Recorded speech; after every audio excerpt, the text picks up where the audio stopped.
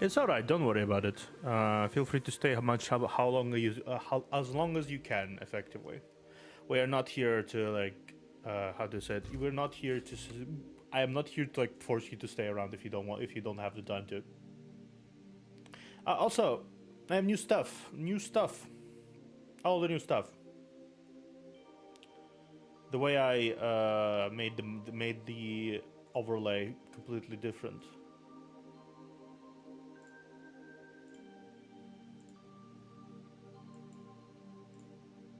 Made the overlay completely, utterly different for this stream. To make sure everything is working.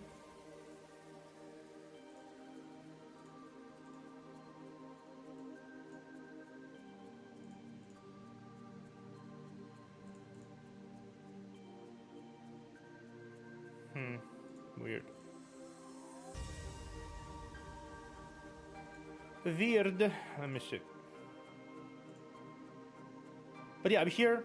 Give me a moment. I'm gonna start the stream after I prep the final yahow for today, I guess.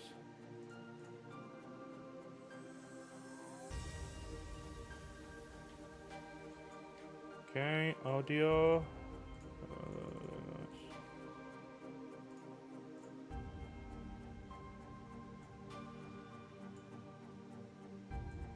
Hey, yeah. Hey, yeah. Let me see if it works. Same problem happened previously when I activated Choose for some reason.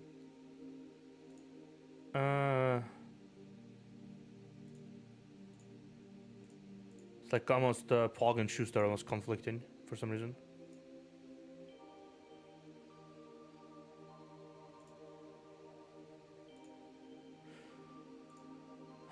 Test. Test. Oh, okay. Hi. You'll see my new setup right here. Hello. Hello.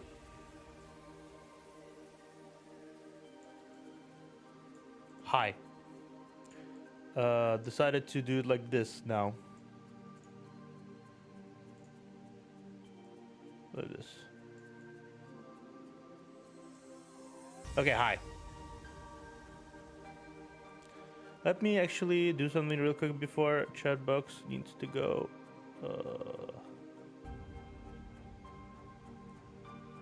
Below the window capture, below the window capture, just in case. Yeah.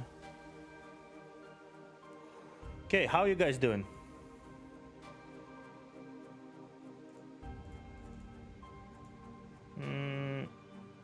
None the hickeys, none the other. We finally arrived to the right conclusion. Okay, let me see. Phone's charging. Hey, Danny. Hey, Danny. Hey, Danny. Yep, I agree. It looks pretty neat. Let me just wrestle my doubts away from the VTC Pog, because apparently it doesn't function well with Shoost.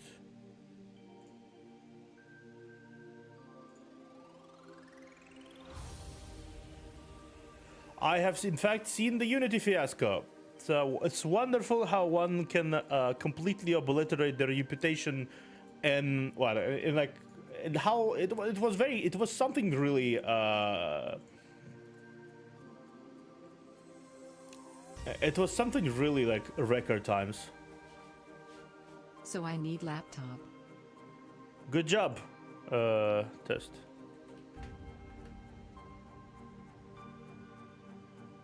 Test. Okay, cool. It works. Should be working from now on. Okay.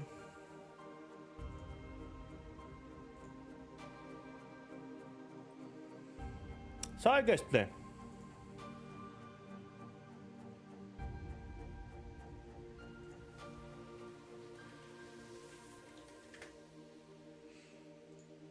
Interesting. Okay. Arknights is a Unity game. Oh my god. Well, one thing. Arknights is a Unity game. Frown. Yeah, I do know that. I do know that now that Arknights is a Unity game. Though I think, considering the fact that their fiasco is. Okay. First, though, I already know what we're gonna be watching first. Let's game it out. I stole a German submarine. Okay, yeah, I know exactly what we're gonna be watching first, though. Know exactly what I'm gonna be watching first. We're gonna be watching first the NoClip documentary by NoClip, Final Fantasy XIV NoClip documentary. All 3 parts of it, because I do want later to point out to Frederick this video, and also I haven't watched it in like a year already, in like years by now, so I kind of wanna watch it again. I watched it 5 years ago. Effectively, I don't remember anything about it at this point. I just want to watch it here and comment on it live on stream, because I kind of enjoyed the story of the game itself, and I really enjoyed the vibes it gives. And the possibility of redemption it offers for all the games that came around. E. What is the E?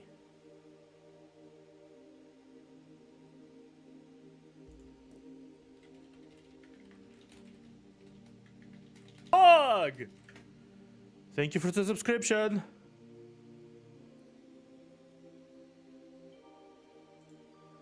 I actually know clipped in 14 myself in game. No clip documentary. It's a documentary by a channel called No Clip. It's not, you're not no clipping into anything. It's just a video. Yeah, almost at 450, almost. Almost at 450. Yeah, it's been about what? I shit you not. I think I've hit 400 subscribers on 9th.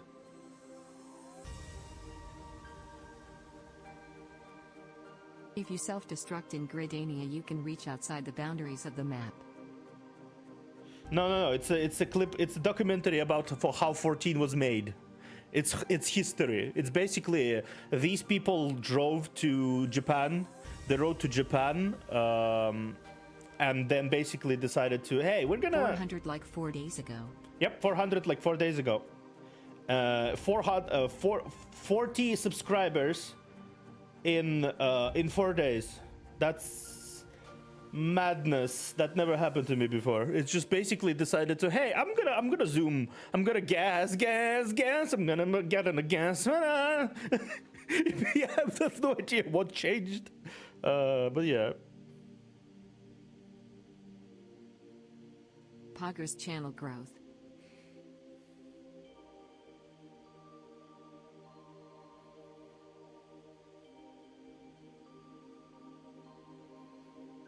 Pogger's channel growth indeed. Like already someone subscribed in the background, so it's basically what 441 maybe.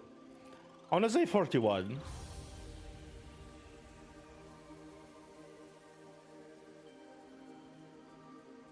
Yeah, 41. Thank you guys. Like genuinely, thank you. There's so many interesting people dropping by, so many interesting situations happening in life recently. It's just thank you. I want to get a see, but thank you. There should be a clip here of Moai say, "What can I tell except you're welcome." But with like a chat box splattered on top of his face. Pogger's channel growth. Okay,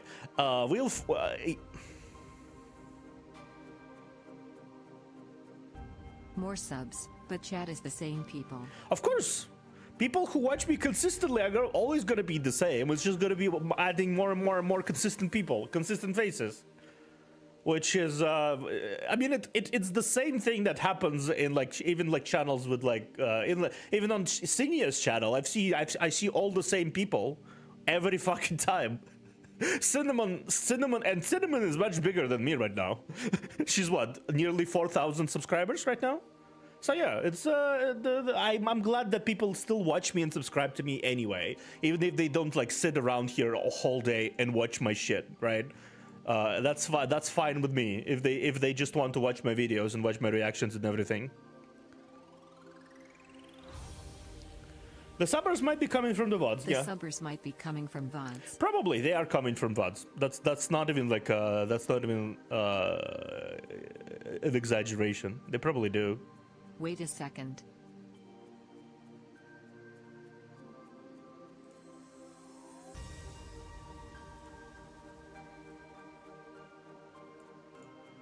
Wait a second, what?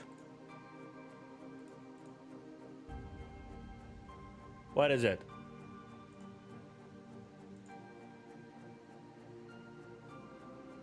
Exactly, exactly. Lurkers and the VOD gang deserve all the love. Lurkers and bot gang deserve love, lol.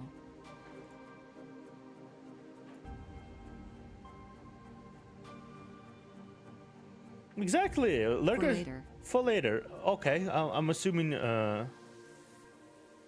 Exactly. Yay! You're punning. You're punning all by yourself. Exactly. But yeah, thank you guys. Honestly, I can. Before we start, I think I want to say something.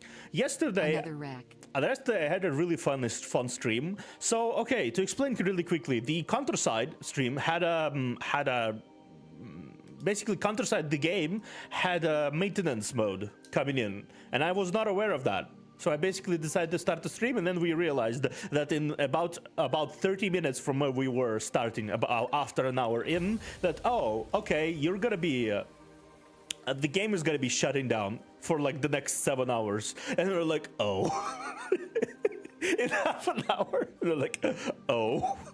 We just said, okay, what the fuck are we supposed to do here? It's like, yeah. And basically what happened is a chatter who was like really excited for me to play the game decided to 070 for that clutch. yeah, Zero for that clutch. Zero decided to come in and was like, hey bruh, I'm gonna give you my account on the another server that is like separate server, right? For the game, so you can just continue playing the story without the maintenance stuff. And I'm like, If Games Had Asian Difficulty by Stephen He. oh, okay, sure. We're gonna watch that. I've seen the emotional damage memes, but I've not seen the actual like video before. I know the memes that sprouted from it, but I don't know the video itself, so it's gonna be interesting. But yeah, it's like I was sitting there with just 40 minutes. It took us like 40 minutes to set everything up. But then I was playing suddenly on like maxed out account, which with everything passed and with everything maxed out completely. And I was just like, oh. Considering we're pretty early in the game cycle, we're playing like side mission around episode 2 or 3, and I was like, I was completely wrecking shit. with the units that that Zero had. Oh, the current video is gonna take a while. The current video. The current vid. The current video is gonna take a while. I won't comment nearly as much, so I don't plan to turn this into a 2-hour video, but I will comment my opinions and everything I think about how how it relates to the topic of the current discussion about gaming. Minutes? It's an hour, Danny. It's an hour. It's a documentary. It's like an hour and a half or something like that. Yeah, it's like an hour and a half. My video quality is too low to see.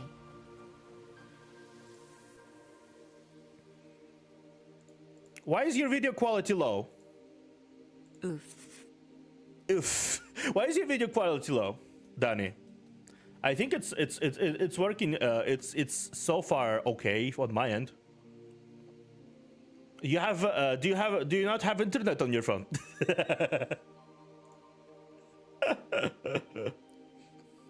Do you not have internet? Laptop shit. Ah, your laptop shit. Yeah, I can feel that. I can vibe that. Honestly, I can buy that. I also had that situation for years on years of having a really shitty laptop that couldn't even run anything. It was like, ugh. It feels so constricting, god damn it. But yeah, we're gonna start watching the no clip Final Fantasy XIV documentary part 1. It's if I remember correctly, it's a very inspiring story. So I'm gonna start watching the first thing here. Hope you guys enjoy it. Hope you guys vibe with me here. But yeah, let's do that. Oh, fucking hell, give me a moment.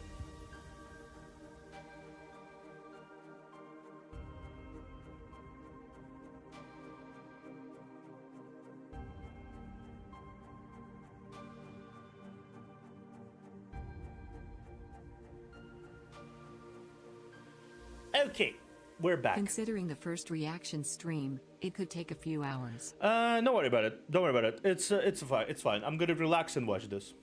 Okay, let's do. Yep, I already enabled.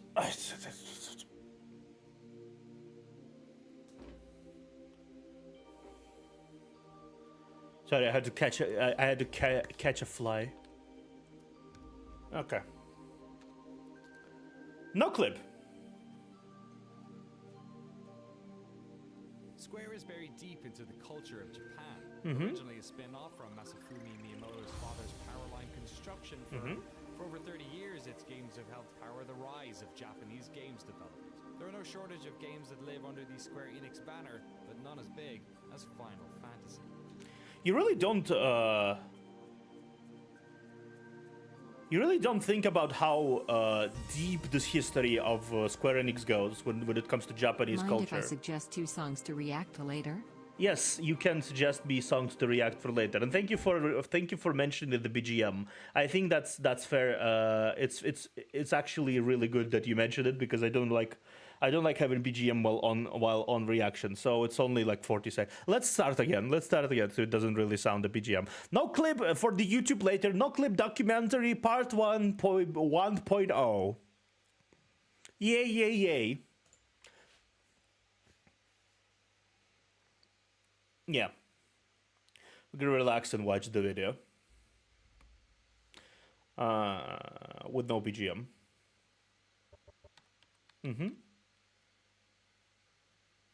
But yeah, feel free to suggest any songs to react, Ethan. I'm gonna add them later. I'm gonna go through chat and add Square stuff. is very deep into the culture of Japan. Yeah. Originally a spin-off from Masafumi Miyamoto's father's Powerline construction firm, for over 30 years its games have helped power the rise of Japanese games development. There are no shortage of games that live under the Square Enix banner, but none as big as Final Fantasy. Hello, my lord. Welcome, welcome, King. Welcome. Ascending in Firefly film. Oh, okay. PGR Ascending in Firefly. Okay, cool. I'm gonna do that. But yeah, what I was saying before, Square Enix was like around for decades at this point. They had changes in they had complete changes in their structures, complete changes in their everything, but you don't realize just how close to bankruptcy they were several times in their life cycle. From they were really close to bankruptcy on when they released Final Fantasy 1, really close to bankruptcy because Final Fantasy 14 14 completely botched its first launch. They were really close there with like complete and utter overspending of resources there. They were really close to it several times already. So they're no strangers to complete and utter changes within the company at this point. They had rough patches, good patches, rough patches, good patches. It really depends. Right now, I think they're experiencing a very. Also recommend the other backrooms devlogs from Fancy. All right, I'll drop them in. I'll drop them all in the playlist. But yeah, it's just like it's such a rich history of a company. It's like kind of like a part of the culture at this point. Western perspective, there's an air of mythos around Yep. the company. The accepted truth behind the series title is that it was named Final Fantasy as it was Yeah. Square's make-or-break game Sorry. to avoid impending bankruptcy. Yeah, And as I was the real saying. answer has more to do with creating an acronym that Yeah. can be pronounced by FF. both Eastern and West. I think it was kind of both a little bit. Final Fantasy was Final Fantasy is really easy to pronounce, even from both Japanese and Western perspective. Final Fantasy, Final Fantasy. It's just like it's both kind of like a FFFFF. It's like very very catchy, very bouncy. But I do think that it had been in part because of some difficulties. Last ditch attempt to create a really standing franchise, because I don't think I know any other Square Enix franchise that has been like very standing that started earlier than Final Fantasy. Final Fantasy was the first, and I think they get did they make Resident Evil? Pretty sure they made Resident Evil. Unless I'm, oh no, that's Capcom. Okay, I'm tripping. But yeah, Final Fantasy is basically their like big flagship title at this point.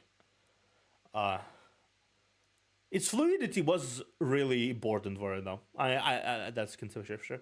I don't. Maybe you know what? One day we could one day try binging Final Fantasy series, like from the first game to the 16th. Obviously, I'm already playing 14th. I plan to continue playing 14th, and that will take a while. But I haven't played 11. I haven't played a lot of other older games. I have played 7th, but I haven't played a lot of other games. So we could potentially one day do a binge of Final Fantasy series if you guys are interested in that. Western audiences, it's that first story that gets told. That's the legacy of this series. Stories about adventures that get passed from generation to generation. As nearby as the arcades of Akihabara and as far as the playgrounds of Europe. As the Final Fantasy series has moved from numeral to numeral, there have been high points and low. And with each new game comes the promise of a new story, a new myth. I think that's the strongest points of Final Fantasy is that they are not forced to be connected together in any way, shape, or form. That is basically the strongest points of Final Fantasy. Each of them can be a separate world. Each of them can be unique adventure. Whatever. It's good. The story of what happened with Final Fantasy XIV is one such myth. What we know about it comes from old reviews, archived message board threads, and through conversations with those who were there. I think I was there partially myself. I cannot consider myself a player, but I did watch someone else play the game when it was 1.0. It was an experience. It was really hard to enjoy the game fully, if that makes sense, right? But it was I never really got the account myself because it was broke. I was a broke ass bitch in terms of like gaming stuff. But yeah, plus I didn't really like MMOs back then, so I was just basically watching the other person play. But it does feel like I was there in a way. The reason for this is that the original version of Final Fantasy XIV doesn't exist anymore. Yeah. Unlike the vast majority of other old games, there is no way of playing it. No. It was redacted, painted over. Where once stood a game that threatened to sink the Final Fantasy brand forever, now stands the second most popular subscription MMO in the world. Approaching first in some myth cases. Of that original version and its incredible redemption story are at risk of disappearing. How Yeah. did it all happen? How did the same studio that shipped a broken mess turn it all around in 2 years? We're gonna learn about it, but this is what I put as an example of why exactly a lot of Western developers try to say, not developers, Western people try to say, oh, this game will do the Final Fantasy thing. The Final Fantasy, you will see just how hard it was to pull off the Final Fantasy 14 thing, and just how unrealistic it is to expect the same from Western developers. Why did they make the decision to keep the old version still alive while secretly working on a brand new Yeah. game? And how did they manage to make all of this, the redesign and rebirth, part of the game's lore? We knew this. Yeah, I think that's the most brilliant thing. I think we're gonna hear about that too later. But that's the most brilliant thing. They actually made the world, everything makes sense within the world as well, which is really good. Really good. It was a story worth telling, not only for those who were there to see it all go down, but for the millions of you who have never heard about this, who never knew the extraordinary. I heard and seen it. Went to Yeah, save extraordinary So lengths. we did just that. Pack your bags, friends. No Clip is heading to Tokyo. I'm gonna try to comment from the perspective of someone who was there, and I do have vivid memories of this entire saga happening, even though I never really played it, but I do have vivid memories of like watching this unfold. It was so unique. It was such a unique experience. I don't think I ever experienced something like that ever again. That kind of story arc, practically, within not the game itself, but within the development behind the game. It was something, I tell you that much.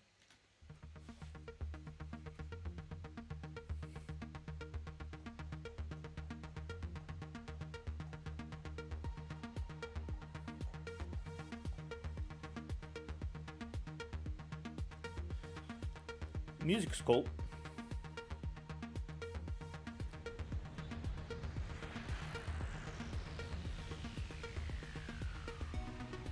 Vibing.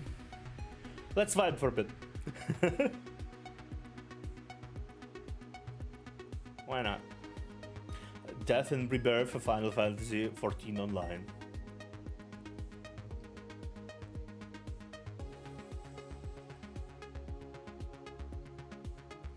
You can see VTubers in the background.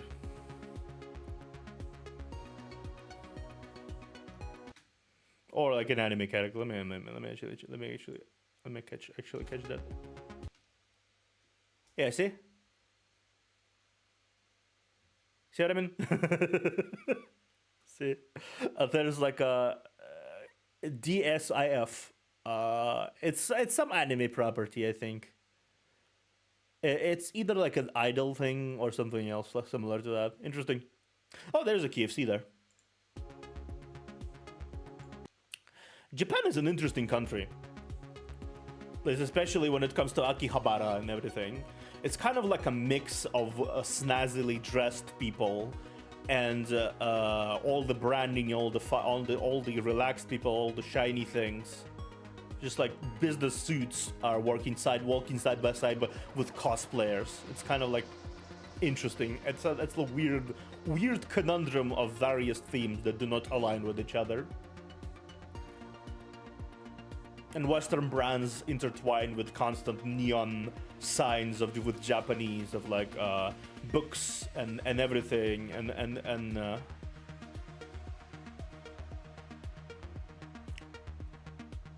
books, novels, game shops, manga shops, maid cafes, normal cafes, butler cafes, and everything is just like so intertwined together. It's interesting. It's easily to get overwhelmed when you are in a place like Akihabara.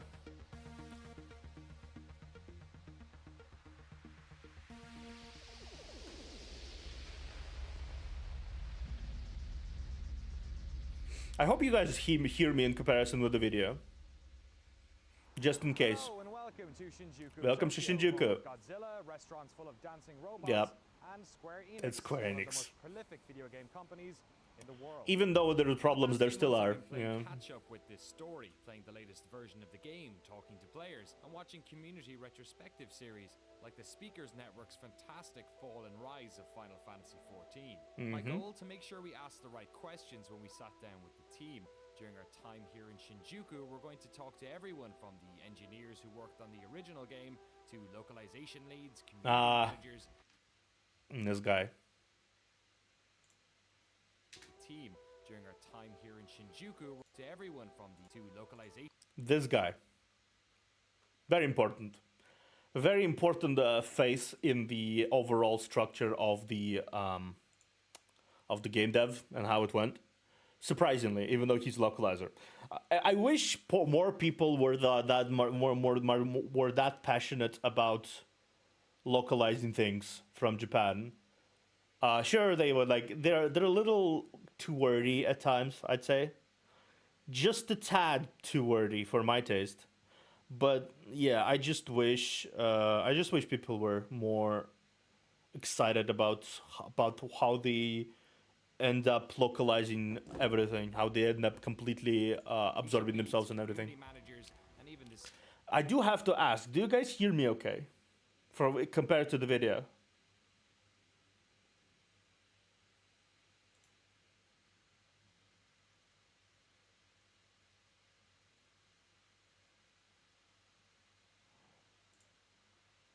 I'm just curious. I'm just asking because I'm curious. I will continue the video after this. Well, I will continue video now, but feel free to answer if you want to. Okay, CEO of the company. He was a CEO, right?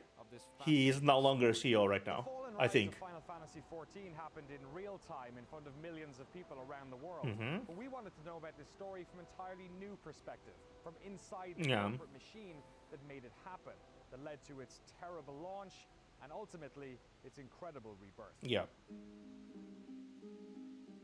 My name is Michael Christopher Koji. Koji. I am the English localization lead for Yeah. Final Fantasy XIV. My middle name being Koji, it's not something Okay. I named myself. It's a name my father gave me. My father was stationed in Japan for 2 years in the Navy when he Yeah. was young. Went back to the States. Mom. I think he's around the age of where I don't think. How old is Koji? How old is Koji? Yeah, that sounds about right, honestly. Like father being that age and being stationed in Japan after all the shenanigans that happened with the war.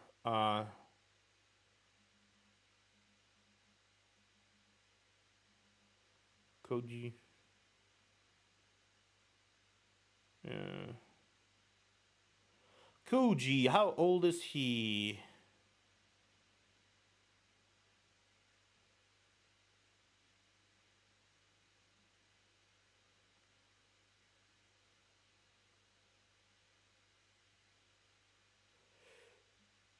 Age.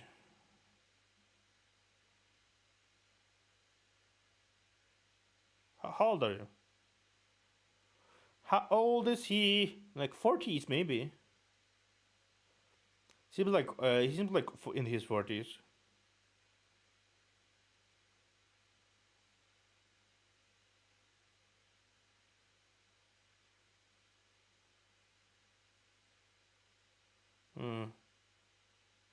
Damn, can't see it. Well, it's fine. I don't really want to ask too much about how old the guy is.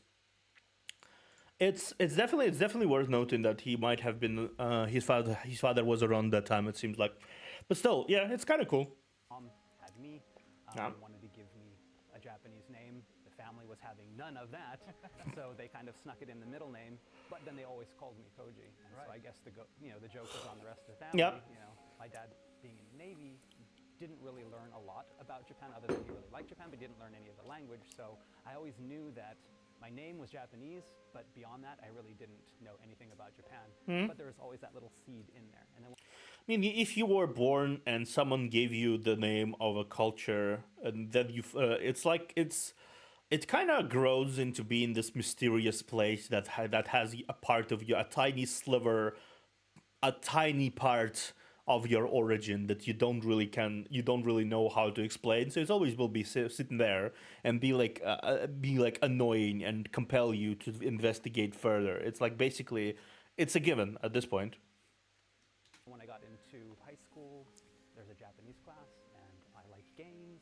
Oh, they make games in Japan. Of course. They let me study Japanese. If I study Japanese, I can play all those cool Japanese games that I And it can't developed, out yeah. in America. And it developed, kind yeah. of snowballed from there. Yeah. When I graduated from high school, I took a trip to Japan for 3 weeks, homestay type of thing, and I fell in love with it. And during that period, I got to visit a lot of schools and a lot of English classes in those schools. And I thought, wow, I could probably do. I know English. I know English. Of course you know English. I think part of the reason why people are so... what a face. Sorry, Koji. I didn't mean to stop it on your face. Part of the reason why I think a lot of people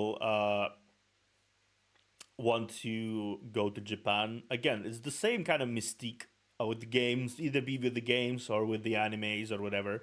And then they either fall in love with it completely or they completely hate it. Like it's either or. It's neither both. It's never both. It's never a middle ground. It's like either I'll love it or hate it. I loved it myself. Even though I'm like a big dude, I got a lot of staring in my direction. Cause I'm a very big bearded dude. What the fuck do you expect? When I was there, I sort of pushed myself to absolutely expect something like that happening, right? But still, even aside from all the awkwardness and all the weird shit that happened there with all the staring and approaching and everything, I think I still enjoyed myself pretty well. I enjoyed myself a lot. I don't think I would stay there without a good knowledge of Japanese now, because I think it would offset my strong gaijin looks if I knew Japanese well instead of not well, if that makes sense. Part of the reason why I'm really trying to get into I was like trying to slide into DMs of a lot of Japanese creators, VTubers mostly, obviously. Easy. It wasn't as easy as I thought it was going to be, but I studied a couple years at a university in America, then transferred over to Japan. Started. Actually, let me switch my chair real quick.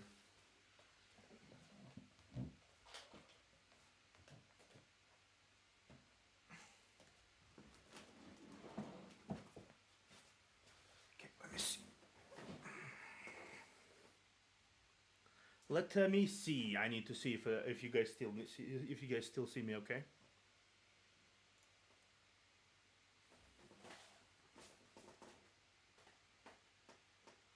Okay, and then this here.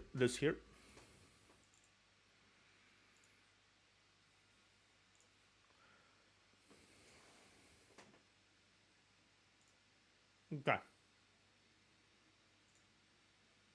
Okay.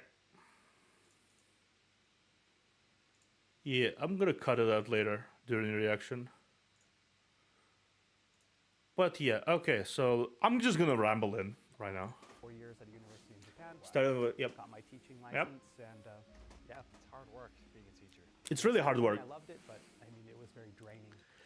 It's I talked to several teachers, people on my side of things in my life, and it's basically like you go wake up, you go to school, you spend all the time with like complete asshat children every day. Well, sometimes they're not asshat children, but you know, you spend a lot of time with the children. Then you go home, then you spend there some time and see if you can like participate in some club. There's a basketball club, there's like sports club. They have like sports club and culture clubs there.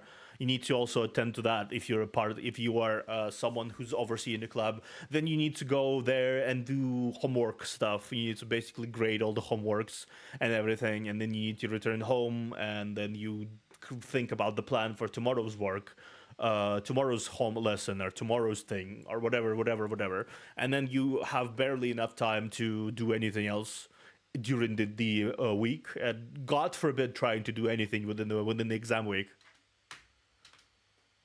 That's like catastrophe. And that's why pretty much after you'd go to school 6 in the morning, Yeah. morning basketball practice, because I was the basketball coach. Yes. Because as my principal said, hey, you're tall, you're the basketball coach. Yes. Then you get into class. And considering the fact that you're gaijin, you're most likely taller than people around you. If you're gaijin from like the West, you probably are taller than most people around you. I am 6'3". Normal height in Japan is, let me see, like normal height for Japan people. Normal height Japan. It's average. It's 5'7", 5'2" and 5'7". 5'7" for male, 5'2" for female. So you can imagine you're towering over things, because this is average height, and it doesn't detract from a lot of people who are much shorter, because average is like the middle ground between the short and tall. Tall, so 5'10", 5'8" is already tall for them. He observing. Hey observer, hey observer. Why am I saying hello to me? Hello. How are you doing? We're watching the documentary and like discussing stuff. I mean, I'd have my homeroom class, then I'd have 6 or 7 other classes, Yeah. teaching. Then you'd have after school. All of a sudden, it's there's after school basketball, and then you'd get home and you'd correct. So I was really always at school every day. It was very draining, and I would go home and I would play FF11. It was how I was able to relax, and being able to go into my little room and turn off the lights and put on my headphones and get into that world of Vana'diel was something that helped me escape from the stress. And then it just happened to be, one day I was online. Yeah, it's actually kind of interesting how games help out with the stress and everything, the MMOs. I think it was back then, 2003, 2004, where Final Fantasy on 11 came out as like one of the first purely quote-unquote Japanese MMOs. Plus, it came out on PS2, if I'm not mistaken, PlayStation 2 or 1, after they introduced a new mod that basically allowed it to play online. And it was the first console MMORPG. Because most MMOs back then were PC, right? They were PC. There were World of Warcraft that came out recently, around the same time as this game, actually. A little later than this game, actually. But around the same time as this game, World of Warcraft came out. There were EverQuest, there were a lot of other, there was RuneScape, but all of those games were PC. None of them were on console. You see a lot of the games that are currently out, they come out on console. That was not a thing back then, because back then the online functionality was just basically added to the game consoles. It was not a thing before. It was just couch co-op before. But yeah. Checking for 11 related information, and I saw that Square Enix was looking for a translator, and it just kind of, wow, that would be really cool. That would be really cool. Koji wasn't alone. Final Fantasy XIV was launched in 2010, but 2010. So original Final Fantasy currently is 13 years old, if I'm not mistaken, around 13 years old. Though you will see here explained here, but yeah, the actual version of the Final Fantasy right now we're playing, it's a bit younger. The story of this game starts 8 years earlier with the launch of Final Fantasy XI. 8 years, 2002. Yeah, 2002. Yep. Square's first MMO, the early days of online. Yep. Many of the team who worked on 14 started on 11. One of those was Kasuga-san, who joined the company in 1999 to build a network infrastructure for this fledgling MMO. 自分はネットワークとサーバー担当で入っていて、 I don't know to simulate to matters. 一番最初にやっていたのが、Yeah. 当時プレイステーション2で初めて、厳密にはドリームキャストがその前にあるんですけれども、プレイステーションプラットフォームとしては、オンライン要素が入った初めての時期だったので、プレイステーション2で、ネットワークを作るために、TCP/IP のドライバーを作ったりとか。 Actually, Final Fantasy XI came out 2 years prior to World of Warcraft. Final Fantasy Online came out 18th of March 2002, and World of Warcraft came out on 23rd of November 2004. Interesting. I was not aware that they had 2 years of difference between each other. Because it's like, I think it was like closer to the end of 2004.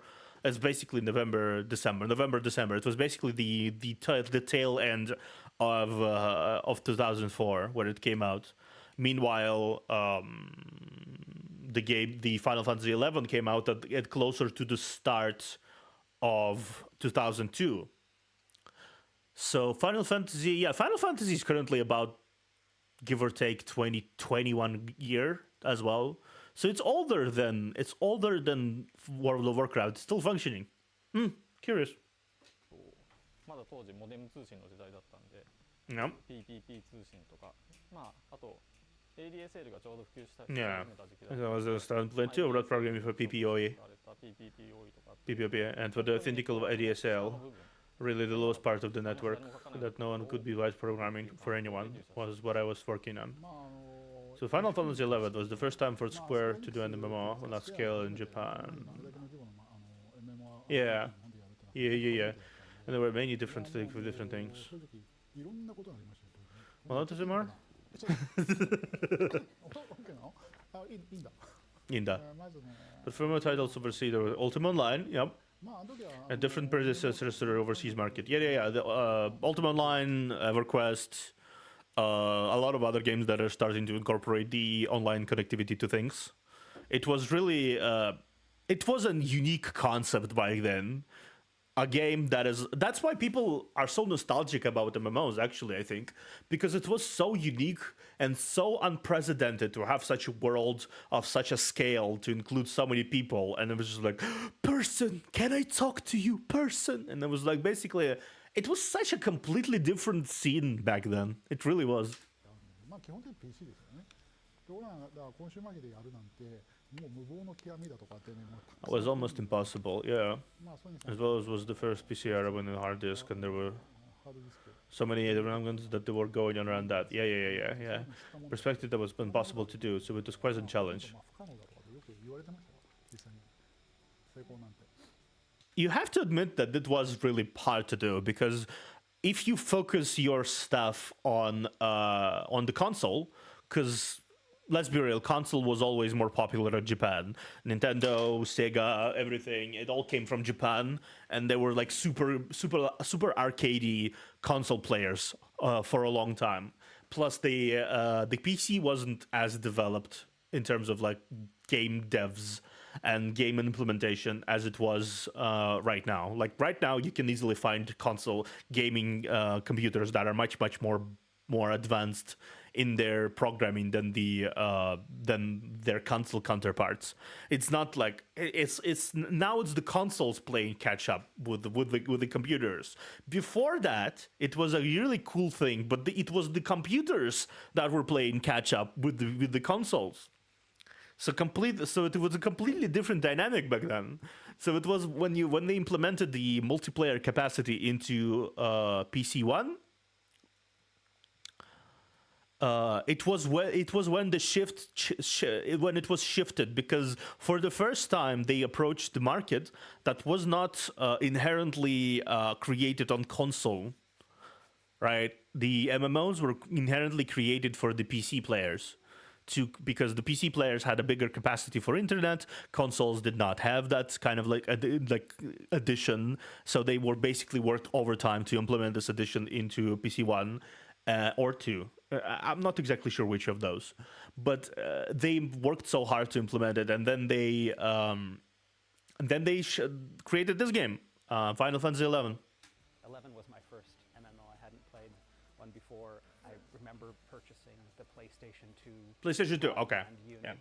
because they were all sold out. I ended up paying double on like some Yahoo auction or something like that. Ridiculous. But I had to play it. We got a new internet connection. We were on a regular modem at that time, but because we needed a new modem, we had to upgrade to ISDN 128. But yeah, it was definitely worth it. It was something that was completely new to me, but fascinating. And It was fascinating. Been into MMOs. That was the gateway drug for me. Going in from FF11 and then trying some of the Western MMOs. World of Warcraft, World of Warcraft, seeing the differences between the two. Personally, I think it's very different. I mean, here in Japan from the Western market. Almost definitely. Yeah, it is for everyone in the globe. I mean, it's very first MMORPG on the console. Yep. That's exactly what it is.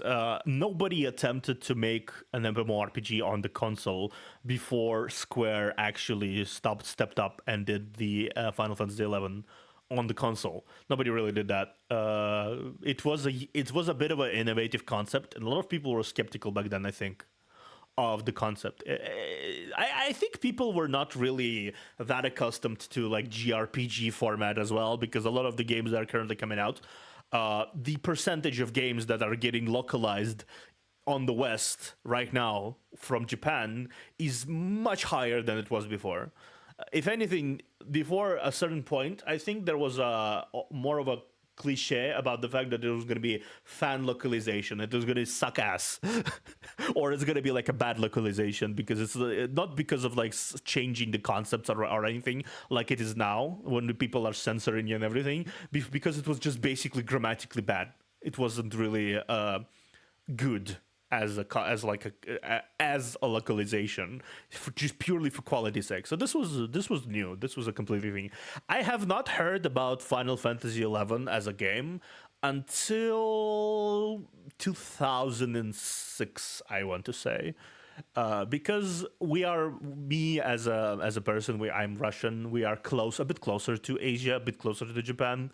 We have a bit more unique relationships with these companies, because they often tend to tend to open localization stuff even earlier, and then it is in the West. Like for example, Lost Ark, Russian servers opened a good year before they opened on the West, and they weren't done by Amazon Games. They were done by a completely different studio here. Though the success of it is kind of like depends. It's still kind of it's still a bit it's still kind of pay to win and still kind of like stuff. It's not pay to win, but it's still kind of greedy too. That publisher is still a bit greedy. I think Mail.ru Games, something like that, something along those lines. And I've heard about Final Fantasy XI about 2006. But again, I was not really a fan of MMORPGs. Honestly, I wasn't really much of a gamer to begin with. I was not a gamer for a long time. I played very rarely because I didn't. It's not because I hated games, but because I had very little opportunity to play games. Let's say it like that. But yeah, let's continue. PlayStation 2, and also, I mean, it was the first ever cross-platform MMO. Cross-platform, yeah. Between PlayStation 2 and Xbox 360. Yeah. The obvious one is the most Japanese people don't very like to chat in public. Yeah. Right. So, I mean, in the world, there's a lot of characters, but it's very quiet. It's very quiet. People are using a tell instead of the say or shout. And they're very private. They're very like I'm gonna stick to this little segment of my life. They're very focused on but if you want little groups. Western world, game world, I mean, every single one is shouting around.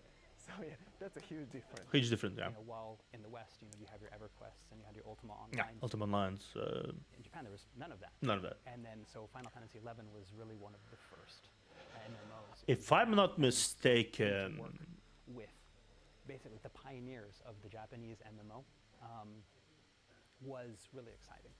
If I'm not mistaken, I feel like the even the concept of a massive multiplayer game online was something completely unique to the Japan, because they are used to a lot of arcadey stuff. They were used to a lot of single player JRPG situation. I mean, Final Fantasy series was coming out for a while at this point. If I'm not mistaken, the first game came out somewhere in the 70s, give or take. Final Fantasy 1. It came out in the 70s. I'm back. How far are you? I am almost 15 minutes in. It's actually much, but I'm actually going much longer, much quicker than before. Because I'm not commenting too much. I'm basically just giving like a bit of commentary. Okay, when did Final Fantasy 1 came out? Yep. Okay, no, I was mistaken. It came out in 1987. Okay, so 87. Like closer to 90s.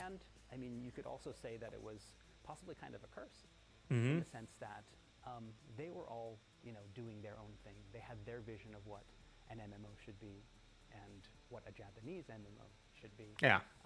And then me, again, not having played an MMO before, getting on this team and thinking, okay, this is an MMO, and translating away and working in that project, I kind of, started thinking, okay, this is what an MMO is, this is what an MMO is. And then that one day I start playing WoW, and it's like, oh, oh. I think so, yeah, because they were pioneers in the industry, right? They had no idea. Most likely, I think they weren't really even playing the other games. They weren't even like playing other MMOs before. Being a pioneer is both a blessing and a curse. How much Final Fantasy 14 did you play? I finished Realm Reborn. And I also am aware about everything that happened prior to Realm Reborn, because as I already explained, I was there somewhat. I'm not a 1.0 player. I'm 1.0 watcher. I had a person I sat down and played with, because I was not much of a gamer back then. But I really enjoyed watching this adventure, because it was like a whole story arc of a situation.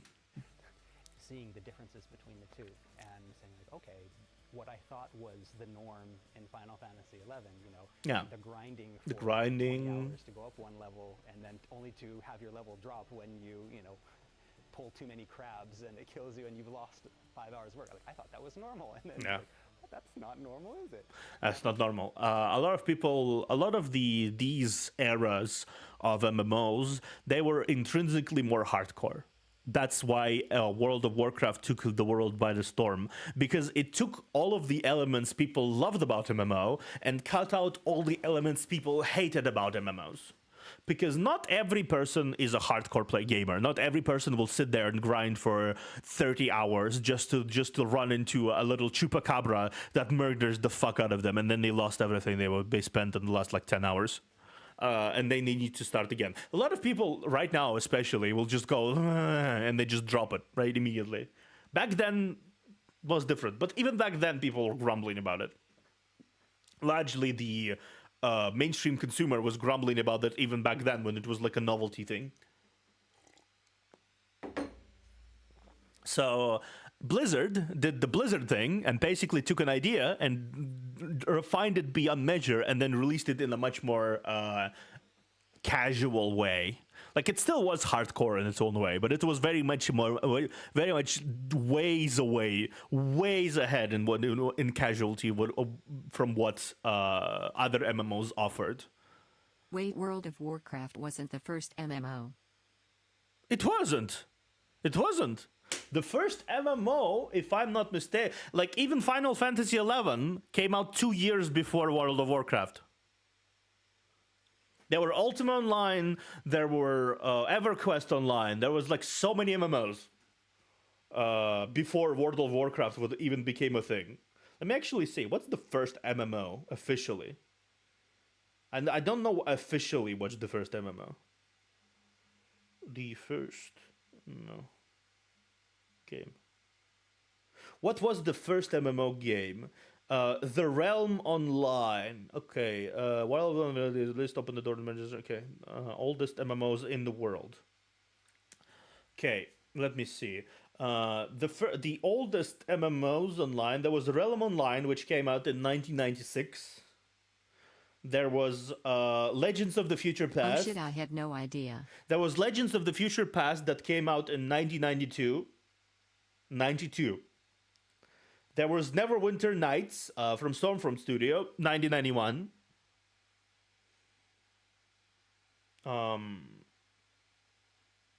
Yeah. There's been, I think the oldest one, and Island of Kismai, which is basically the oldest one, I think. Multi-user dungeon. It was the first commercial MMO, which came out in 1985. So, yeah. So the MMO genre, by the time World of Warcraft created, MMO genre was existing for a good 25 years, I'd say. 24, 25, 27 years even, considering if you add 2 years to that. 27 years. It was just really, really niche and really experimental and really unique. And it never really took off in popularity until World of Warcraft came along and ballooned the player numbers. Like, back then, just imagine it for a moment, back then, 5,000 players to 10,000 players was considered really big in terms of MMO. It was considered really fucking big. 10,000 players. That's just imagine how niche a genre must be in an already niche back then thing as gaming. How niche might be that 10,000 players is considered gigantic. Right now it's kind of like rookie numbers, if anything, but then 10,000 players was massive. And then you have the first MMO that came out on the consoles, which was Final Fantasy XI. It came start of 2002. If I'm not mistaken. Yeah, I just checked it. May 2002, yeah. And it basically was, as I said, basically what brought a lot of the team that worked on the Final Fantasy XIV. They also worked on Final Fantasy XI, and it was kind of a curse in that situation, as Koji was saying, because they thought they knew what an MMO was, but until by that point, the MMO genre completely changed. It was a flash in the pan. that was World of Warcraft that completely changed the structure of what we consider to be an MMO and how we consider MMO to be. Base game, Final Fantasy XI, had already released, and they were working on the first expansion, Rise of the Zalart. I was part of the team that was working to get the base game and Rise of Zalart all translated before the Japanese Rise of Zalart was finished, so we could all release at the same time. Right. Did you get it on time? Got it on time. Got it in time. I haven't missed a deadline yet. That's one thing I'm proud of. Proud of you. Final Fantasy XI was a huge success for Square Enix. It established a concurrent user base of Yeah. 250,000 players for Yeah. years. It For was the years. most profitable Final Fantasy game ever, and at one stage was the 6th most popular game on all of Xbox Live. See? Also, to this day, 20, give or take 23 years later, 2002, 2003, 21 years later, Final Fantasy 11 player count.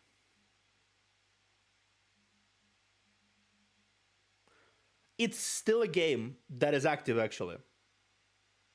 It's currently has, give or take, it's ranked 46 out of 140 tracked MMOs.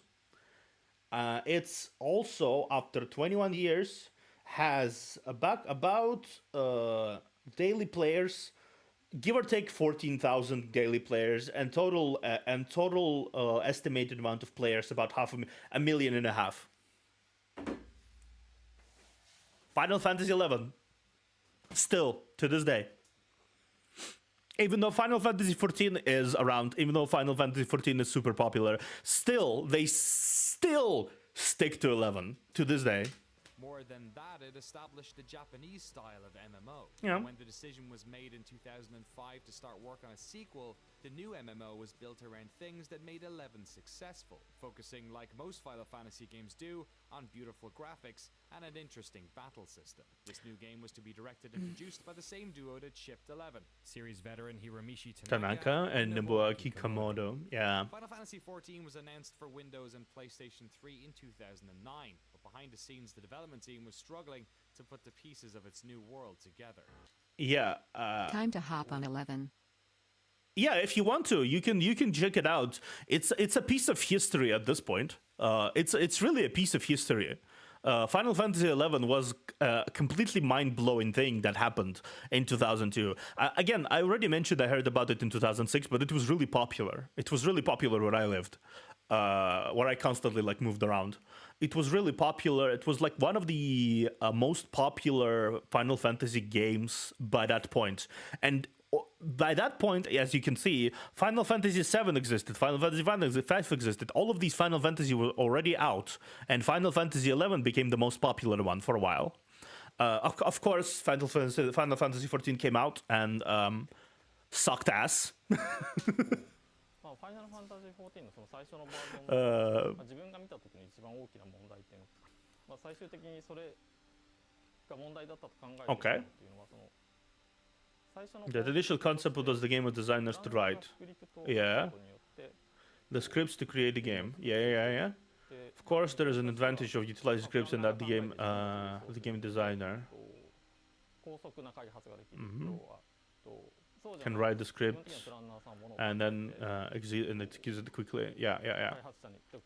You don't have to consult with an engineer to talk about how the game is structured, or you don't have to debate on the different parameters that have to be set to the script if script is used. It's more time efficient. So the majority of the game elements were built upon the usage of scripts that kind of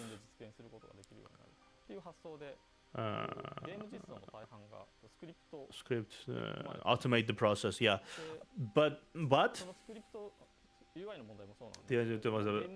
affected the user interface was affected by this as well. When those scripts were running, it uses a lot of CPU resources. Okay. This is extremely high to just run different scripts. Okay. So what happened is, I think, from what I can understand, their method of utilizing scripts basically overloaded the process of the game itself. It was the epitome of non-optimized. I remember watching the first cutscene, and it was basically a slideshow. I always wondered why the fuck was that. Like even back then, I listened to the No Clip documentary. I really missed that because I didn't really have a lot of knowledge about how these things work. Because I watched this fucking video 5 years ago, first time when it first came out. Right? It's just like I didn't really know much about how this process works. I didn't really have a lot of the knowledge I have now. So rewatching this now, 5 years later, I'm like, oh, oh, I see. So it was hell. It was code hell. 非常に CPU リソースを使うことになって、 Yeah, yeah. まあすぐにこうサーバーが回るサイクルが Yeah, because it's trying to execute these little tricks, and so whatever we tried to do would lead to the slowdown of the servers, 実現できるところは少ないです。 and then the load was on those servers was just too し heavy, ようとすると負荷が上がっちゃうんで、じゃあ and we could not do anything robust or rich in terms of in-game depiction. 結果的にそのゲーム内容としてリッチなものが Yeah. So MMOs usually are very constrained in terms of the amount of data they can like do, right? Because all of these people run around the servers, all of this stuff. That's why all of the MMO graphics usually cannot be made hyper realistic. It's like super non-realistic at this point, right? Because the world is constantly online. There's servers, there's strain on the servers. The game is run on the servers. You are constantly uploading yourself to the server. Every single person uploads themselves to the server. They are moving around things. They're fighting. All the things happening at the same time. So there is a certain amount of server capacity. By utilizing those scripts to automate the process and not doing everything like manually and everything and doing it efficiently, by automating everything, they basically overloaded the servers with those scripts, and the overloading parts of the scripts of the server, they slowed down the gaming processes to a crawl because there's not much space on those servers left for you to do anything else, really. Anything else. で UI もスクリプトで Yeah. 作っていたので、まあなんかちょっと処理するだけでもすごい時間がかかるっていうような問題が Yeah, but it's hard. Mentioned before, again, localization being in a position where we get to see all the parts come together first. Yeah. We were some of the first to realize that Oh, shit. and we have a problem. Yeah. Oh shit. That type of situation. I mean, you had the battle team. They're like, Yeah. yes, we have this great battle system with stamina and these things that you can do. And then you had this story team. Yes, we have this story. Oh, hey, we have these guild leads and all of these parts. And everyone was really, really proud of the parts. But Look at this grass. It's so beautiful. Look at this barrel. It's the most beautiful barrel ever to be represented in graphical form. It's got as many And- polygons as a character. Yes. And all of those parts, all of these teams, again, very, very proud of their work. Yeah. I mean, the team was, put together with some of the best minds Yeah. at Square Enix. You Yeah. had people that were, leads that could probably even, lead their own projects were all yeah. come together, and it became a lot of just tiny little groups making Uh-huh. something that was really great. But once you put it together, it was kind of a mess. Yeah, that's basically Which Final Fantasies did you play? I've played I played Final Fantasy 7, I played Final Fantasy 10, I played 14, and I played 15. Yeah, those are the games that I played. Yeah. 5, 7, 10 and 14. 14 and 15. Those are the games I played. Very passingly, some of them. Very passingly. One day I wish to sit down and play all the games in the series on stream. I'll play all of them. Like one day, once I free myself from the reign of all the gachas I currently have and catch up to the stories, I'll have much more free time to do whatever else. So I'm going to be doing a lot of those experimental series, a lot of the JRPGs I always wanted to play, all of the older games I always wanted to play that has the legendary status that I never really had the chance to catch up with. Right? I'm going to be doing that. Nice, same. I plan on playing Final Fantasy VI. Yeah, it's like, okay, think about this. Think what he's saying here. The depressing part is that the development team was really fucking good. They all were really good. They all were really best developers in the field on that side, on the side of Japan, Square Enix. But what happened is there was complete lack of communication and destabilized leadership. There was no good leadership that was like one guy that has a vision, and he basically makes sure that every part of the game fits into that vision. You had very separate leads that created really good shit, but that really good shit did not fit together at all. So you have absolute chaos of a code that is overloaded with scripts. You have all these fun concepts that were created basically in isolation from each other and shoved together to work, shoved together and like basically patched together with a stapler, right? Because otherwise it just does not function. And it's just so utterly overwhelming. And no one really knew that, except for localization and probably QA as well. And we're like, okay, QA. we need to do something. But by then it was one of those, it's Too late. kind of too late. To It's do too late. anything. But for us, we'd be looking at the text, and some of it, it wouldn't make sense, or it would just be very bland. And thinking, if there's any way to make this game better, what can we do? It's like, well, I can take this text and maybe add some more stuff into it, add some more flavor to it, and maybe that will distract people from the fact that the battle is not that fun. At a fundamental level, the piecemeal design of the game was causing problems. Yeah. Graphics were inconsistent. While many elements of the world were copy and pasted ad nauseum, some environmental objects had as many polygons and shaders as a character model. Yeah. See, that's what I mean. That's what I mean about the dysfunctional, decentralized development. No leadership leads to that. Absolutely that. They were still passionate. They were still really wanted to do things. They really still wanted to make this succeed. But the battle system was just confusing. The game didn't have Yep. elements fundamental to most modern MMOs. Things like jumping, auto attack, the ability to interact with It the was- map using. yes, right. I don't know how to attack. You know the normal thing you do when you are an MMO and you just basically cast a thing with like a ball of light.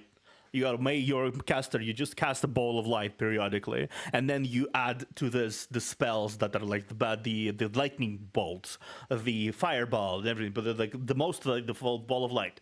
No, there was none of that.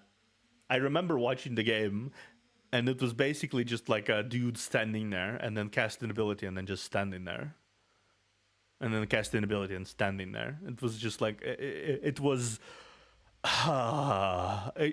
You could basically just leave it be in the background most of the time, because it was like a turn your brain off and don't do anything clicker situation. It wasn't fun to play, like whatever it's whatsoever. It wasn't dynamic. It wasn't in any way, shape, or form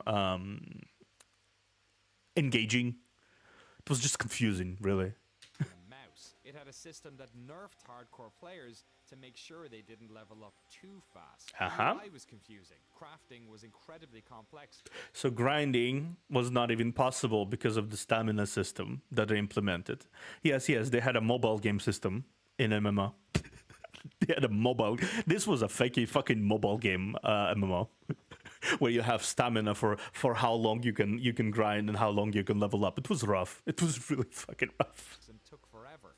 And simply, there just wasn't enough content. Yeah. Closed beta wasn't going well. The thing about the stamina system, they implemented the stamina system to make sure that the players did not progress too fast, because there was not real content to progress to in the end. It was just basically such chaotic mess that they spent most of the time development actually fixing problems instead of actually developing things. They needed more time to fix these problems, so the open beta was pushed back to within a month before launch. Yeah. The team knew there were problems, and they were getting frustrated. Yep. で今まで話していた Where are my microtransactions?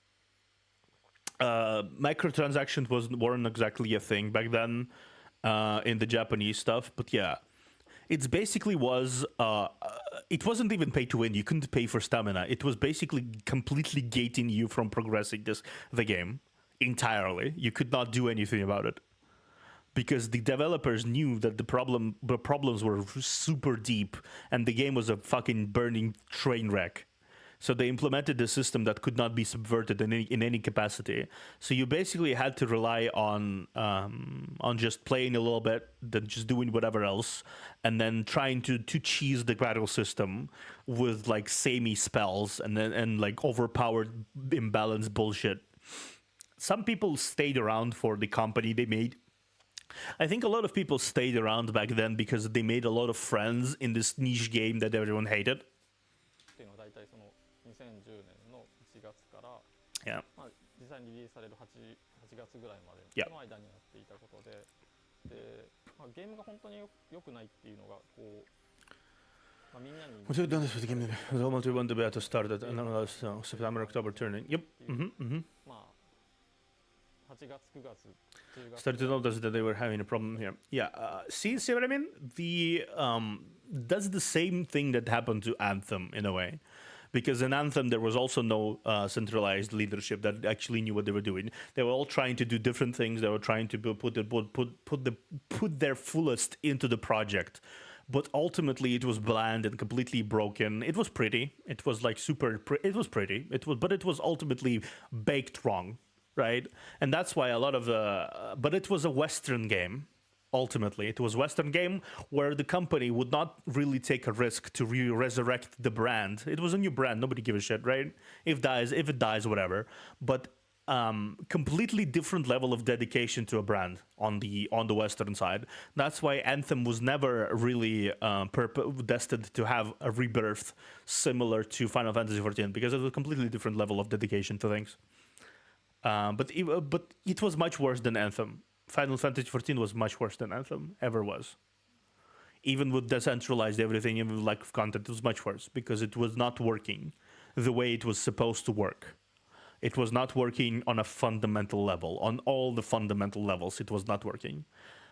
なんですね。で、実際にはこうチーム内の意識としても And the team noticed that the game was going wrong much too later. Too late. リリース前、そのベータが始まる前から本当に When it is quality for release to the world, yeah. いいものかどうかっていう議 Of 論 course, があ not るんですけど officially, but amongst developers, there were 全体でそのオフィシャルであったわけではないですけれども、開発者の中ではやはりその taking notice of it a bit, debate about it. Yeah, they were taking notice. Yeah, starting to take notice after actually. 1.0 was getting made. Was the mentality that, oh, we're not like, that's like their thing, and we have our very own successful thing over here. We're going to just make another one of those. Right. That's really what it felt like, is that we're going to continue doing what we did because it succeeded before. Why wouldn't it succeed again? See, that's the mentality. I think that's the mentality that gets a lot of games shut down these days too. It succeeded before, so why should it not succeed now? Because the game industry, I think more than anywhere, any time in the world, it's actually like completely spiraling out of control. It's growing on rates that I don't think ever seen before. It's like one of the youngest. Well, gaming is like one of the youngest sphere of entertainment, but it's still growing on a pace that is unprecedented, and it became one of the mainstream enjoyment of things very, very quickly, actually. And a lot of developers who did something successful, they don't realize that doing just that, again, it might not work now.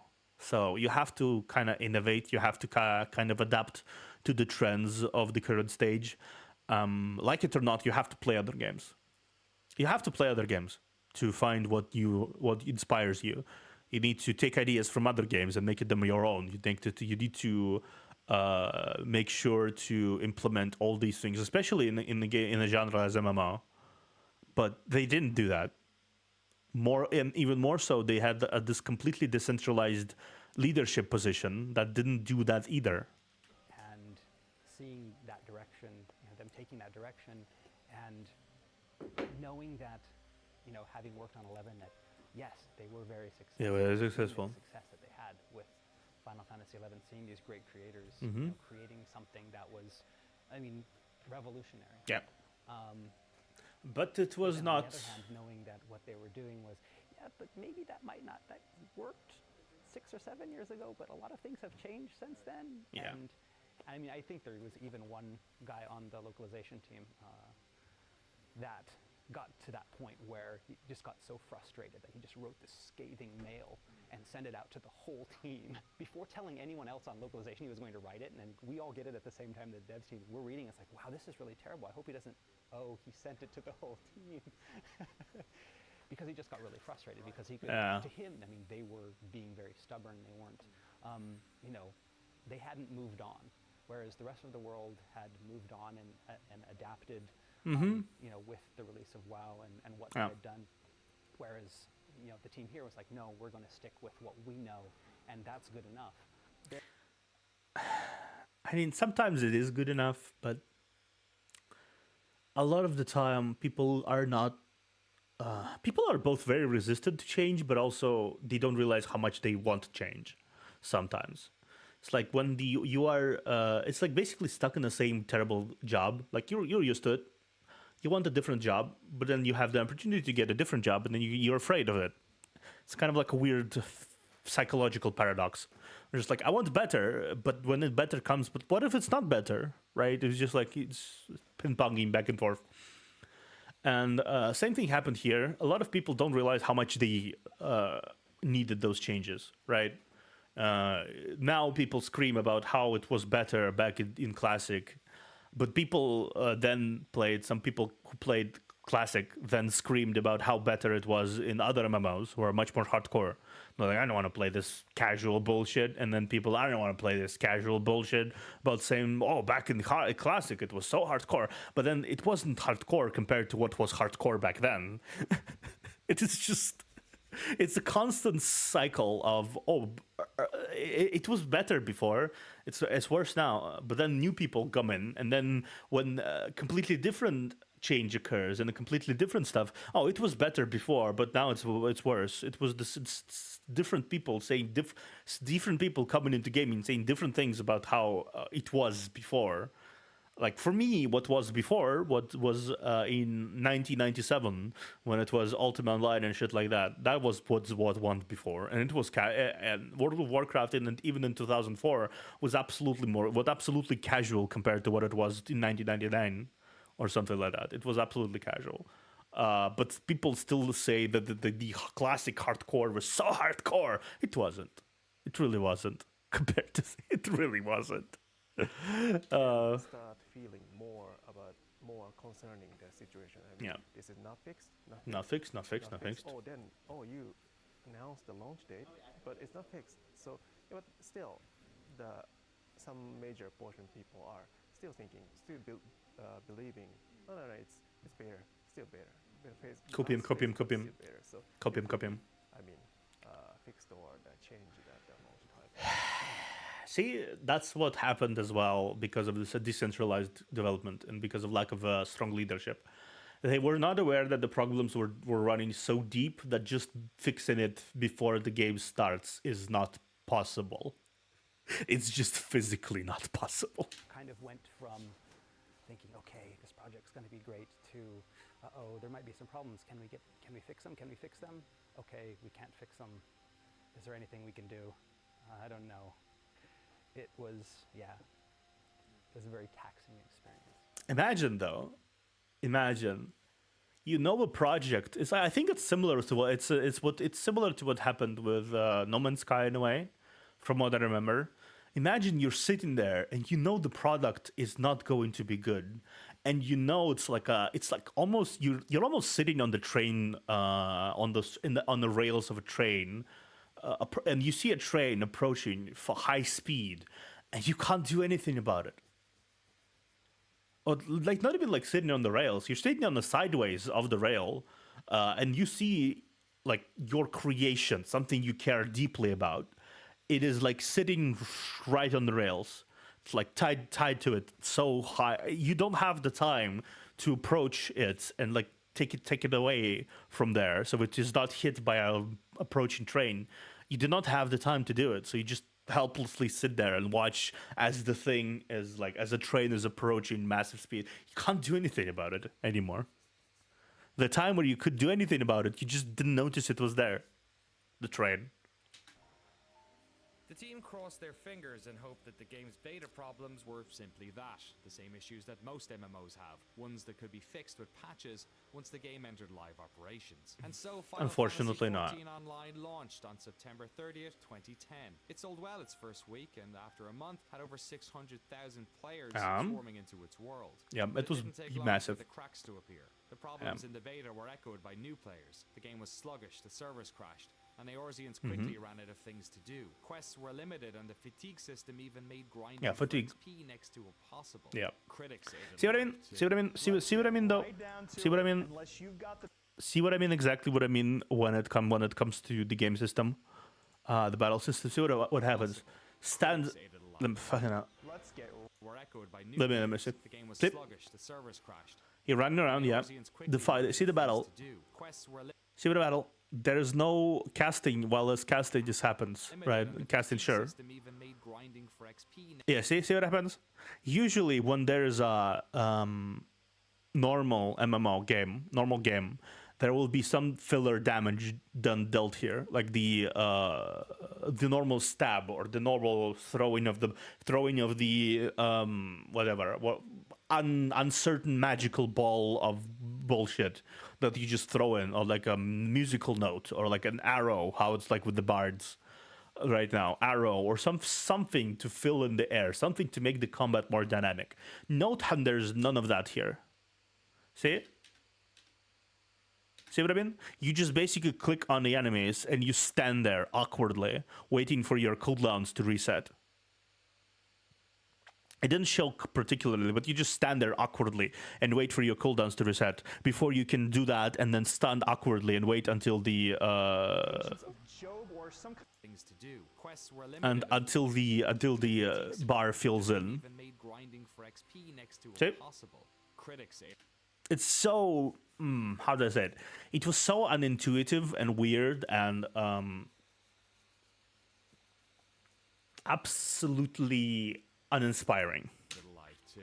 Let's get right down to it. Unless you've got the patience of Job or some Yeah. kind of masochist, you shouldn't play Final Fantasy XIV. Its problems are so vast that I could spend hours talking about them. Yeah, look at this. The awful interface, the recycled content, the Yeah. stringent limits on questing, the useless maps, the stupid market ward. These issues and dozens more constantly have you asking that age-old question, what were they thinking?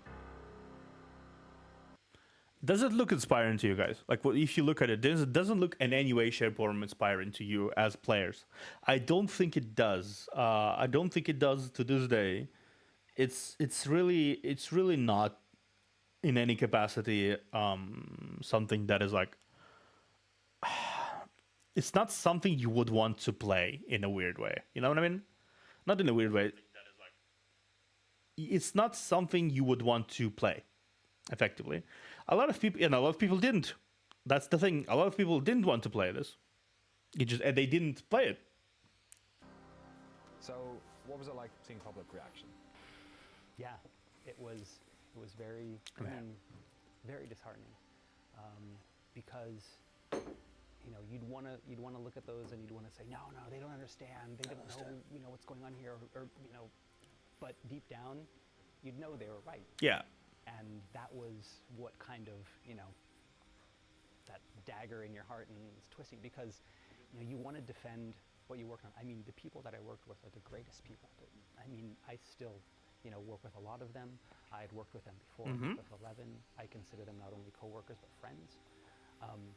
But and then you see people online, bashing the work they did, and I know how hard they worked. I know how many hours they put in. I know that, like, in the last 3 or 4 months, people were living at work. At work. Yeah. All putting their 100% into this game that was, destined to kind of crash and burn. That's just so sad, honestly. It is. You cannot realize just how fucking sad that is.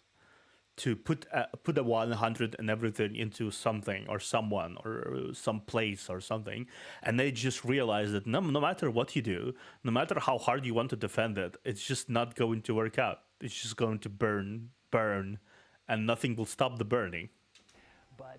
And then to have people online just say, oh, that sucks, this person is a piece of shit and their work is terrible, it hurts, but it hurts more because if I was not here and was the user and had played that game, I probably would have said the same thing. Yep. そうですね。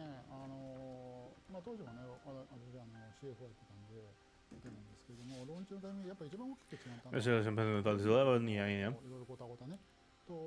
Versus the original 1.0 was the 1.0 Final Fantasy 14. That was despite all the issues that was happening in Final Fantasy 11, the game was still fairly received well. Yeah, fairly well received.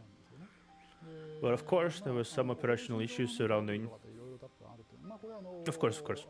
Final Fantasy Net was kind of expected for those problems to happen. Yeah, but the game content itself was doing well received, and people were accepting, and they thought it was okay. But Final Fantasy 14, the 1.0 version of it, yeah, what I felt was problematic was that the game itself was not regarded very well. Yeah. It was actually received very poorly at the end after launch, and I really felt that sort of reaction. So you are not too far from the launch of the old Final Fantasy 14. Yeah. We were worried and concerned within the company about can we continue doing this? Yeah, I think part of the reason why what happened from the people's reaction is that Final Fantasy XI was understandably the first console game MMO. First cross-platform, first console game MMO. If I'm not mistaken, at least if they're telling the truth here, because they did say that, it was the first one. And it being the first one, it automatically meant that there will be problems that will be happening from the all the running of the servers, running of the hardwares, all of the bugs and everything that need to be ironed out, and they were ironed out. Even back then, there were situations where you could iron out some issues and download new patches and everything. But the game itself was good, right? There was solid leadership there. People pulled together. People made game systems that function together well.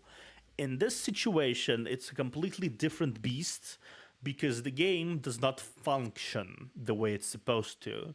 It's a Frankenstein monster of concepts and ideas, of high graphical assets and low graphical assets, of interesting deep lore and weird goofy lore, and it's just like people. It didn't really make sense in some situations. There were so many exposition dumps you could basically die before you listen to all of them. There were the characters were still somewhat the same. They were the Y'shtola. They were Y'shtola. Is the Y'shtola? For some reason, I watched too much. I watched too much Asmongold. I call her Y'shtola now for some reason.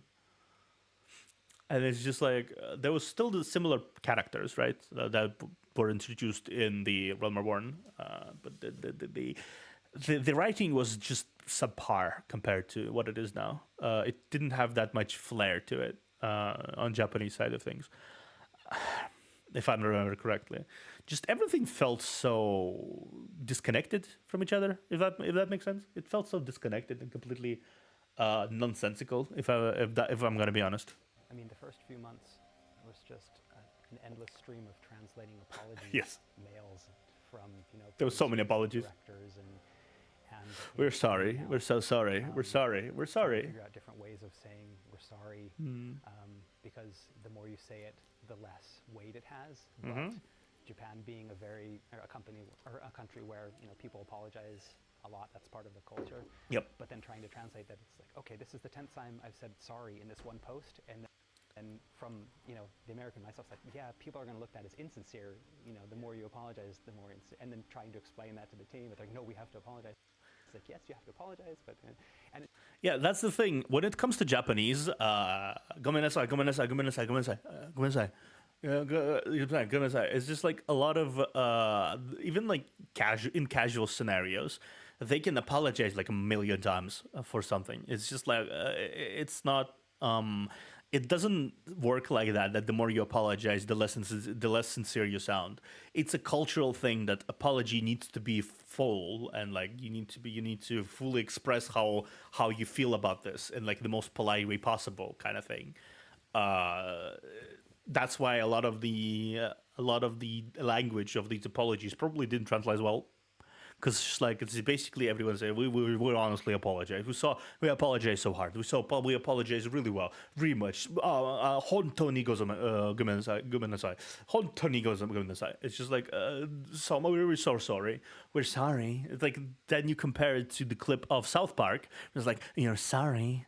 Sorry, we're sorry. It's like it is portrayed as this symbol of complete insincerity when they apologize over and over and over and over and over again, right? It's just like, and then later what happened like on Twitter with like DiGiorno, I think I watched like internet historian video. Again, it was taken as a sign of insincerity as well, but it's a completely different scale of things on the Japanese side of things, because they do apologize like that, and it's completely sincere. Try to explain that to the average Western consumer, though. It just became, we weren't talking about the game anymore. We were talking about how to translate apologies. Yeah. And it seemed like that lasted for, a couple months. Actually, we see a huge drop. I mean, right after the launch timing, we got some good number of the subscribers. Again, that fall. I mean, as you can imagine. So, Yeah. I mean, it was. People were excited about the game. People were really excited about the new MMO in the genre, I imagine, because a lot of people who wanted to play 14 probably played 11.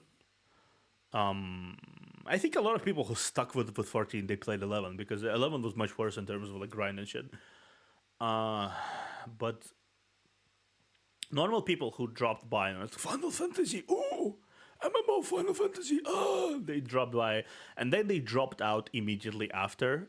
Some of them canceled the subscription, so some others let the subscriptions run out.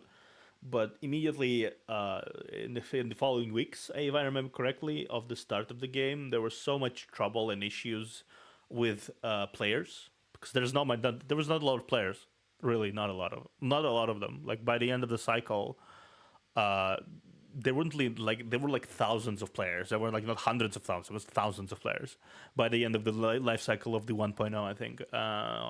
Okay, maybe tens of thousands. I'm not particularly sure about the specifics, but it wasn't really impressive. It wasn't really that much of an impressive number. Though the free weekend, the free week of the conclusion, the big finale will be mentioned here. It was basically a huge boom of population because it was such a big event. It was failure. We announced failure, so we see lots of decline. Super sharp decline. Mentioned earlier, developers were already sort of skeptical at the beta. Yeah, in pre-release phase. There were feelings that this game was very premature. Oh yeah, it was underbaked. Should have been released to the world. It shouldn't be released to the world at this stage. But before the launch, there was sort of a broad feeling that maybe it was resolve itself. Good old copium. Maybe once it's sludged, maybe.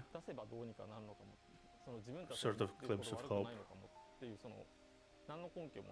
We had nothing to back up this feeling. Yeah. But we're hoping that it will be all work out well once we launch the title. But the magic didn't happen. Once released, our fears did come true. It was not ready to be released to the world. I think everybody had that worry in their mind, somewhere in the back of their head, yeah. And so it wasn't difficult for everybody to realize that there was some kind of fundamental issue that we need to resolve. So it wasn't difficult to convince the other team members that we were running into an issue here. Yeah, I think at some point it would be too late. If they waited too long, it would be too late. Today, Square Enix is based across multiple floors in a modern office complex in Shinjuku, Tokyo. Yeah. It's a company that is often designing multiple projects at once. Mm-hmm. And while Final Fantasy XIV was being developed, in another part of the building, a different game was being made. Produced by a Final Fantasy fan, his name? Now, Kiyoshida. The American system, I believe it's called Nintendo Entertainment System. Oh yeah. Mario Brothers was the first game I played. But as a child, I always saw the TV as something that you look at. Yeah. When I first got my chance to play with Mario Brothers and got to hold that control in my hand, I wish I was actually playing this at my friend's house. But being able to move something that's on the TV screen using a controller is just shocking to me. It's such an interesting thing, but it really is that people who play games now, they just take it as a granted. Like, oh, I can play this on my iPad. I can move it around. I can like tap on my iPad. It's just like it's normal, right? It's like, oh, you use this. It's so weird and so strange. But back then, he's much older than me. Like, let's be real. Yoshida here, 5 years ago, he was how long he was? How old he was back then? How old he is now, Naoki Yoshida? I hope I can at least know how Naoki Yoshida is old. Yoshida-san is age. How old is he? He's 50 years old. He's 50. Back then he was since this video is 6 years ago, he was 44, 35, 44, something along those lines. Yeah, 2017. Yeah, he was around 40, 44, 45 years of age. So back then, and it was like he was 30 basically when it hit.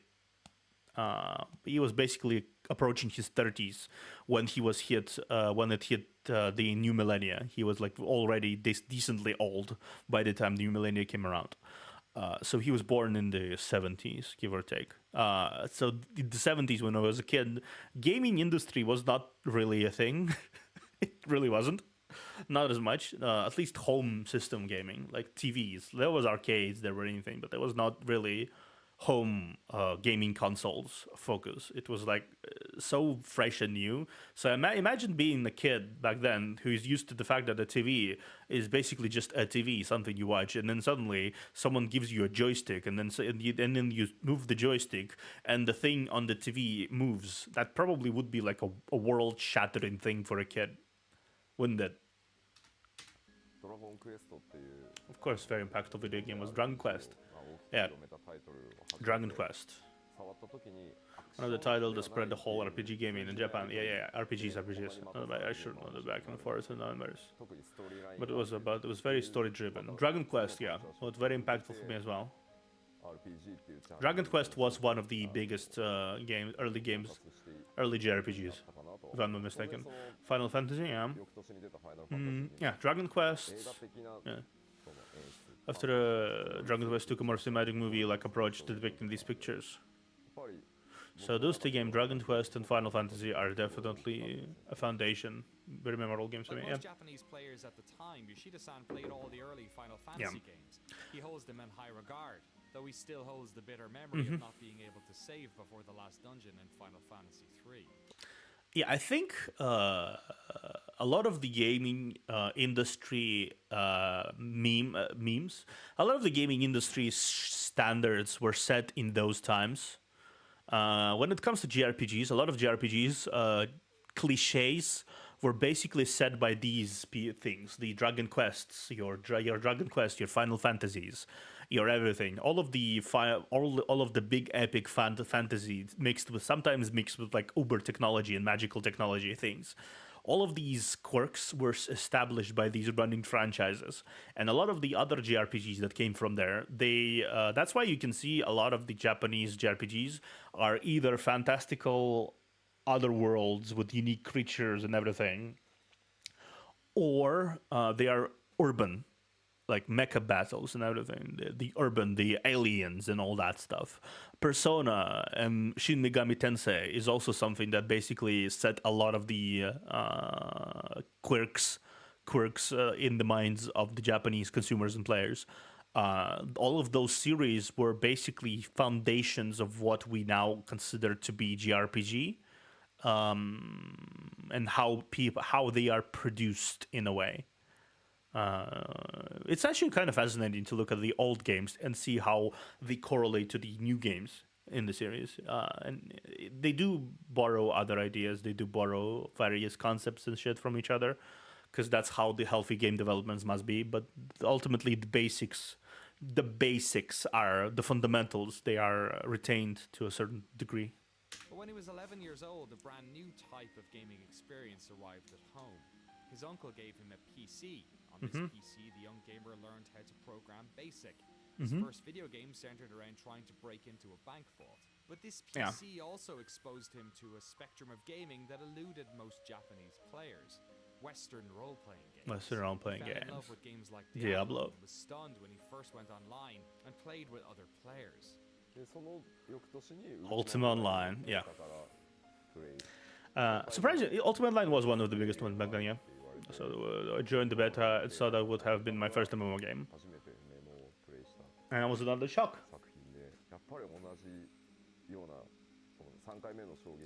Like 300,000 people continuously playing on the same game. Yeah, it was like a big world. Imagine a whole 3,000 players going in the same world. A whole 3,000 players. Imagine now when 3,000 players is at best one server now. Like on a densely populated MMO, it's barely one server, and even then it's considered a low populated server. 3,000. Even Final Fantasy 14, 11 right now, it has more players after 21 years than 3,000. It has like concurrent every day playing people. Concurrently like 1.5 million, right?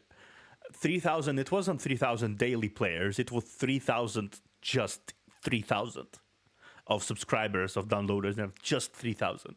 So you'd see barely like 20 people around, 20 people around, if that. It was really innovative concept, but it was such a niche thing that not a lot of people even were even aware that it existed, which is kind of curious, isn't it? And people who were aware that it existed, they didn't really want to play this because often more than not, it had this hardcore mentality about this, like you need to lose progress, you need to lose items, you need to like work hard for you to retain your the things you did, the PvPs and everything. It was just a bit overwhelming. But it was a world. It was a world. Yeah, you could do everything. Players with the title of Lord. Yeah, very gentleman like. And some community to the type. Plus, I created a separate, completely evil character. Yeah. And just killed everyone. Yeah.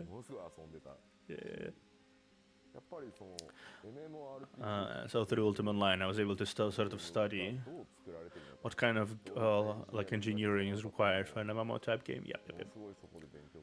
It's surprisingly lots of things goes into it. Surprisingly lots.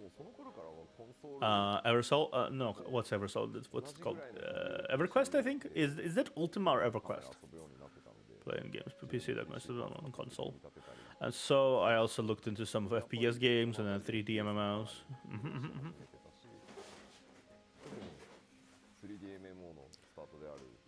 Yeah, EverQuest. Yeah, it was EverQuest. Okay, I knew I recognized it was. So in the package of EverQuest in Japan.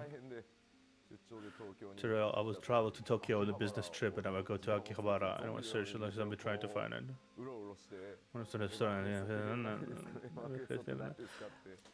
They didn't have EverQuest, really. It was a rare game. It was EverQuest. A lot of the Western games, you never really think about it, but all of the Western games that we have right now and had back then, they were just as equally not ported to the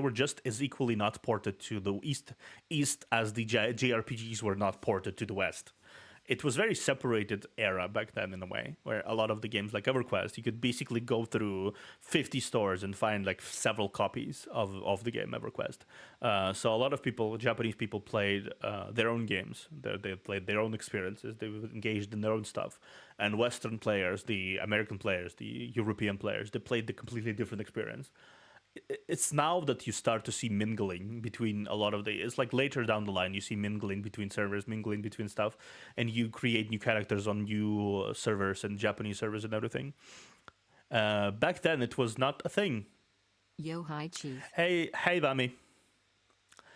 I'm just discussing MMO stuff. It's like we're listening to Yoshida's story about how he got EverQuest after going through like 60 stores and not getting anything. It's just like, and I'm like really wondering that people don't notice that back then when he played EverQuest, it was such a hard time in Japan to find Western game, just as much of a hard time just as much as it was a hard time finding Japanese game in America.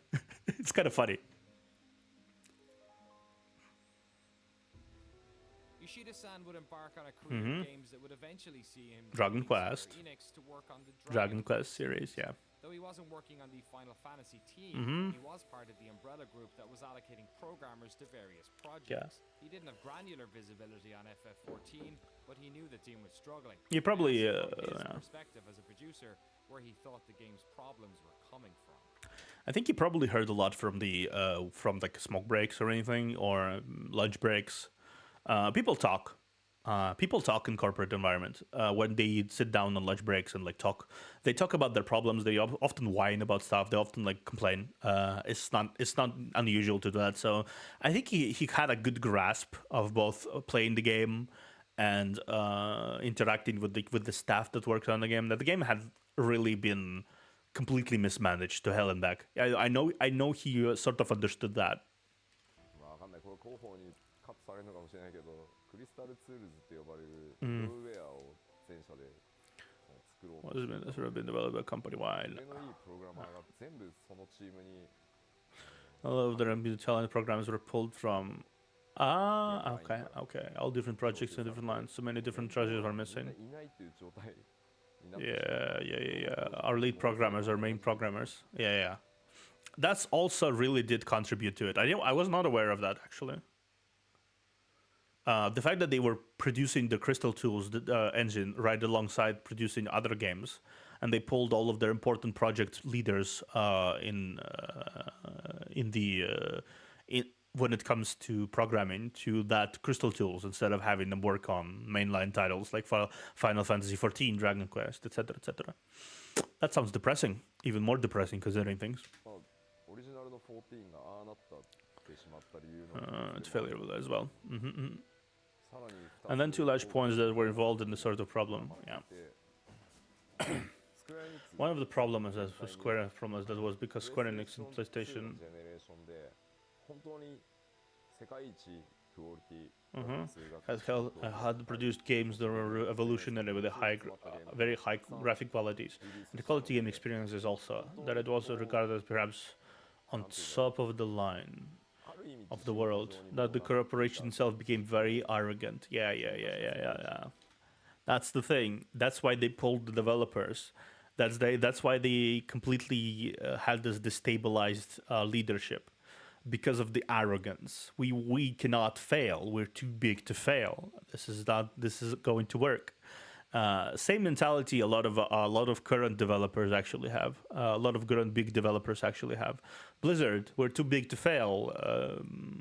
EA, we're too big to fail. It's just like all this we're too big to fail mentalities. One way or another, once a real big train wreck hits, they will understand that they are not. Just like Blizzard understood that they are not, as they were bought by Microsoft. Just like everyone else understood that they are not, as they lost invested and everything. The problem is, instead of changing their ways and adapting to a situation, they stayed the same. How far are you now? 40 minutes. Are you just going to come in, ask how long I watched the video, and then just fuck off? It's an interesting. I'm rambling about the video here. It's a little surprising that people do that. Okay. Sure. Yes. Sure.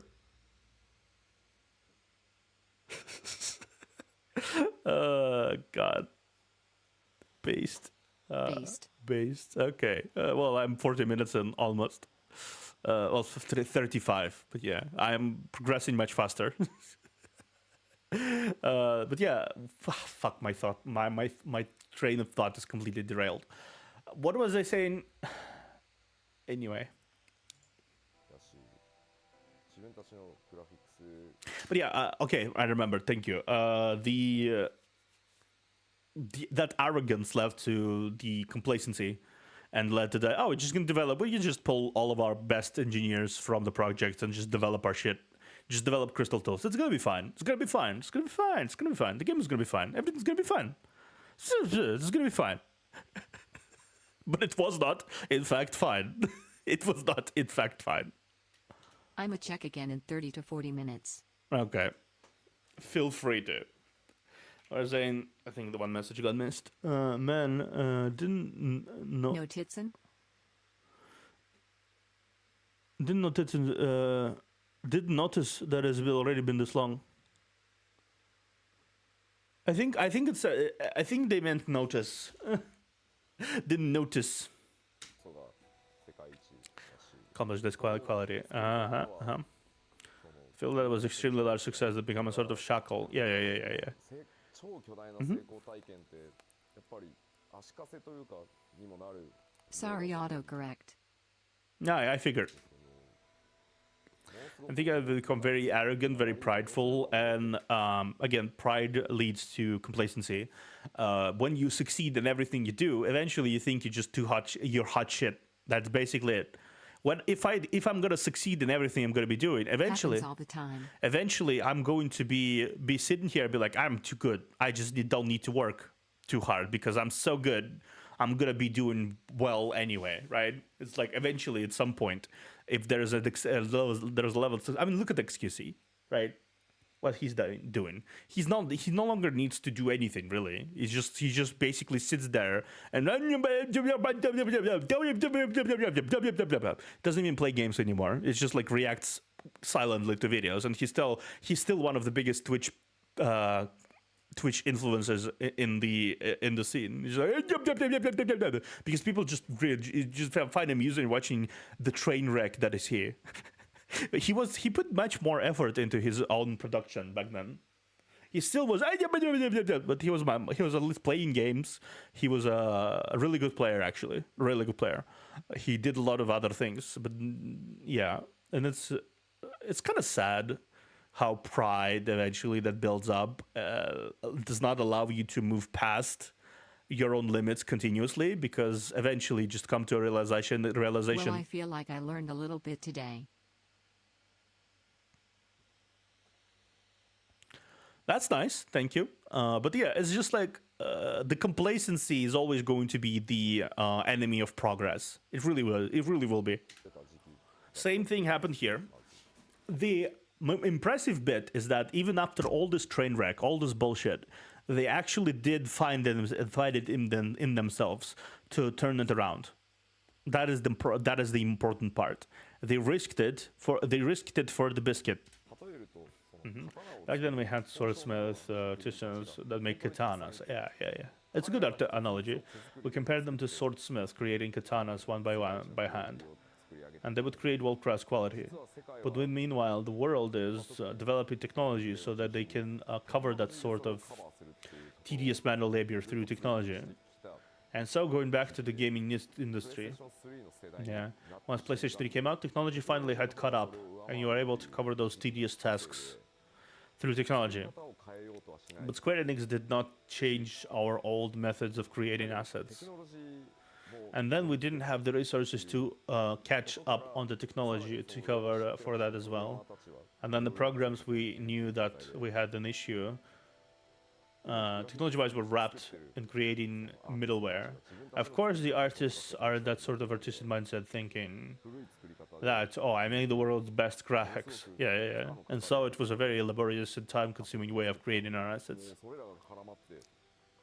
I believe that it's one of the large problems we had in terms of the original 1.0. To add to that, I think not even that. There were the two different approaches within the 1.0, if I remember correctly, watching the gameplay and just seeing the world. I feel like they tried to implement the tactic of handcrafting a lot of the assets. Hence, you have the barrels that are that have the same amount of polygons and shaders as a player character. Then you have the plants that basically stagger your entire computer the moment you walk past them because of just how detailed they are. But then they realize they're running out of time to make those assets. They just don't have enough time. And the approach completely flipped from trying to handcraft it to taking those handcrafted things and then copy pasting those things all over the place. So you have an extremely high polygon tree that is the same tree over and over and over and over and over and over and over and over and over and over and over, because they didn't have the time to populate an entire world that is traversed with good assets. They had the best assets. They had the single best asset that they placed, but they had to copy paste and spread around, so it became stale and weird in terms of graphical. So, but it's considering they copy pasted the same overloaded asset over and over and over. That overloaded the poor servers even more, causing more stuttering, more slowdown issues, more connectivity issues, and it left less and less space to do anything with content, anything with actual meaningful quality to it. It was just a train wreck overall, and people just never noticed that before because artists were doing their own thing, programmers were doing their own thing. Script writers were doing their own thing, and there was no one guy sitting there and going, wait, no,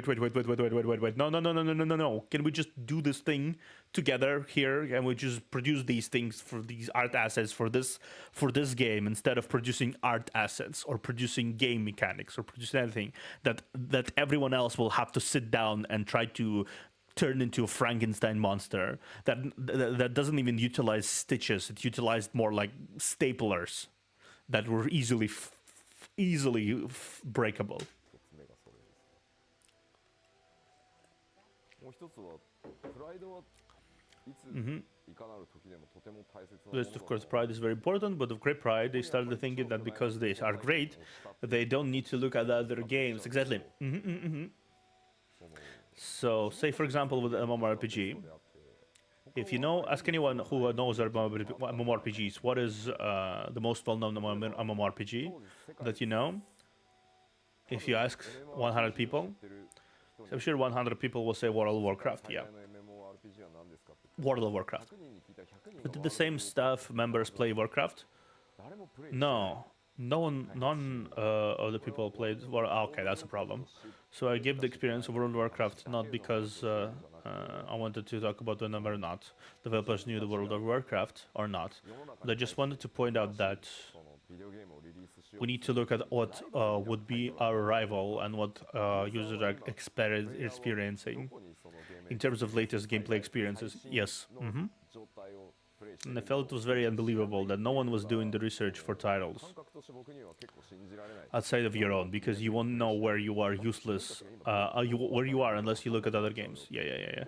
Even with online games. Yeah. Thing about Final Fantasy XI is that there was no contemporary titles similar to Final Fantasy XI. Not on Japanese side of things, anyway. I don't think it was for a while, at least. There was no other game that approached quite the levels of Final Fantasy XI. What World of Warcraft did is that they looked at every other game available on the market back then, every other MMO available, the Star Wars game, the Ultima Online, the EverQuest 2, the RuneScape, the everything. They took what made those games good in their side of things, and then they, effectively dumbed it down somewhat from the overcomplicated mess that was sometimes MMORPG game. It was an overcomplicated mess. Everyone knows. Everyone who plays old MMOs, they know that. You had to sit here like a researcher and like basically connect stuff from the wikis and from the game manuals. You needed to like had several books and several tabs open just to understand what the fuck is happening, right? And you didn't. There was a lot of things that were just disconnected and completely weird and completely experimental, and it's just like it was so wacky almost, and it's like punishing in a way. Like it was baked into the game system of how punishing it was. And I want to say that is why partially games, old MMOs never took off in a way, right? Because of those situations. And yes, there was a Star Wars MMO. People who don't know there was a Star Wars MMO, there was a Star Wars MMO. Long before Old Republic, by the way. It was a different beast. Completely different beast. It was not about the Old Republic. It was just about something else, I think. But still, what do I say? Yeah, it definitely has that vibe of people who are too prideful to look at other games. It definitely had that vibe because they was like, we have this thing that works and we will do this thing that works. Is it good? It's shut down. It shut down. It was long shut down. It came out MMORP original Final Fantasy for original Star Wars MMO. It shut down. Let me see.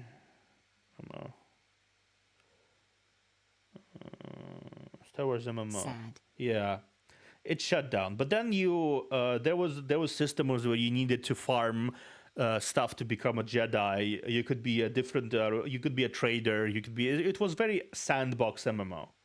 Very sandbox MMO, unlike the Old Republic, which became a more story-focused MMO.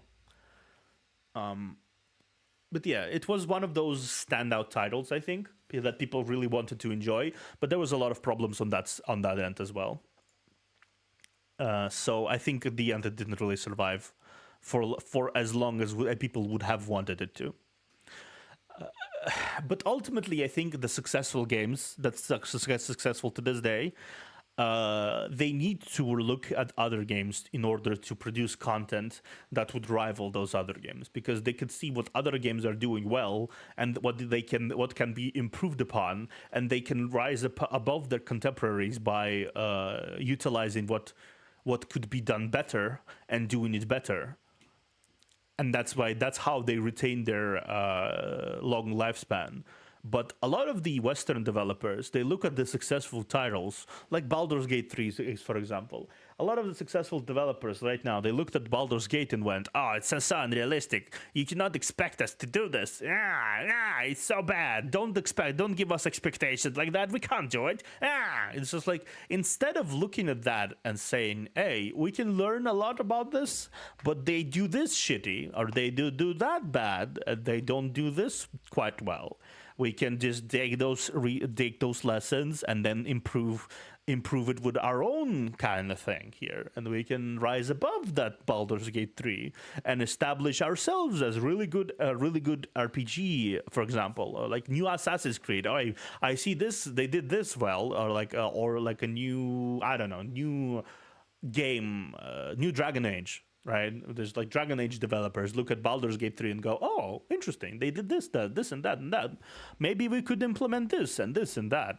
But no, they won't do that because they're too prideful for it. They won't.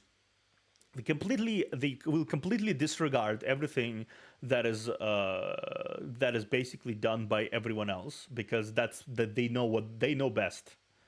And everyone else can suck ass, and there will be developers that openly criticize successful games because they don't do it how they do it, and they consider themselves to be the epitome of the game dev, which is not true. Completely not true. Like, it's not even like it's not even close to the truth. で特に14の場合に関してはもちろんファイナルファンタジー11の超巨大な成功体験というのが邪魔をしたっていうのもあるとは思うんだけど And they were thoroughly looked at and studied it and played it and applied that sort of knowledge in order to make 11 such a great game. It's like you're trying to open a new restaurant when you're going and go absolutely no research on the surrounding competitors and open up a new restaurant, right? Yeah, that sounds ridiculous. So just the launch stage then. That sounds ridiculous, doesn't it? Like, if you really think about it, try to open a new car industry without looking at cars produced. Try opening a new restaurant without looking at any other restaurant in the area. Try doing anything new and then continue not looking at your contemporaries and not taking ideas from your contemporaries, and see how long will you function. You will not. But apparently gaming industry is where people are so prideful and so completely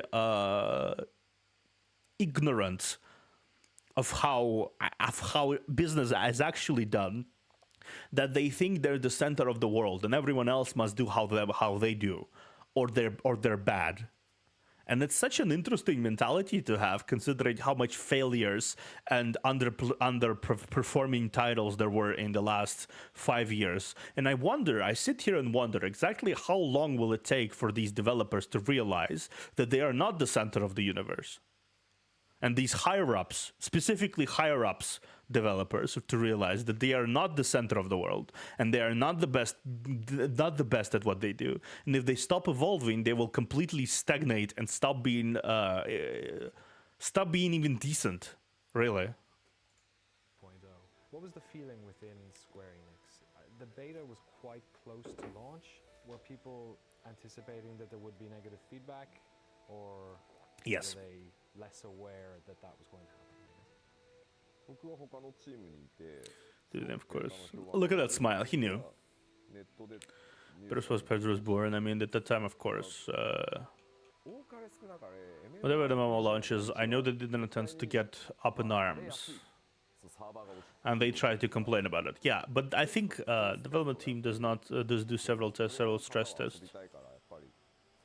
But of course, the player wants to play it as soon as they can. So of course, it is anticipated that the server crashes and things like that.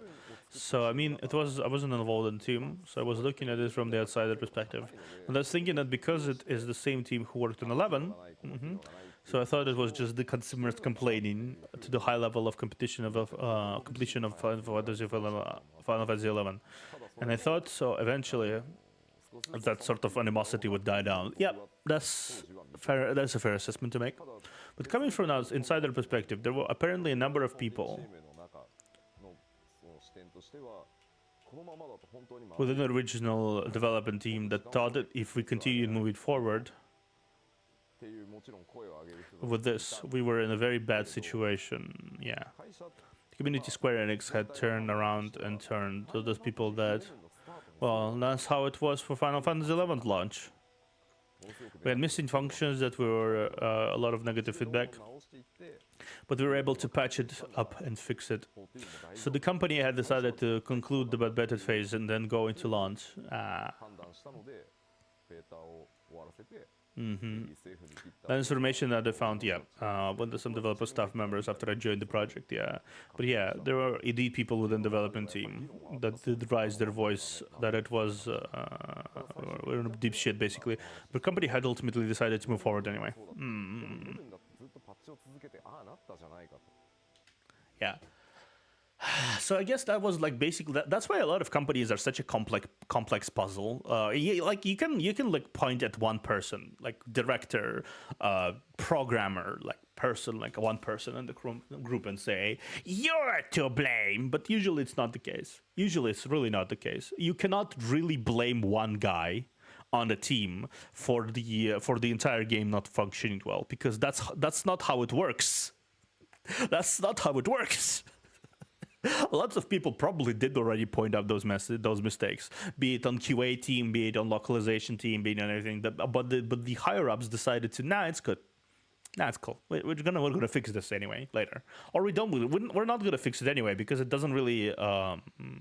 Because cutting corners. It's like you don't need those to fix this because it's not consistent. It's not game breaking. So this bug will stay in. That's how a lot of Bethesda development, I think, happens, because there's like, this okay, it's fine. We will just let the community fix it. That's how they think at this point.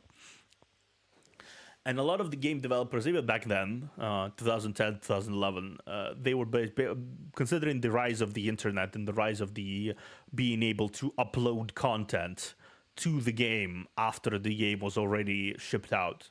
That concept basically corroded a lot of the gaming developer principles. Because before that you needed to complete the product. Now the deadlines are a thing, and you might not complete the product because you know that there's a patch option. There's an option to finish the product after the launch and then patch it in, and that forever changed the entire process of how games are developed now, because you can just patch it in later. It's fine. Patch it in later. I don't want to deal with this shit now. I want to. Someone else can patch it later. That's basically it. There is no passion to fix these things. There is no passion to really try to fix these things. And I do not blame the developers for having absolutely no passion to fix these things, because the crunch is mind-blowingly hard as well. Crunch, the stuff that happens in the company, everything is just so overbearing, I'd say, that it's hard to feel any concrete passion for the game you're producing. So people don't. Eventually, corporate realized that this wasn't usual launch problems. Yeah, eventually. They called on a few select members of the team to create a task force. This task force would research what changes the game needed and the resources the development environment would require to do the work. Yeah. Members of that team would talk to Yoshida-san about their worries after hours. His thoughts were that the current organizational structure would need to be modified if the team was going to make the changes required. Yeah. In October of 2010, Yoshida-san talked to the then Square Enix president Yoichi Iwata Iwata and suggested they initiate a company-wide emergency to get the team the resources they needed. Yeah. Iwata-san spent a few days talking to the 14 development team about their concerns, and while a lot of the team had suggested that the current task force was in fact up to the task, some members of the 14 team had pleaded to have Yoshida-san join the project to help. And so it transpired that in late November, corporate took the decision to remove Hiromichi Tanaka from the team and move Nobuaki Komodo from director to lead designer. Both of their vacant positions would be filled by Yoshida-san. Yeah. I think that's probably one of the best decisions they made ever. Square Enix putting Yoshida in the leadership of the Final Fantasy XIV, because he was a leader. He still is a leader. He may not produce content that is up to everyone's tastes. There are people who hate Final Fantasy XIV, and I understand it. People who don't like the structure of Final Fantasy XIV, and I understand it as well, because no game is supposed to be made for everyone. But unlike the Final Fantasy XIV 1.0, it was a game that was streamlined around the vision of this person, instead of catering to like all the little visions that everyone else had. Maybe it's casual, maybe it's too story oriented, maybe it's like super, maybe it's not even like an MMORPG, it's an RPG that is like MMO a little bit, right? But it is a vision that he created for the company's product, and he still pushes it to this day, 10 years later, right? More than 10 years later, he still continues pushing it today. And they are successful so much. They are coming in with the new expansion eventually soon. They are successful. They're one of the most successful MMOs or RPGs ever. Player count. Their play count is like decently right now, because it's like in the middle of the patches between. It's like in the middle between the old expansion and the new expansion. There's probably not going to be nearly as much players. Player count.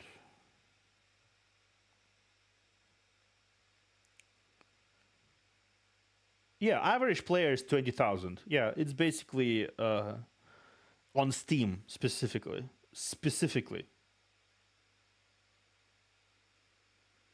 But total players and like tracked, it's number 4 right now in player count. Final Fantasy XIV.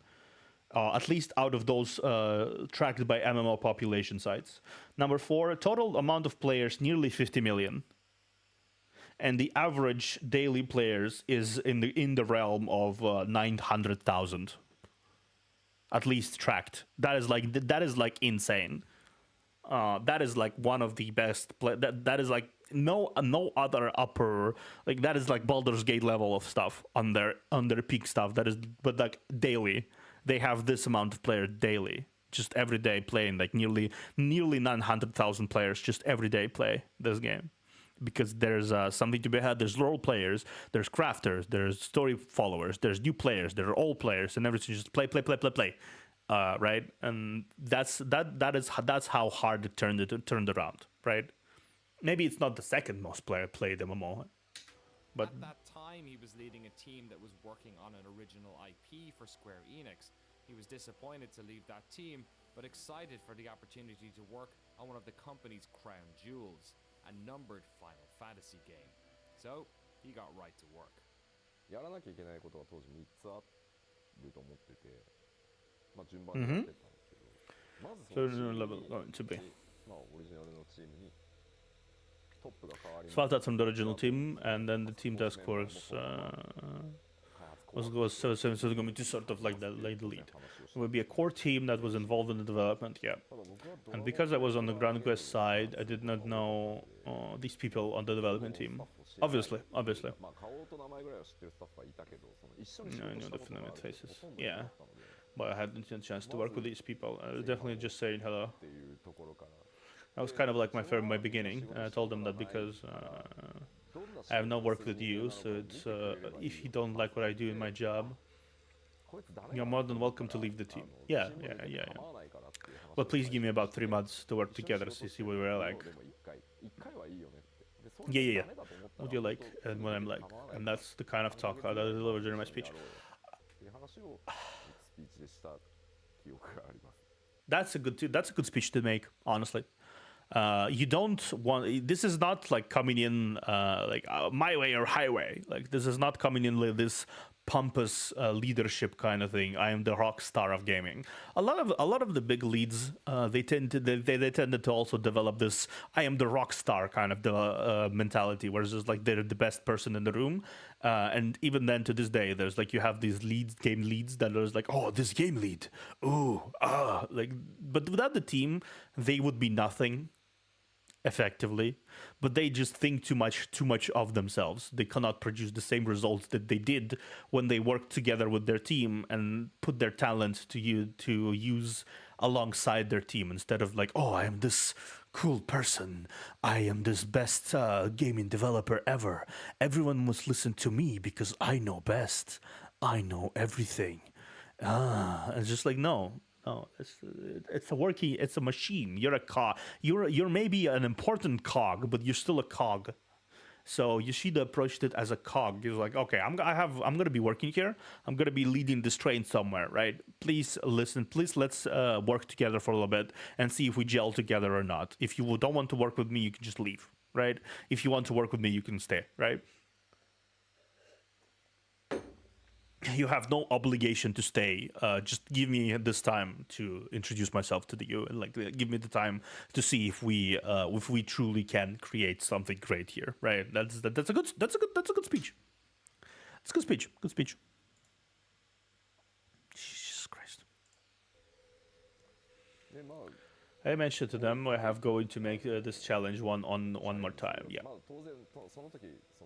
At that time, we didn't have any plans of a Realm Reborn just yet, but I did communicate that we're going to give up on this project, and we're still going to push through.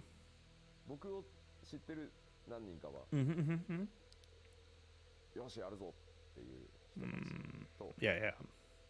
And some people reacted like, this is impossible, you put in too much on us. Yeah. And some people just got frustrated because they did not like what was going on. So I think that was kind of a general reaction I got. Yeah, I imagine at this point the team was like really disheartened, and the morale was like really, really fucking low at this point. And I totally get that. I would be absolutely fucking devastated if the game I worked so hard on completely crashed and burned, and I knew it will crash and burn because of how development went. And I was like, and then just guy comes in and just like, hey guys, we're just gonna do it again. We're just gonna spend our entire life's resources again to just do this again, and then we don't know if it works. We don't know if it will work. We don't know if it will even like if it's like even worth it at this point. Is it really worth it at this point? そんな中で There was a team member on 14 sound team even now. My she's Soken, yeah, Soken. 大きなホール Where I was like, what was when I did the speech in the large hall to develop a team, and I was like charged with adjusting my microphone there. And when I delivered the speech, he was the only one I can still clearly remember. It was like, 今でも覚えてます yes, I'm gonna do it. Yes, I'm gonna do it. I saw both reactions. I saw Yeah, the, yeah. oh my God, we just went through a year of hell, and now he's asking us to go through Another year hell. of hell Yeah, again. to this point that might Not, be another not, failure, yeah. because no one had taken a game and rebuilt it In this, in this manner before. So and no one has taken and rebuilt this game in this manner since. No one. Chad, if you're here, if you're still here and have not fallen asleep, do you know a single game that has underwent this kind of change before, where a game was failed, completely crashed and burned, then was completely rebuilt from ground up, and then re-released again to complete success? Not complete, but to success. I think the only game I can sort of imagine at this point, but it was not like even like a rebuilding situation. It was more like a patching situation. The only game I can think of would be No Man's Sky. But then it was a continuous process over the years of development, of the years of live development of the game. It wasn't something like that, where the game was basically crashed and burned. Then the old version of the game was maintained, and then the game was basically replaced with the new version that was built from ground up. Ultimately, No Man's Sky was the same game, still the same game to this day. It's still the same game, but it's like much more polished, much more feature-rich, much more complete. It's still the same game. It's not a completely remade game like it was before. he's saying like, yeah, you just have to trust me, and yeah, you could, waste another.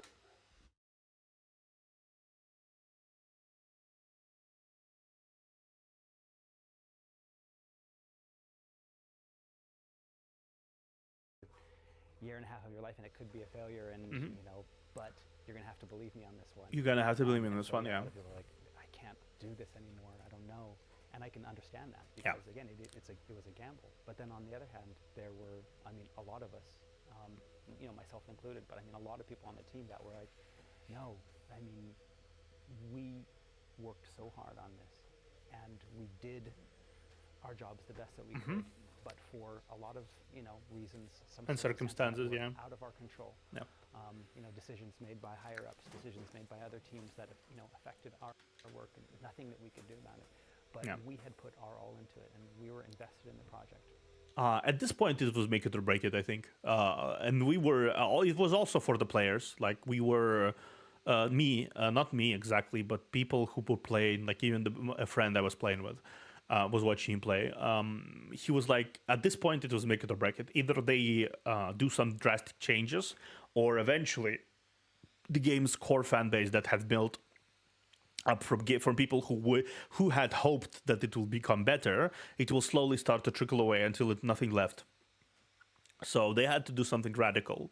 The only way to change the project, the only way to save that project, was to do something radical about it, and they did. Eventually do something radical about it. We still believed in the project. Yeah. To have someone from the outside come in, and not just come in to say, okay, forget it, we're just going to do it my way. Halfway, yeah. He asked our opinions. He laid out a roadmap. Yeah. He gave us a vision and a hope, and even though it seemed like it would be difficult to achieve, it didn't seem inconceivable. Yeah. GP knew there was no time to wait. He worked with corporate to make sure the team had time off, both for them to relax, but also to give him time to build his new vision, to do research playing other MMOs, Yeah. to help draft his plan, to deliver the vision and how the team was going to do it. They had very little time to fix this game, Yeah. so once they started, the specifications document would have to be watertight. Yeah. And as captain of the ship, he needed to be able to answer every question the team may have. The sheer magnitude of what Yoshi P managed to do here, I think, is completely undersold by a lot of people who don't really realize how corporate machine works for the development of products. The sheer thing he achieved, I think, is monumental in its magnitude because of how many moving pieces there are in a company like that, how many moving pieces there are in development of the game, how many moving pieces there are in human resources, basically people doing their people things, mistakes and everything. Just consider it just an you will see exactly what the ridiculous amount of work the team did in this time, but the fact that they actually managed to do it is a monumental achievement on the side of the captain, because he did it. He did this vision, he organized everyone, and he did manage to help them achieve their full potential no matter what. I think that's an achievement that should be given to Yoshida here. Quickly. Yoshida-san was now at the helm of his first Final Fantasy, and as an avid MMO fan, he was looking forward to getting in there and fixing it. What he couldn't have known at this stage was the scale of the job. Yeah, the scale of the job was no matter how much they patched Final Fantasy XIV Online, they couldn't ever fix it. What they'd have to do was something that no developer had ever done, to rebuild an entire MMO while the original version was still running. I don't think that they realized immediately that it was something that couldn't be solved via patches. I think they still believe that, you know, if we patch it, it'll be fine. And it wasn't until they reevaluated and then brought in, you know, the new blood. Yoshida-san came in and told him, okay, yeah, this is not something that can be patched. If we want to fix this, we're going to have to take a drastic step. He spent 7 weeks researching and returned with 2 options for corporate. It was then he realized that it would be impossible to convert the current game into an MMO that could last the test of time. No. Ultimately, though, this Even the players realized back then that it was impossible, because they had played no people understand the game better than avid MMO players, especially avid players of a bad MMO, because they realize exactly where the problems are, exactly what could be done to make it better, and they have their own vision of what exactly could be achieved in order to. And even then, I was talking to my friend. I was like, "Yeah, this cannot be fixed. This needs to be This needs to be remade." Like, even my friend, he was like, "This needs to be just remade at this point. They cannot possibly hope to just patch it in, like, because there's some fundamental problems. They cannot be just baked out. The game will just fall apart if they take those fundamental things out, right? So they need to be taking the framework and completely redo the fundamentals here. Like, he was not sure how they would do it, but if they could do it, they would save the game." was a decision that corporate had to make. So he returned with not one, but 2 plans. 2 plans, Plan A and Plan B. I remember this part. During this meeting, he explained that Plan A would be to patch the game and make it more playable. Yeah. But that ultimately the game would never really satisfy players. Never. And though Square Enix may make their money back, the damage to the online brand would be catastrophic. And that's the most important part. B. Yeah.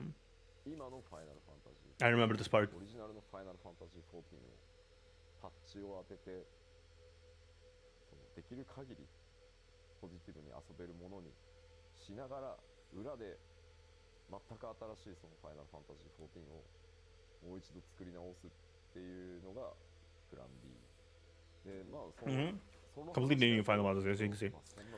First, listen to those 2 options, or would have been what you would try and talking about trying to divide the team. That's a hard question, but I told them also because we had promised our fans that would release a PC3 version. Yeah. We would need to launch this within the life cycle of PS3. So we wanted to get the game out, if not by the end of 2012, then sometime within 2013. Of course, there was a very high risk, and we never done that before in the games industry. On top of that, we're releasing it under the same title. Yeah. But I think at least by taking on this challenge, we'd get the fans to realize that Final Fantasy is going something crazy again. Yeah, something really great. Yeah. And they will see our effort to trying to regain their trust and trying to make good on the damage we had caused the franchise. That was my presentation to corporate. I was going to leave it up to them to decide upon option A or option B. Obviously, ultimately, they chose the option A or B.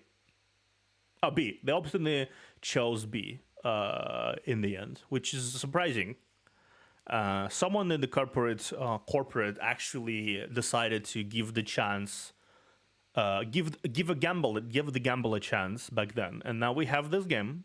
We have this story, this massive fucking story that spans years and years and years and years, and we have one of the best, one of the most acclaimed MMORPGs today.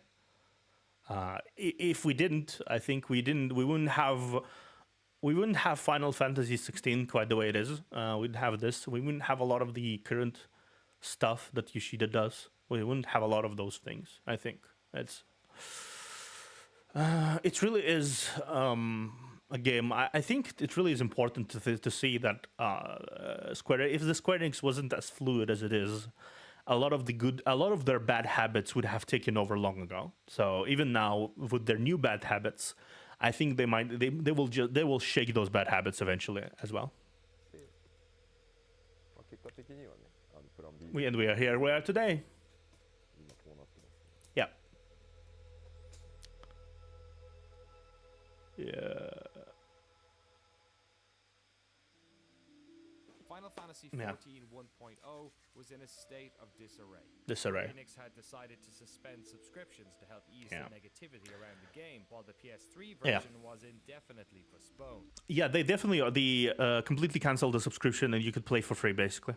For the next 2 years, Yoshida-san and his team would work tirelessly on not one, but two MMOs. patching the original 1.0 to fans' expectations, while secretly working on a brand new version of Final Fantasy 14. Yep. So game came out in 2010.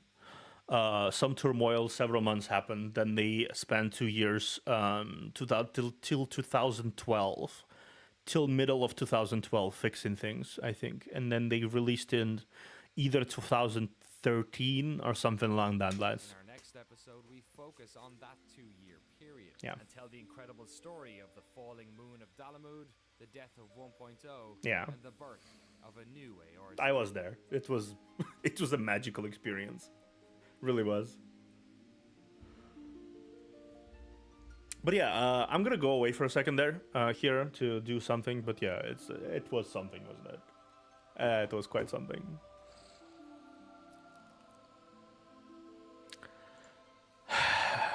It was definitely an experience in a way.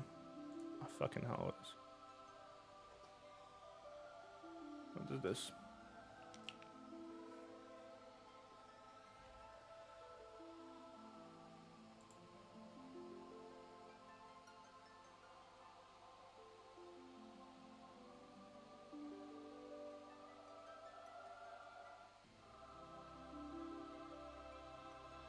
Okay, no. But yeah, it was quite a beautiful story, honestly. We're gonna watch the second part after a quick short break. It's much shorter than this one, by the way. The second parts are much shorter than these two. It's like what 30 minutes? Yeah, the second part is 30 minutes, and the third part is 20 minutes. Basically, it's kind of like these other parts are just as big as this, are about as big as this one video held together. So give me a moment. I'm gonna be better. I'm gonna be right back. Gonna be right back.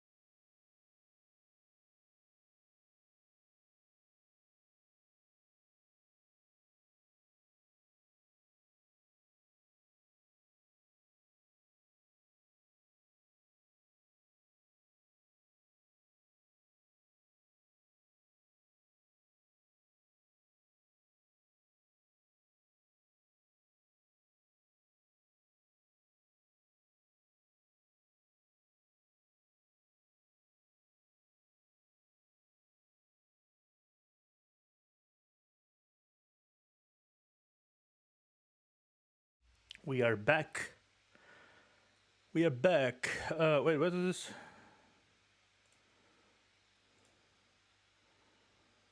Wrong one. Wrong one. Wrong one.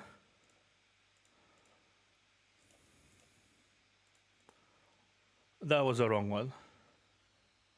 Okay, we're back. I ate some stuff. We're gonna be doing the. Welcome back. Thank you, Bami. I'm gonna be doing part 2 of the Noclip documentary. The part 2, same thing. Full closed captions. Let's just do English Japanese speakers. Yeah.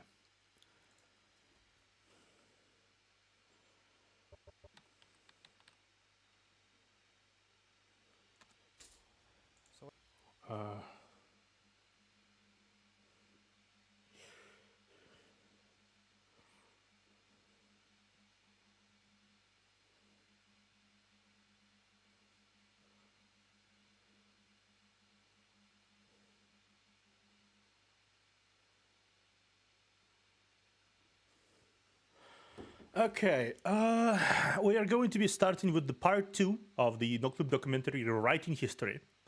It's the part where we talk about, where we discuss and see exactly what happened and exactly why the game became alive. What happened in that 2-year period between the game coming out and being destroyed by critics and everyone online, and the game being reborn. So let's see. What did you think from your perspective as CFO? Okay. To fix this problem, it's going to cost a lot of money. It's going to involve creating a new game. It's going to involve keeping the other game still running. Did you think at that time that that was a solid investment, that that's what Square Enix should be doing, or did you think that it was a risky venture? Oh, it was definitely a risky venture. Oh, it was a fucking risky venture. All right. リスクの高い話多分一般的には多分なるというふうに思うんですけれども、さすがに当社はね、ナンバリングタイトル、フラッグシップのタイトルで MMO これだけのタイトルなわけですから、それがこのままサービスが頓挫してしまうというのは、これは非常に将来的にまずいと。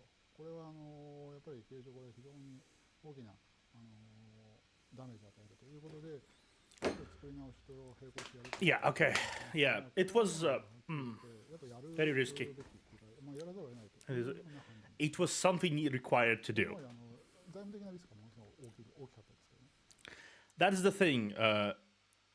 Square Enix ultimately cares about Final Fantasy a lot. And if the brand is under the danger of being completely evaporated from the minds of the public, they will do everything in their power to fix it. That is the difference in mentality of ultimately the corporate. Corporate is still shitty, right? The crunch still exists. The everything still exists, but the brands they have are not treated as disposable trash. Because you see a lot of Western developers these days, a lot of the brands they have, it's treated as disposable trash effectively. It's just things that can get people addicted. It's just like the way to get them to pay money, if anything. It wasn't. It's not anything more than that to a lot of the Western developers. It's like that's why when they try to imitate the gacha games of Japan, Korea, China, and everything. That's why they try to imitate. None of them stick around. That's why the gacha genre entirely has been basically converted to anime games. Even though effectively there's gacha games on our side of things, there's the Raid Shadow Legends, and everything, but they're so bland and uninteresting outside of their gacha mechanic. They didn't pull their best writers to do the good story. They didn't do anything really. And okay, there's still a lot of gacha games that are really trashy, right? But even on both sides. But the best outstanding examples of those games are rich in story, rich in gameplay, rich in characters. People want to roll for characters because they like them, not because they just have the thousands and thousands of stat blocks that have 3D models. They have personality, they have interests, they have particular, they have relevance in the story. You want to have all of them, you really do. But unfortunately, not all people can grasp at the fact that quality often brings lots of profits. quality in a free-to-play game that is riddled with microtransactions, right? If it's a quality game, people will pay those microtransactions. People will enjoy those microtransactions. Valorant is maybe not a game for everyone, but it's a good game that lots of people like. Lots of people will buy skins for it because they A, want to support the developers, B, they just like the skins and they like the gameplay and they want to show off. So a lot of the egregious tactics that they use are acceptable suddenly. Instead of the when normal AAA developers would use those tactics, people go insane because this is bad, this is shitty. But yeah, it's effectively that way. A lot of things is forgivable if you have quality. Rewriting history.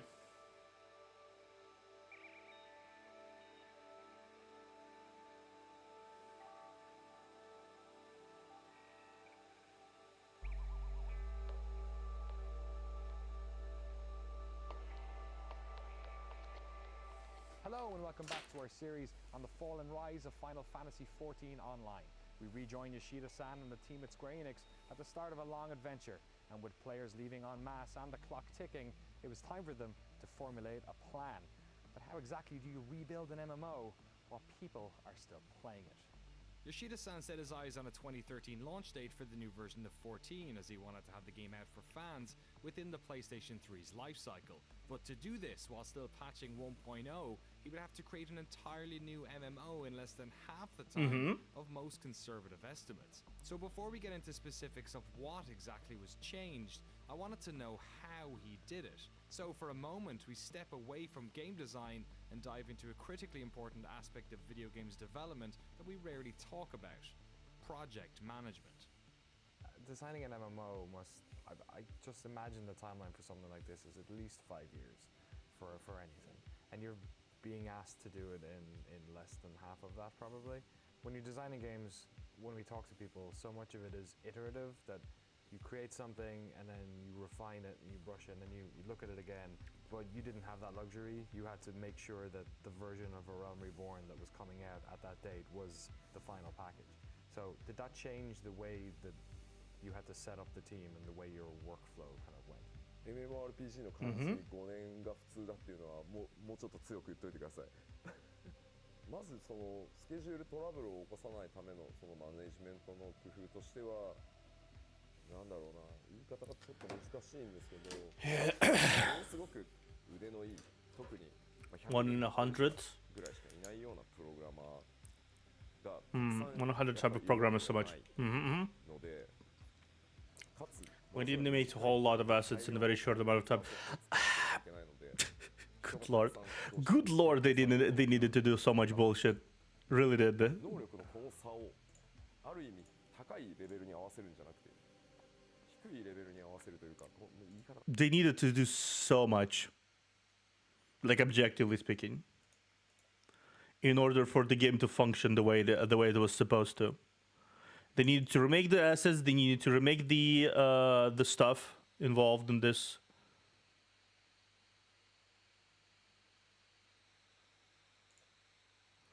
They needed to remake all the things that were not functional back then. Effectively, they just needed to just make sure everything that works. They need to remake the fundamentals. They needed to absolutely modify the game in a way that was very hard to do, very hard to achieve, honestly. Like, very hard. Also, what the fuck?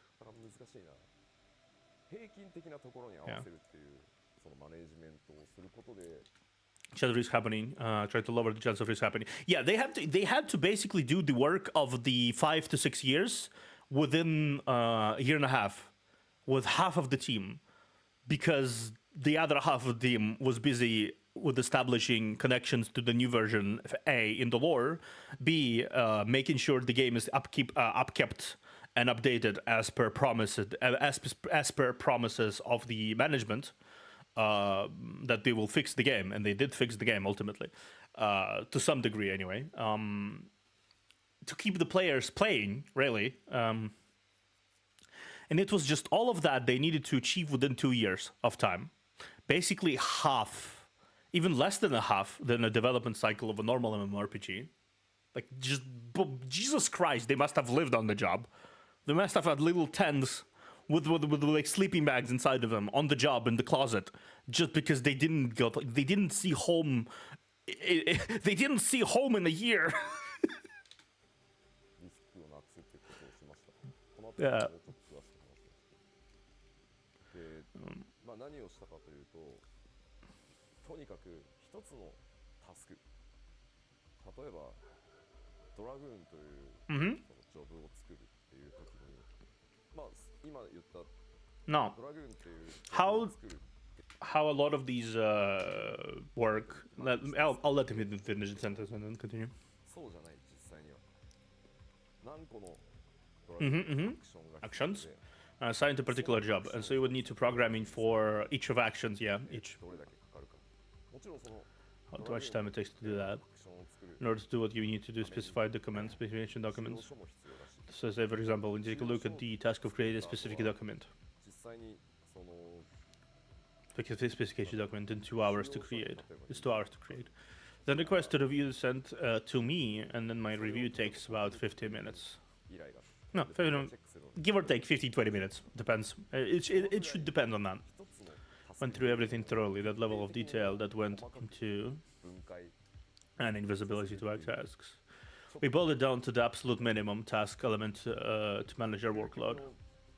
その So I think by doing that, the staff members may have been a little bit stressed because of seeing all that. だろうなとは思います。 But that's how I started to break it down. その And so once it broke it down to every single little task, I had staff タ members スクが自分で早く assess how long it would take for them to do the single minimum この時間 task. でこのタスク When you が can 完了した say, 時も if I finish the task in this time, I would reward myself. このタスクが Then the other extreme, if it takes me longer than this to finish my task, I'd be ashamed to be accepting pay, sort of worst case 最 scenario. 悪のケースっていうそのミニマムで終わ I る had such staff members assess the minimum and the maximum time it would take 時間を to complete a particular task, and I would have them report those timings. その平均値で And then I would say the average time it would take. He was basically playing a grand strategy game right there. Within his he was basically trying to do a speed run on a grand strategy game development cycle. He was speed running. The dude had like Google documents with pages upon pages upon pages of just specific min-maxing time schedules. That's that's not a tactic anyone uses in development usually. There's some sort of streamlining, right? But everyone is aware that they have enough time to not to do these tasks, and that they just assume that everyone else will be fine with their task, right? There is no such thing as min-maxing time in normal development cycle, but because of such a short amount of development time they have on their hands, he must have absolute control over how much time it will take to finish a class. So, for example, if you have a class and a job, Dragoon, you need to make sure you have all of those actions the Dragoon is able to do, and then you need to make all the animations for the Dragoon during those actions, and then you need to make the interactions between actions work as well, and then you need to make everything else function correctly, and then you need to make implement the function quests immediately. Good night, guys and girls. Yeah, good night, good night. Thank you for coming in. But yeah, you need to implement everything that surrounds those quests and how you unlock the actions, and all of that take a certain amount of time. Each of this, and you accumulate. Say it takes, well, I'm not just spitballing here, it usually takes much longer. It takes a month to finish those entire things because all of the project time is accumulated into a single month of work time. And then you need to place specific people who would do this the fastest onto the specific task, and then you need to shift that person as soon as they are done with their tasks. You need to shift the person who did everything, every part of the task on this job. You need to shift them on the black mage, for example. And it's just every single part of that is kind of you need to accept the reality that it's just going to be very hard and tedious, and you have to be working. You need to be prepared to be shifted to another project at any moment, anytime, any situation. You need to be prepared for a shift to occur. 本当にマイクロマネージメント、マイクロすぎるぐらいのマイクロマネージメント。It's extreme micromanagement. それを最初はウィークでみんなそのやり方に慣れてもらうために毎週1週間 Used to the system. Yeah, yeah. It's extreme micromanagement. マネージメントを回してで1週間経つと結果が出るのでさらにそこに個人パラメータ例えば吉田はやたらとミニマムをこう短い時間で申告するけど結局タスクが終わってみるとマックスに寄りがちだなってなった場合は、50%で見積もる。係数をかけて吉田はマックス側に寄るからきっと次の週のスプリントはもうちょっとマックス側に寄るだろうみたいなのを Yeah, it's so yeah, it's very deep min-maxing situation there.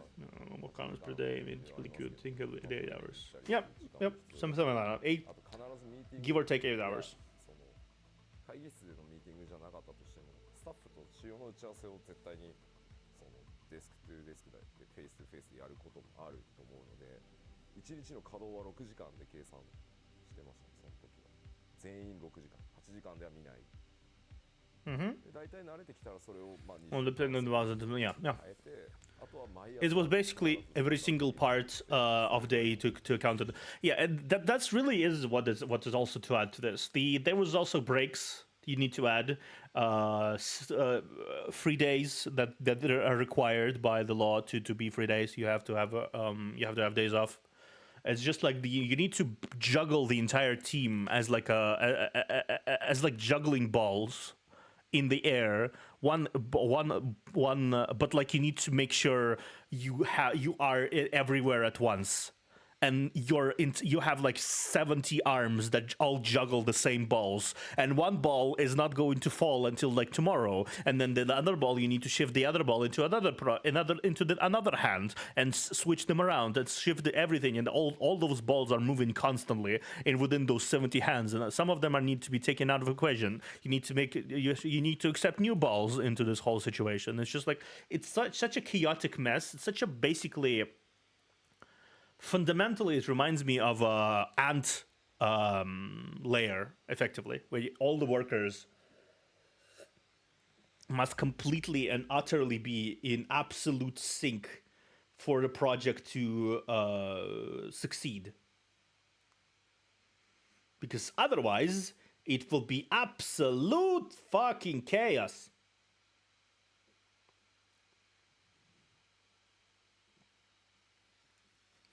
And it's not going to solve itself at this point. And they had no choice but to approach the situation like that again because of the time constraints. Stand-up meeting. Oh, yeah. I don't know about standing tests from cross-functional teams that is stopping New York from progressing. Yeah. That we will report on the daily basis as well. Yeah. It was like a Scrum method, a little bit modified, but very similar. Yep. To that sort of management style. But the sort of micromanagement style I would not recommend it at all. No. It's only because we were trying to recreate. Yep. We'll not have to convince. Would have them saying it's not going to be more than 2 years. Yeah. Imagine if you had exact timetables of how you need to finish everything in your life for the next 2 years. You would be stressed as fuck. Like it's not even like a if. It's gotta be you're absolutely going to be stressed the hell out of life because what if you take 5 minutes more? What if you take 5 minutes less? What if you completely drop out of the rhythm and never return back to it? What if you let down yourself and your colleagues? What if you just don't do your weight? Because everything is so pitch perfect. It's like a speed run of a game that has many players in it, and every single person needs to do pitch perfect in timing. Every single player needs to finish the speedrun in one time, otherwise the entire speedrun marathon falls. And you realize that the expectations of everyone else, of every single person of the team, every single person that plays the game, every single person, it all lies on your shoulders, because if you fuck up, this whole thing falls apart. So I imagine it was, it was hell, frankly speaking. It was hell. I cannot imagine. I cannot describe it in any other words than a hell, because in mental health capacity, maybe it was super. It wasn't as bad physically, but it was definitely hellish mentally. マネジメントだから今は我慢してって言ってやってもらったものなので So strongly recommended. Yeah, don't do that. I mean, anyone can come in and say, "Oh yeah, we're gonna rebuild the game. Follow me." Yeah, follow me. But he came in with, A fucking huge Excel spreadsheet. that had all of these lists of everything on it. What we're gonna do here. What we're gonna do here. This is when we're gonna do online. This is what we're gonna do here. And to see that, it's like, okay, Yeah. this isn't just a stopgap type of thing where Yeah. president Yep. is crazy here. Let's just change the leader and hopefully things will get better. It was an actual, okay, this guy really wants to do this.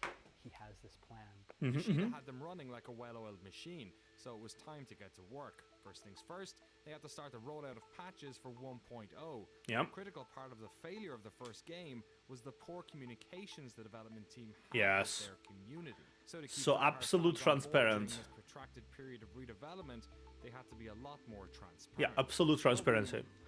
You need to make sure your players understand what is your plan, because people who do not trust that you have a plan, they will not stick around. People who trust that you have a plan and see that you executing on the plan are much more eligible to stay around, even if the product right now is not bad, is not good, is not bad, is not good.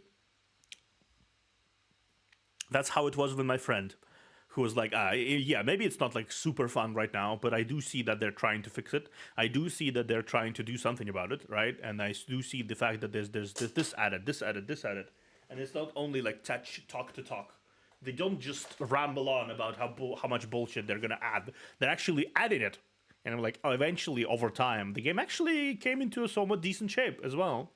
I remember it clearly. We sat down together. We basically played together only. It was basically like a weekly thing.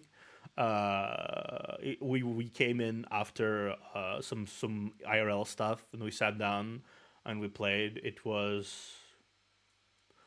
I was in university, actually, if I'm not mistaken. Yeah, I was in university back then, 10 years ago. Yeah, we played it in university because in 2010s I was middle of my uni, studying stuff, and I was like, basically we did homework, sat down in the in our shared room. It was my roommate as well. We shared a room and we just played the game together, basically. He had a PC. We played the game. I didn't have a PC, but I did play the game. It was something quite magical back then. Night. Yeah, and it's just so, I don't know how to say it. It just became such a cool experience to do, like every evening we played for give or take 6 hours. Even we made quite a few friends over there as well, like with people who just played together. Because again, it was still the era of the online games being like a novelty, so people just played. I mean, not the online games, but the MMOs being like a bit of a novelty, so people still socialized. There was so little convenience to make you socialize with others. You just had to socialize. So you did socialize, and we did socialize. We made a guild and everything. I didn't play a single day of 1.0, I have to be honest. But I did experience all this shit through my friends, so that was kind of an interesting perspective to have, almost. Explain to players a very first is it was failure. It was failure. So we need to restart the game. I mean, at that timing we didn't announce that. I mean, Realm Reborn is not announced, but Realm Reborn is not announced. This game, we need more communication. So just list all the changes, plan changes. So some, I mean, upper management people doesn't like this because if you show this to the players, I mean, player knows what we will do. So, I mean, after that, you did this, but you didn't do this, you didn't this. Everyone can check that. So. I mean, some people doesn't really like that way, but I mean, yeah. See. That's the problem. A lot of the modern developers have. They don't talk exactly because they will be held accountable. Blizzard fucked up in that with Overwatch 2. They told everyone that they will do this PvE concept, right? They will do this PvE storyline. They do with everything. They do this PvE game mode. But then they didn't. No matter what they can say, no matter what they do, people will find all of the receipts about them talking in interviews, about them talking to game journalists, about them talking to everyone, that they promised to do exactly that. And when they promised to do exactly that, they automatically signed an expectation warranty. When the warranty of expectation has not been met, the disappointment is often more than rage, because disappointment is calmer. Rage can be like, oh, it's so bad, but then they just return to play.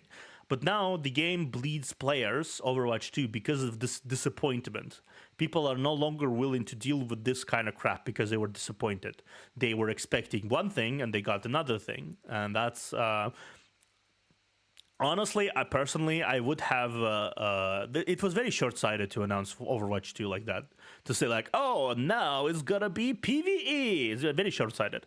If they just announced Overwatch 2 and like did something more than PvE, something else, like added new maps, new things, and it was like maybe they said that, oh, maybe we just want to make a new engine and everything. Just basically remade Overwatch. Nobody would complain at all. If anything, it would revitalize interest in Overwatch as a game, and make sure the people would be much more accepting of everything. But no, they basically wanted a really loud announcement, so that, oh, hello, we were going to do this PvE campaign. It's going to be so good. It's so amazing. But then they didn't. Now they are basically reaping what they sow. Unfortunately. Discussing how we deal with the community, but what we need to do is to establish the trust. Trust goes such a long way in development, in any development. Trust of a community is absolutely something that you need to get, because if you don't get it, you don't sell anything. If you get it, you sell everything. Even if it's bad initially, even if it's bad away. If you have the trust, you have the benefit of the doubt for a mistake. It's a much easier time developing games if you have the community's trust. Yoshi P and community and team and management of Final Fantasy XIV, they have a lot of trust from players who stuck around it for years at this point. They have so much trust. People started their entire careers streaming Final Fantasy XIV. People just spend their entire lives playing Final Fantasy XIV at this point. Like, half of their lives at least, right? From teenagers to like current times. It's just like, so it's such a comfortable game to them that the brand of Final Fantasy became such a big thing in their life that they probably will try at least try every single game of Final Fantasy. I'd say they can, or if they're interested in trying any other game at all, they will try it. But say Overwatch and Blizzard, they lost the trust of the community, of the majority of the community. There's still people who trust them, obviously, but there's the majority of community has lost the trust for Blizzard. And so every single decision they make is scrutinized. Every single decision they make is like an outrage. If you have the trust, mistakes are not going to be as public, as loud, as publicized, as scandalized, because you have the trust. People trust you to fix your shit, right? What Yoshi P and the team did, they did a very correct decision in addressing the fact that they did actually fuck up. They did bad. They need to fix something, and they're fixing it. And people went, okay, we are waiting. We believe in you. Go ahead. 14のそのユーザーベースから見れば、当時のユーザーベースはものすごい小さかったと思う。今と比較すれば。ただ、メディアの皆さんからも、そのプレイヤーからも、そのファイナルファンタジー14はもうダメだ。むしろなんであんなダメなゲーム遊んでるの君たち。どうかしてるんじゃないのって言われながらも、いや、ファイナルファンタジーシリーズだから絶対なんとかしてくれる。Yeah, Final Fantasy. Or I still enjoy playing the game regardless. Leave us alone. その I mentioned that 11 had a lot of troubles at first. Yeah. But they believe that things would be better, so they continue playing. Yes. So numbers-wise, yes, it made it so small, but those are they're very people who supported Square Enix and Final Fantasy and all this.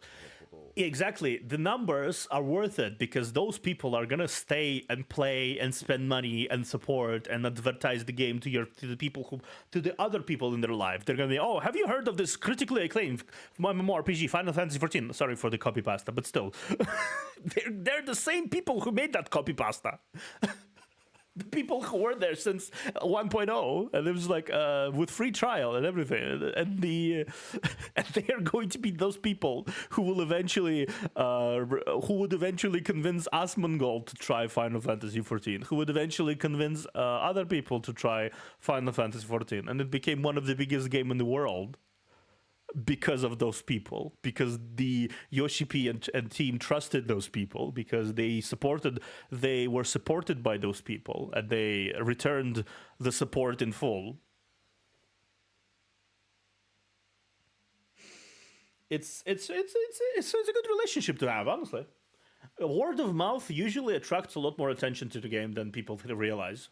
They can have like a big marketing campaign, sure, and it's going to attract a lot of casual players. But those casual players are most likely not going to stay around because it's the same thing happened with the YouTube channels. When you are promoted a YouTube channel, what do? You click on it, you watch a little bit, and then you never subscribe and then go fuck off and never see it again, right? Or if you see the video from the recommended tab, you still click on it, right? But you will not subscribe until you find a video or something that you really like, or unless someone, maybe your favorite creator went in and says, oh, follow this guy, and you will follow this guy. If you just find me, for example, online on the internet through my one of my videos, there is about 60%, 70% chance that you will not subscribe, right? Majority of people who watch my channel do not subscribe to me. That's I have much more views than I have my subscriptions. It's just a fact. People who will stay, they will be the fans. People who don't stay, they will occasionally drop by, but that's it, right? Same thing happened here. But if it was a different thing, if, for example, just spitballing here, Selentatsky, I interacted with Selentatsky and played like Apex Legends with her or something like that, right? And then suddenly I would find a lot of people from Selent's audience that basically came in and was like, oh, you're cool, we're gonna stay here because you played with Selent, we're a fan, right? And just gonna be same thing happened with Neos. I still see a lot of people who came from Neos, who came from Kroko, because I interacted, and you guys are the ones who became my regulars as well. It's this shared community side type of thing. Same thing. It is also ultimately spreads a web of this shared community situation where people go, oh, have you heard of this game? No, I haven't heard this game. Okay, do you want to try this game? I played this game. Let's play together. Yay! And they play together, and then the person who played together becomes a fan. That's basically it. It's an intricate process.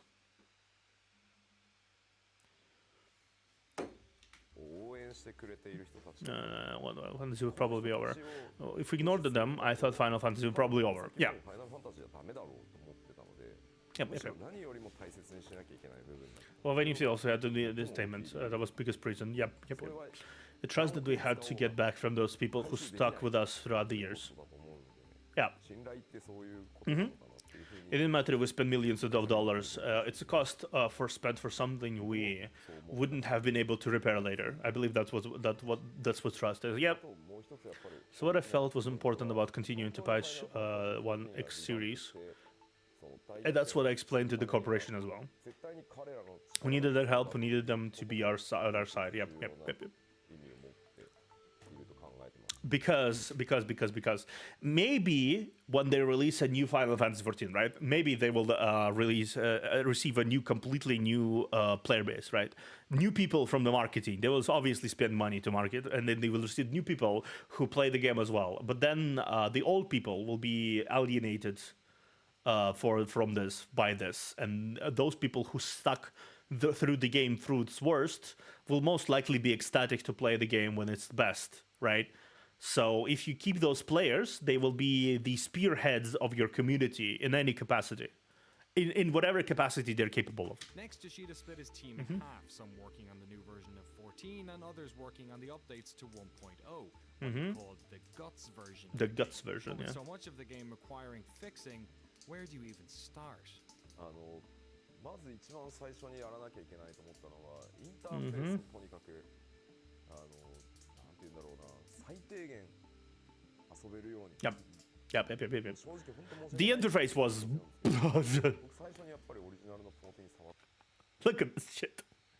I could not play literally. This is supposed to have been only on PC, but it looks like a console game. It was a PC that looked like a console game. And PC controls were obviously so fucking clunky because it was basically like porting a console game on PC without adjusting controls whatsoever. But it wasn't even the port. It wasn't even the port. It's like this button. Let's click this button again, again, and there's just like you need to go through the entire menu and just like you need to like go yank 1, 2, 3, 4, 5, 6, 7. Then click button to get into 1, 2, 3, 4, 5, and then menus upon menus upon menus upon menus. It's just like now you need to look on the other side of the screen. Look at the other side of the screen, and then now need to scroll by using the buttons towards this, so you can choose this option, and then you need to equip this by clicking another button. And it's just like you need to basically you have seen that try hard speedrunning gifs are like but like with every menu interaction you have to do. It's like basically completely and utterly overshadowing every possible enjoyment you may have from interacting with the game. Is just basically slow. Every time you need to get something from the menu, it's slowly sapping at your soul because you spend like solid 5 minutes fiddling with the fucking menu to get what you want. Yeah, look at this. Look at this. Yeah, look at this. Right for you to have game control. Yep. ゲームパッドがないとまともに遊べない聞いたことがないそんな PC ゲームマウスキーボードでまともに遊べないゲームなんか見たことがなかったので Yep. So matter how much content or jobs we created for the game, yeah, exactly. See what I mean? You needed to have a controller to play on PC. It's not that you could play with the controller. It's that you required to have a controller on PC. And then you have the performance, and then you have the audio quality, and then you have the overloaded server issues, and then you have the combat issue situation where you just stood there for 5 minutes and slowly waited until your cooldowns were refreshed, so you can press another button and wait until your stamina recovers, and wait until this and this and that, and just like. いくらそのコンテンツを作ろうがジョブを作ろうがインターフェースがダメだったらコンテンツの面白さに到達する前に人はゲームをやめてしまうのでとにかくインターフェースを直さない It was yeah. Almost to be repairing the interface and make it payable. Yep. That's the third thing they did. I remember correctly. I touched the game. The first time I touched the game, I quit the game in 5 minutes. I think it's really silly, but I didn't know how to quit. Yep. Yes. To go top the corner. See the next button. I clicked it. If you quit, your logos might not be saved. Chris, I'm an engineer, and I understand that it's constantly overwriting your progress on the server, and it's supposed to be some kind of disclaimer. Yeah. For those rare cases that save my fail. But I mean, it's unavailable. The dialogue popping up there. People were scared to quit the game. Yes. Yes, I remember that. It was just like, you need to quit the game. And we would basically always travel to a town or like a convenient location and like drop our shit into a bag before we learn that it's just a disclaimer, right? We drop our shit into a bag, a specific bag, so it's saved. And then we basically safeguard it against like losing data, quote unquote, right? Because we didn't know any better, right? We didn't know what the fuck was that meant. We basically exit the game after spending inhuman amount of time to prepare for something that would never happen. Every single time we played. It was such a silly fucking idea. I still remember to this day. It was like a ritual. Let's drop our shit. It's like, I returned from home, honey. I'm gonna drop my shit into the bag. And then log off. No って押すとまたゲームにいるわけでしょ X 押すとダイアログでしょどうやってクイットするんだよこのゲーム Like we realized it wasn't even a necessity after a little bit. Like a little bit passed and then realized, oh, it's just a fucking disclaimer before we exit the game. But we just panicked initially so hard that we decided to do it, and then we continued doing it for the pure shits and giggles of it all. Interface isn't sexy. It's not something you tend to hear Yeah. about in video games coverage, because really, when it's done correctly, You don't you're notice it. supposed to notice it. Yeah. So when the early patches for the game concentrated on interface and quality of life updates, much of the community began to get frustrated. Yeah. The team needed to fix it quickly, so Yoshida employed the help of a Square veteran, Mm-hmm. one of the developers on that original 1.0 task force. はい、皆川博と申します。 Minagawa Hiroshi. Okay. ファイナルファンタジー14ではユーザーインターフェースの、But not only design structure, but also the visual aspect of it. Yeah. 方も担当しています。よろしくお願いします。 Welcome. 今 47. He doesn't look like 47. He doesn't look 47 at all. But I joined the company was at 25, 20 years ago. Yeah, fair enough. Till this time, it wasn't even Square Enix. It was Square. Okay, yeah. Worked in Final Fantasy Tactics, and I was art director in that game.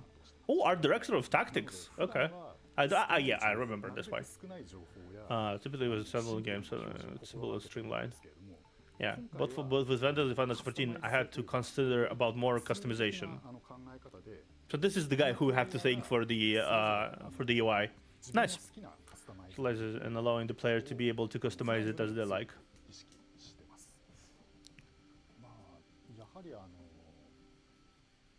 So the battles in Final Fantasy 14 move at relatively speedy tempo. Yeah, I'd say so. So I did believe that using your D-pad to move your cursor focus, and then selecting was not the optimal way to control. Not at all. Not at all. No. I would want to implement a cross hotbar to select a different one. Yeah. The CC when you don't have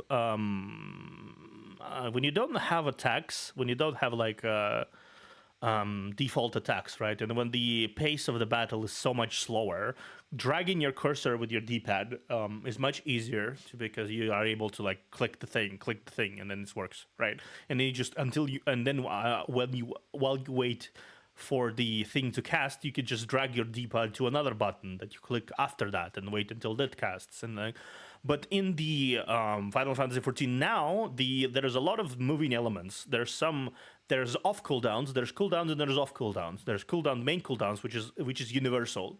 So every time you press a button, there's a rhythm to it. You press a button, then it reverses. You press a button, reverses. Press a button, and then there's off cooldowns, which are basically have their own cooldowns that you need to consider. There's a button there to leap, for example, or like there's a button to cast a buff. You have to sort of keep all those in mind. And if you were playing all of that with controller, oh fucking I punched my microphone.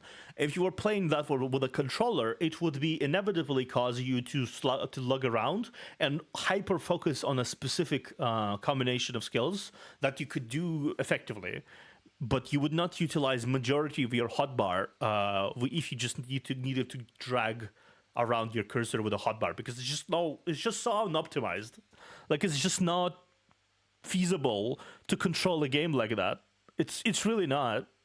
Like try to do that. It's so inconvenient. It's so fucking inconvenient. And you think it's like a small thing, right? It's such a small thing, but it's a small thing that you're encountering every time you play, every time you fight in an MMO, which is a game that is built about combat experience, effectively. Quest and combat experience is any MMO is created from two parts: storyline and throwing hands. Right, storyline might be bullshit, but it needs to get you from point A to point B in the world. With quests, need to get you from level 1 to level 50. I don't fucking know, level 50, 60, whatever. You need to have a storyline to guide you from there to there with quest lines, and then you have a battle system, which is what you are engaging with as you level, because every single step of the way is the battle system. If the battle system is inconvenient as fuck, it's going to be frustrating you more and more and more and more and more. Just how it is. system that I'm familiar with because it had been creating very similar systems. 割と昔から他のゲームで自分自身作った On other games that I had worked on and was utilizing in the AI. 絶対それでいけるだろうなという思いはありました。 So I didn't feel like it was too difficult of a challenge. Yeah. So when we changed the way something is displayed on screen there, yeah, of course people take notice. It was such an obvious such and such previously, but now it's this. 例えばインベントリーは For example, inventory used to be listed in text, but once it became アイ icons, コンになると当然その people had complained that, oh, I don't know what it is. Which item is that? 話は受けて両方 And so can we have both a text listing and an icon? It's kind of difficult to do both. Yeah. So I actually have a list of outstanding items that we have had since the release of Ariel Reborn. 積み残しの仕事リストみたい And some of these items get implemented over even over 2 years after the launch. な2年以上経って sorry. 今入るみたいな機能もたまにあったりします。でもう一つは、 Next thing I really needed was a revision of change of battle system. コンテンツが If you didn't need have properly working battle system, you won't be able to make content. Yes, をベースにして as I said, content, storyline, whatever, to go through level 1 to 50 fighting system. Number 1, revision the interface number 1, and then the battle system, and then the game content. コンテンツを Basics. I think that was the proper order that I wanted to tackle them. Yep. 当時のバトルシステムも The party battle system back then, you would have been able to make a party with 15 people. 15人でパーティーが Surprising. On top of that, the magic or points or MP, there wasn't any way to manage it. っていうものがほぼ So the healer would cast the strongest spell, Kuraga, or Cure 3. 最強の回復魔法だったケアルガーっていう No matter how many times it would cost that your MP didn't follow 0. MP がゼロにならない Uh, 永遠ケアルガーして OK uh-huh. 他の魔法 So why do you need any other spells? Yes. I think, yeah, I remember it. It was basically just a bunch of people in full party. We just had to cheese content like that. We basically partied up for 15 people. Then we went in and some random dude, and all of us spammed Cure 3, like biggest spell possible, healing spell possible. And we just didn't fall down HP levels at all. We just basically bonked the ever-living shit out of the thing, with like basically eventually whittling down to nothing. And that's basically how you played the game. They did the mechanics, they did everything. If the server didn't stutter, we actually even reacted to it. とにかく当時は15人で一つのモンスターを殴りまくって Yep. 回復しまくって Healing spell that you want. No, it's really rough, very rough. Yep. これを戦略的 That's how you play the game. システム計算式に変え Exciting, isn't て it? いかないとコンテンツが面白くならない Exciting, isn't it? So exciting. UI を直しながらバトルシステムを変更して And then you could cast spells with any weapon and everything. It's just like a bam, bam, bam, bam, bam, bam, bam. And this is like, it's basically just a repeated cycle of the same, doing the same actions over and over again. Like, it's not even like an enjoyable loop either. It's just basically like a loop that existed.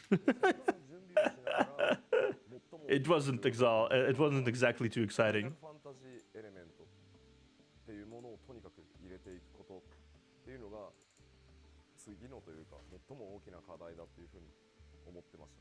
なぜなら当時ジョブもなかった。ナイトもいない。ブラックメイジもいない。ホワイトメイジもいない。 Yep. これはファイナルファンタジーなのか。 You could ride chocobos. They were just there. Just there, vibing. リフリートは出てきてるけど戦えない。 Couldn't find it. 何なんだこのゲーム。 Yep. What the fuck was だ this? から僕らが I played Final Fantasy, and it didn't really feel like Final Fantasy to me. It's basically like, oh, by the way, we're Final Fantasy, right? Let's slap it in. Yeah, let's slap the chocobos in. They were just vibing. Let's slap all this stuff in. Let's just like all of this was just there. コンテンツとして Oh my god. いかない You did this first level. リフリートや Like if you're gonna do it, call summon. いわゆる召喚獣って一般的に呼ばれ Felt て that we really need to implement those as boss battles. Yeah.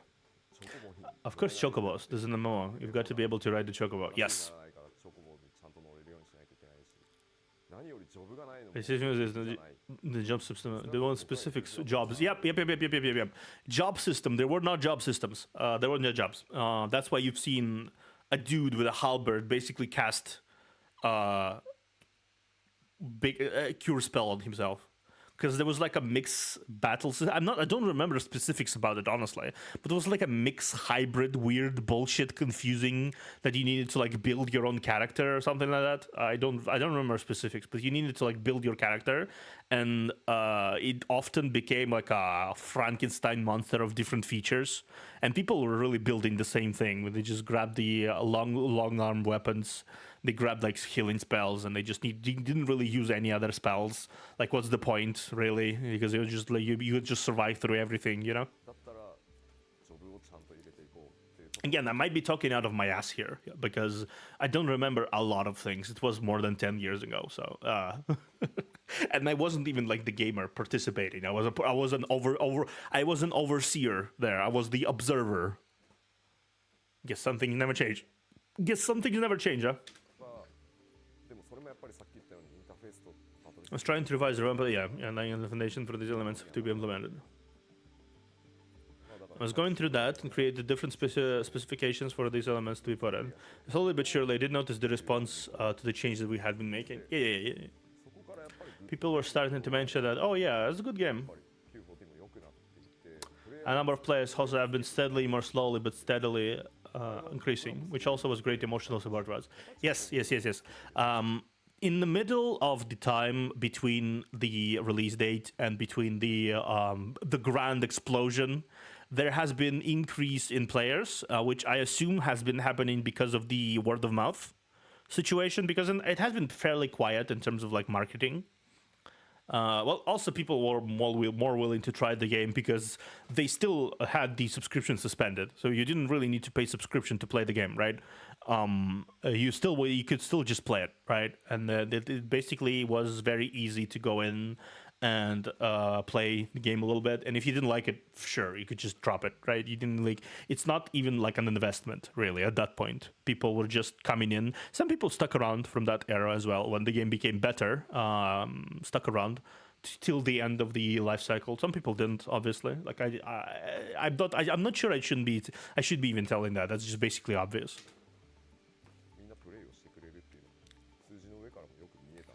As long as you make it a good solid game, yeah. And we released 7 jobs at the time. Yep. I also don't remember which patch it was. Single game designer that was kind of let out. Oh, poor game designer. On what needed to be changed and how they were going to do it.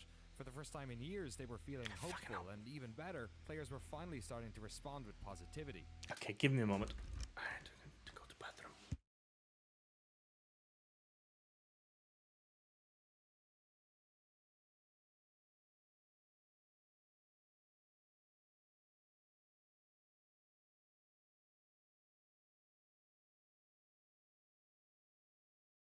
Almost accidentally placed it on the end screen. Sorry, guys.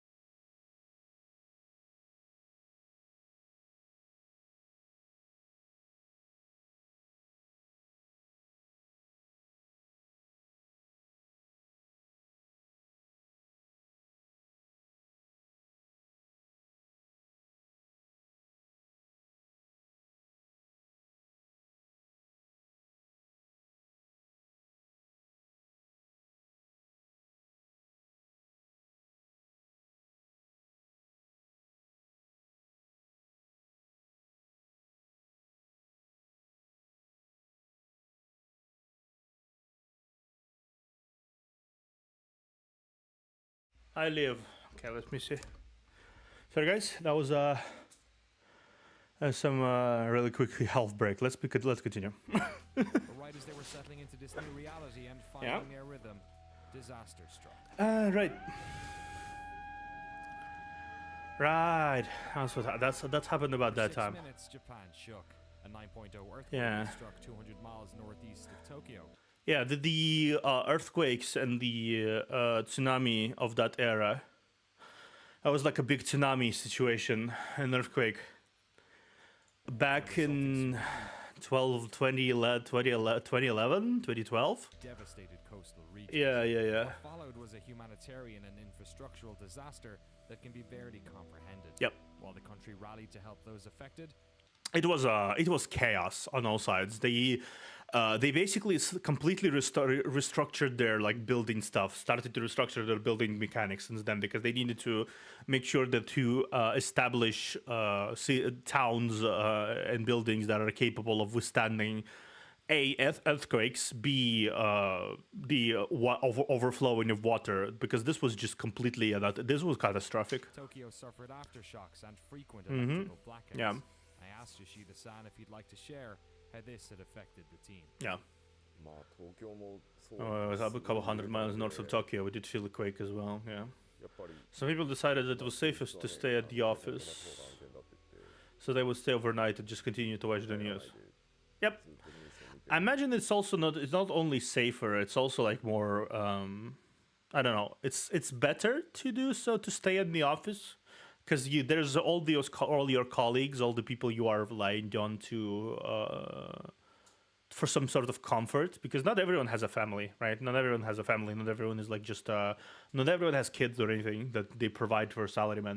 Most people who play who are Japanese salarymen, at least not most, but a considerable part of Japanese salarymen usually don't have kids until like later in life. Yeah. So it's just and game developers who basically lived in life in their offices. They didn't really have much time to establish family either. So a lot of them didn't have family. So it's just basically like friends from the office that they just stuck together and kind of huddled together and make sure they remain safe. Yeah. That's what I think, at least. Yeah. So no, at this point I didn't feel appropriate to continue pushing forward development. For being developer, they're human beings. Yes, exactly. All over Japan, electrical power was needed when we thought about how can they help. It might not have much large impact, but just our way to contribute. We decided to power down the servers for a certain amount of time. We thought in community with the situation that it was able to help. Yeah. Felt sorry for our players, but we decided to temporarily power down the servers. So once we turned the power back on to our servers, I actually received a few letters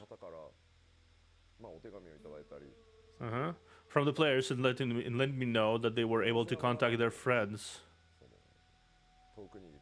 through the realm of Ryorzia. The friends actually logged in and they were able to confirm on their status when the telephones and whatnot were not available. Actually, yeah, that's true. That's true. I remember there was murmurs about this somewhere back then, online, I think. But it was basically that situation where there was a catastrophe. Phone lines were down. Internet was still functioning now. And the servers on the internet, when they either got on the social media platforms like Twitter and such, was Twitter even a thing back then? Well, social media platforms, right?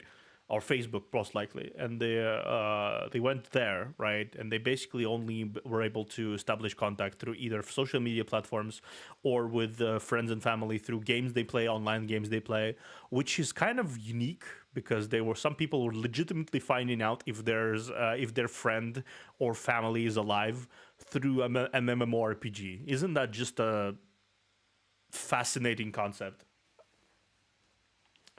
I guess it makes sense that they kept the servers alive and didn't shut them down after all. They're able to log in the Eorzea, and they're able to check on their star friends, yeah. And confirm that they're okay. So yes, if power is needed, you can contribute it by powering down the servers. But at the same time, I also felt that keeping Eorzea going was also beneficial. Yep, it was. I were actually convinced that thank us for keeping Final Fantasy XIV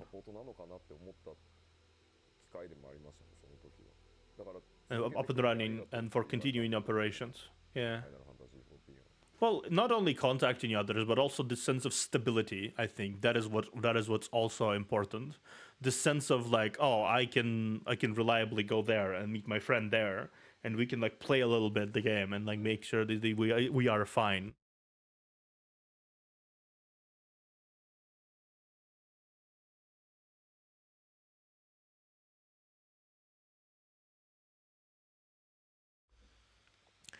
But yeah, it basically was like that. People are stability in this completely unstable times, completely unstable time, not unstable times. Relative to the standpoint, the content of the battle that we're going to face after Freed was actually going to be Leviathan, which was the sea serpent. Oh yeah, that wouldn't be appropriate with it. That wouldn't really be appropriate with it. I was wondering why. Back then, I was wondering who would be the next boss, and then the next boss came out, and I was like, "Oh, yeah, that doesn't seem right." that does seem right. But it was just like this. I remember watching this 5 years ago, and like, "Oh, I see. Yeah, that would be kind of insensitive to release, huh?" Sea Serpent that released, so that's the point we decided to, no, there's no way we can release that with a situation happening. So I had to quickly change course to implement the Moogle battle, and so we had to fix that so we could release that content instead. Yeah, the Moogle battle. It was too difficult to get to work because I didn't come to work, and Square Enix itself had to close for a few days. And so there was a period of time when we didn't go to work, of course. But I did think we were all thinking about what we could do in order to help. Yeah. But was there a point in all... Okay, yeah, I just followed of people going, yeah, and consider about what we wanted to provide an environment where afterwards, when those people who were affected by the incident got a chance to settle down, they would have the comfortable environment in game. True. Ultimately, what can we do? Well, make video games. So I felt continuing to make games was what we could do best. I think that was the sort of the stance we was taking. We didn't necessarily talk about it verbally, but that was the kind of stance that we had been seeing at the work. Yeah. So lovely. It's a lovely mindset, honestly.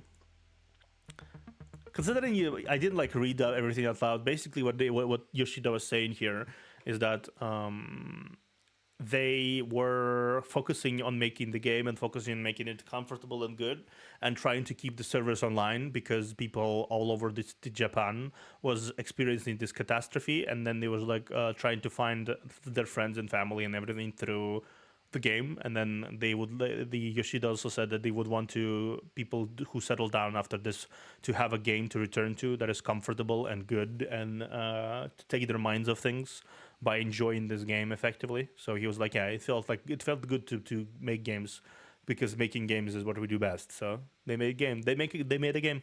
For the coming months, the team would release patch after patch for 1.0.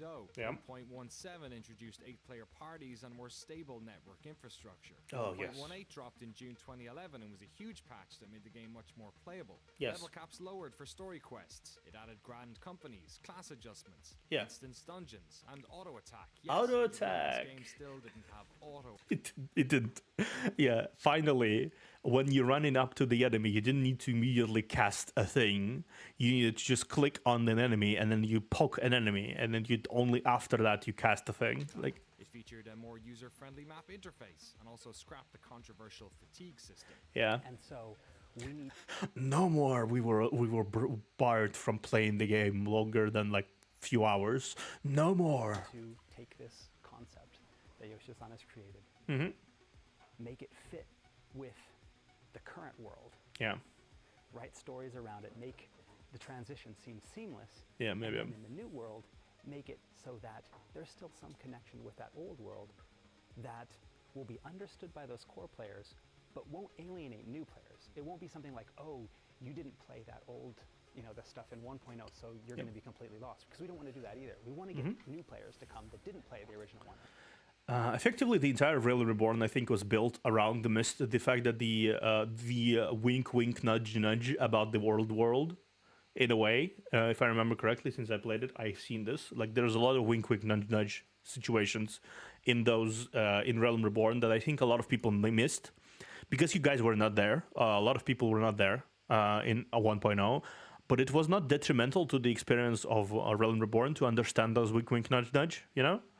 It was not really necessary to understand, and even then they expanded on stuff in raids and dungeons and everything, and these storylines to explain exactly what was missing later. It's just that I feel like there was a lot of gratification for people who were in 1.0.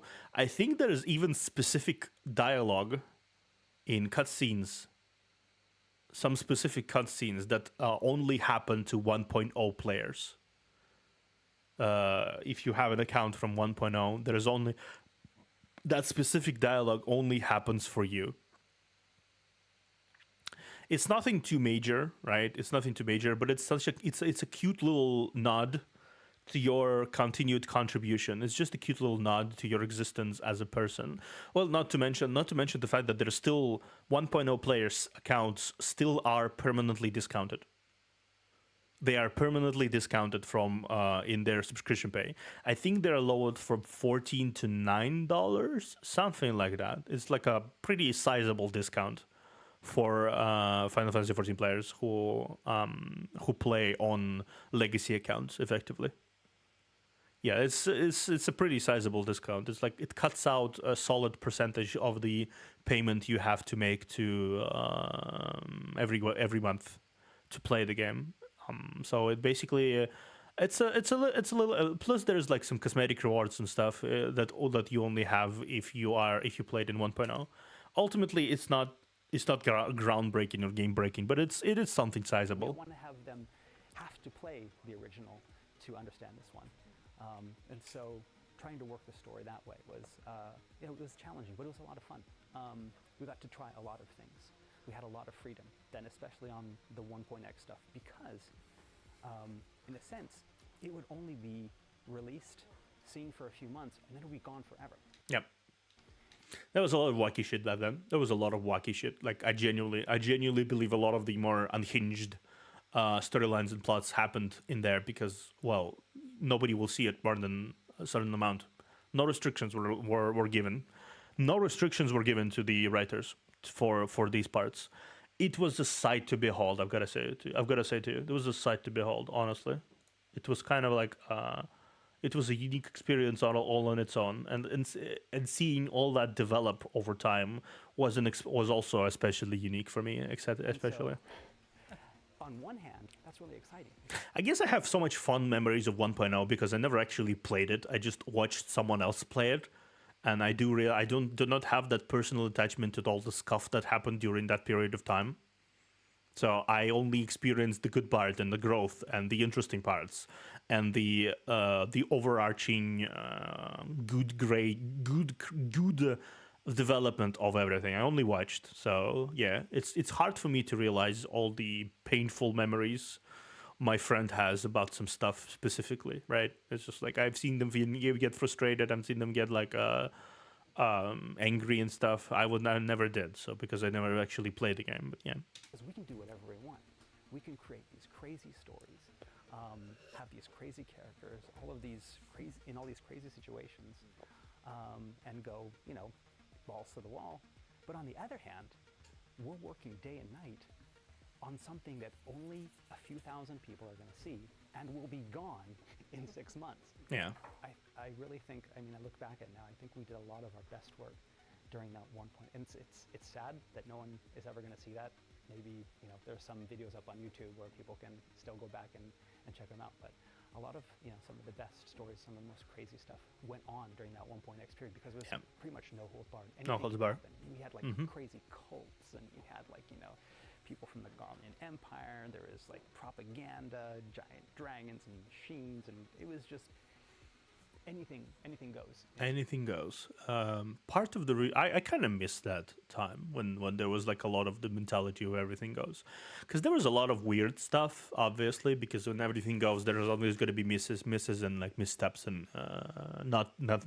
nothing, and there will be stuff that is not really impressive in terms of writing, but there is also going to be a lot of really golden bits of dialogue, really golden bits of writing, really golden bits of storytelling, because they didn't really hold themselves back at all, and I kind of respect that. You can see a lot of echoes of what once was in the new game. Obviously, people who wrote that will obviously write no worse in the new game, right? They still wrote the same thing material, but a lot of it is relatively restrained, I'd say. At least in Realm Reborn. I don't know how it goes in Heaven's Word, and I don't know how it goes in like further, because I haven't played Heaven's Word on Forward, right? I haven't played that. I only now reached the end of Realm Reborn, and I haven't even played the post-patch stuff yet, so I don't really know. But I did hear it goes dark in some places though. But yeah, back then I think he told their best work, because this was the time, if I remember correctly, this was the time before Shadowbringers. Yeah, it was before Shadowbringers. It was Heavensworth out, and it was the next, which is the next one, Storm something that was out as well. That was coming out soon, so that was. Which is currently considered one of the weaker later expansions, if I'm not mistaken. But the Shadowbringers came out since, and then the Endwalker also came out since. So I guess I imagine the writing quality kind of increased back to that level of no holds barred in a way. Oh yeah, I remember that. I remember that. The very first time, it was just some rumor. Oh yeah. Is it getting bigger? Is it getting bigger? This was also when Square Enix. Me and a friend were sat behind the computer. We looked up at the sky. We're like, is it growing? What is it? Is it like a bug or something? What the fuck is this? And I'm like, every day we played the game. Every day it was like, what is this? Is this a thing? What is this?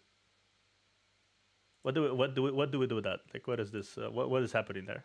Right? It was definitely. It was definitely kind of exciting in a way. It's just like, oh, what is this? Is this a thing? What is happening over there, right?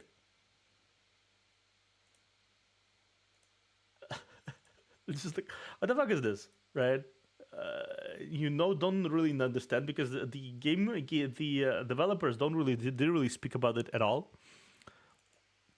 Either they were basically just like vibing there over at their side and like probably giggling like mad geniuses about this. So, like all the rumors on the forums, there was like all the discussions about it. What the fuck? Why is the moon growing, right? And then there was like other shit. I'm pretty sure he will mention it, but there was like other shit that started to happen to people. I think it was really eerie and really interesting what is happening. It's announced that an entirely new version of the game had been in development since January. This one, yeah. Current players would receive copies of it for free. They also announced that players' character data and progress would be transferred to this new version. Yes. They were then calling version 2.0.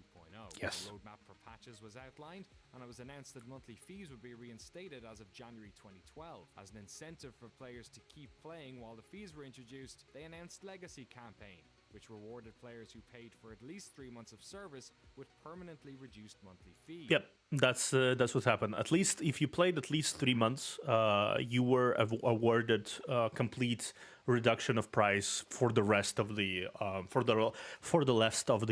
rest of the life cycle of the game. Those players would also get an exclusive Chocobo mount, while as a thank you for their support during the redevelopment, their names would be featured in the credits of the new game. Yeah. October 14th, yeah. Realm Reborn is coming, yeah. Create a completely new file of Fantasy 14. So you have these people going. Oh, are you going to continue to repeat update this? What's going to happen? Yeah. It was so much fun. We were panicking. It was like, what the fuck is this? It saw all the servers renamed, while the moon Dalamud now seemed larger in the sky. Yeah, it was bigger and bigger and bigger and bigger and bigger. Introducing a new job system and 2 new dungeons. Yep. 1.22 followed in April. Dalamud grew closer. And now some players are beginning to have nightmares. Ominous dreams greet players who log into the game while at an inn. The community all the while trying to figure this out. Is the moon going to destroy the world? Then how will player data be saved in 2.0? Yep. They wouldn't have That was actually what was happening.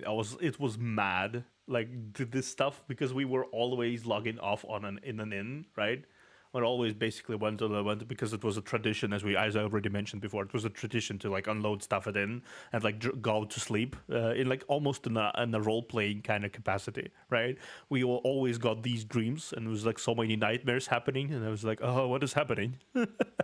have to wait long for answers. That summer, a trailer revealed that 2.0 would be titled A Realm Reborn. And Yoshida-san conducted numerous interviews explaining the future of the game and the features players can expect. On September 12, 2012, the final patch for 1.0 was released. Yeah. Game updates to 1.23b, and with it comes an enormous Dalamud. Yeah. Its mechanical outer shell now in full view. Players now realizing that this world didn't have long left. On November 1st, 2012, a final in-game battle began. Yeah. Square Enix made entry free for the final week of the game, while a haunting song can be heard playing on the wind across the entire realm. While the server struggled to deal with the load, players got together with their friends one last time, as the development team in Japan spammed enemies outside capital cities. One group of players outside of Golda has become legendary, attempting to protect the city with what we now call the Great Gobu Wall. The Great Gobu Wall. Yeah, it was a magical time. Honestly, it was kind of like a weird time, like a melancholic time, but everyone was just so hyped. Everyone's just so hyped and excited and confused. We had to do some chaotic situation to the existing world. Yeah. So what we decided to do is to spawn the strong enemies and near the main cities. Yeah. Even when So many enemies. The very strong, Manticore or the mobile or the giant monsters, players kill instantly. Yeah, instantly. Yeah, it was basically that. Up here, there was so many. All the players were gathering. There were so many players there, old, new, so many players. They were all gathered there. And they would basically stand guard against the tide of monsters and completely obliterate every single thing that came into the site. They completely, utterly destroyed every single enemy inside. Like there were people who would immediately jump on and spam all the attacks on one monster, and it just basically went seconds. Yeah, so, oh Jesus! So you killed my monster again. So what we can do is just keep spawning. There are lots of monsters. Yeah. In very late night, when I was keep spawning the monsters. Yeah. Immediately destroyed. I've never talked to him before, but just coming down to my desk and then just give me the bit of paper with some numbers. Which numbers I can understand. This is the number of the certain monster I can type in. So that I can spawn a very new, stronger monster. So thank you very much. It's the program. So that was a very fun moment. You were like playing God. At first, I felt like God. Hey, players, can you beat my monsters? But no. I was very weak God. They were God. Yeah, they were God. So it was then, on Sunday, November 11th, 2012, just over a year after Final Fantasy XIV was originally A little bit launched, over a year now. with Dalamud hanging in the sky, that the servers were finally turned off. And as they did, a trailer dropped, showing players what was to become of their old home. Yeah.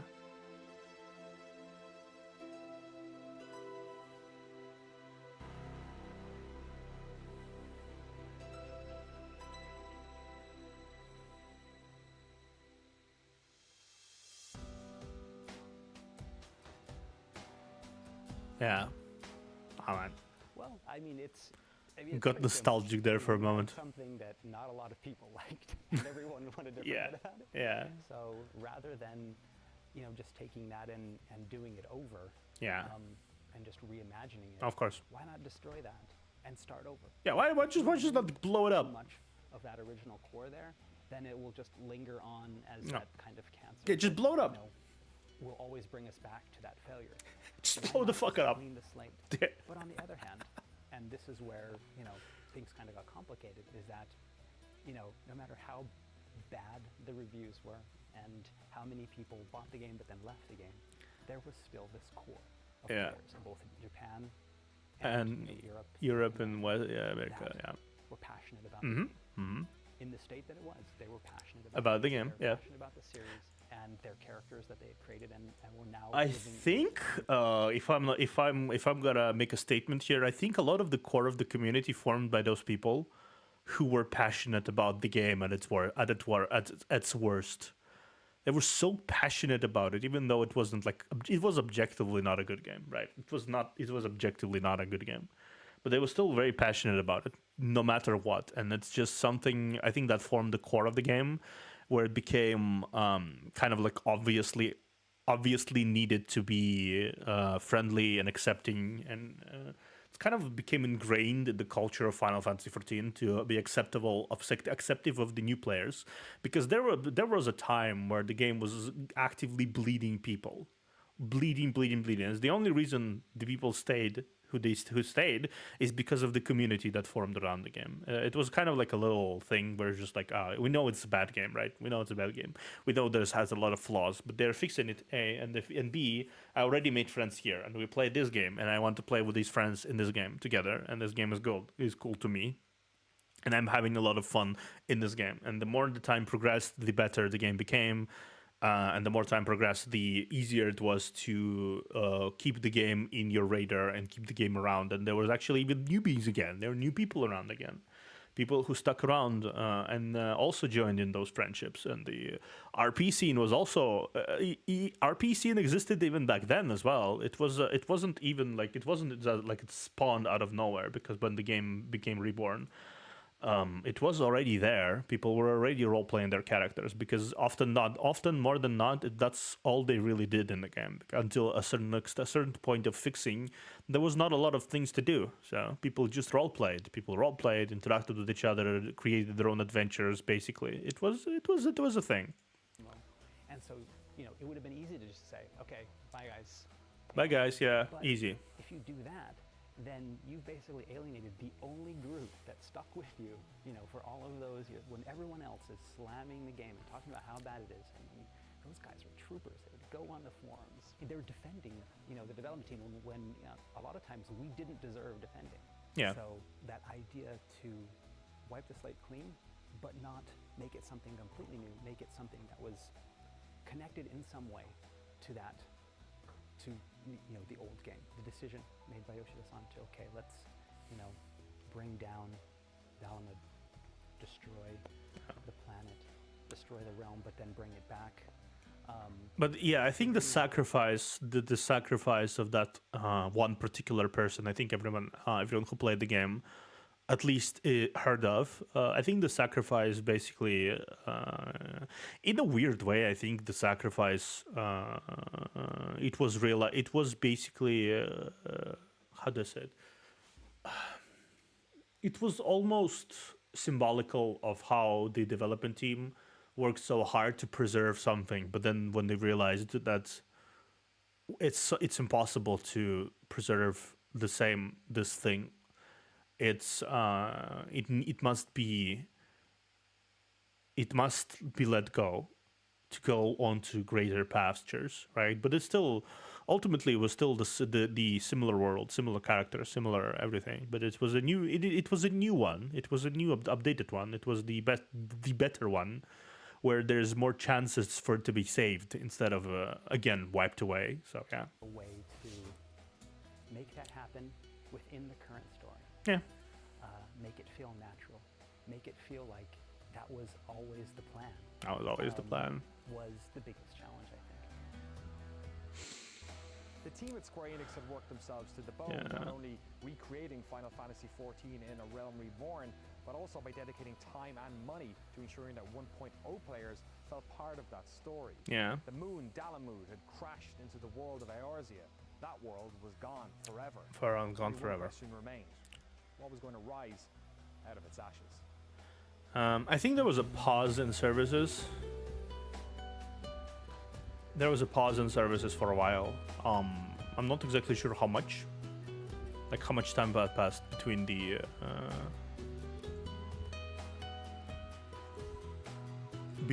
the ending of service on the original game 1.0 and the new service in the 1. and 2.0. I'm not sure how much time passed. I think they will mention this later.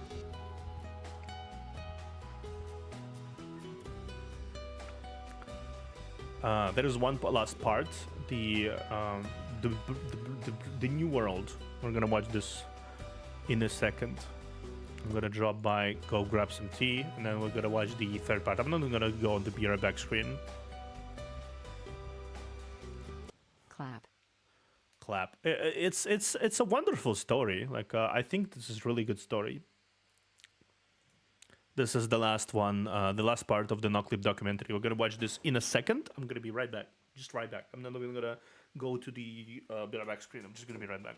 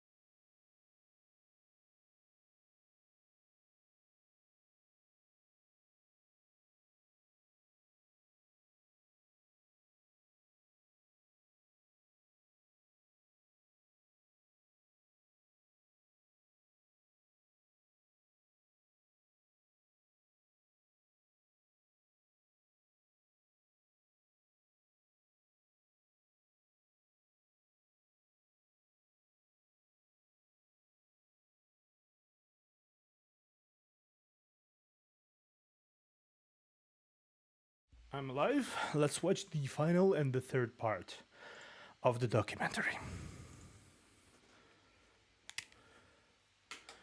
Let me see. Is it still? Yeah, there we go. Now clip documentary part 3, The New World.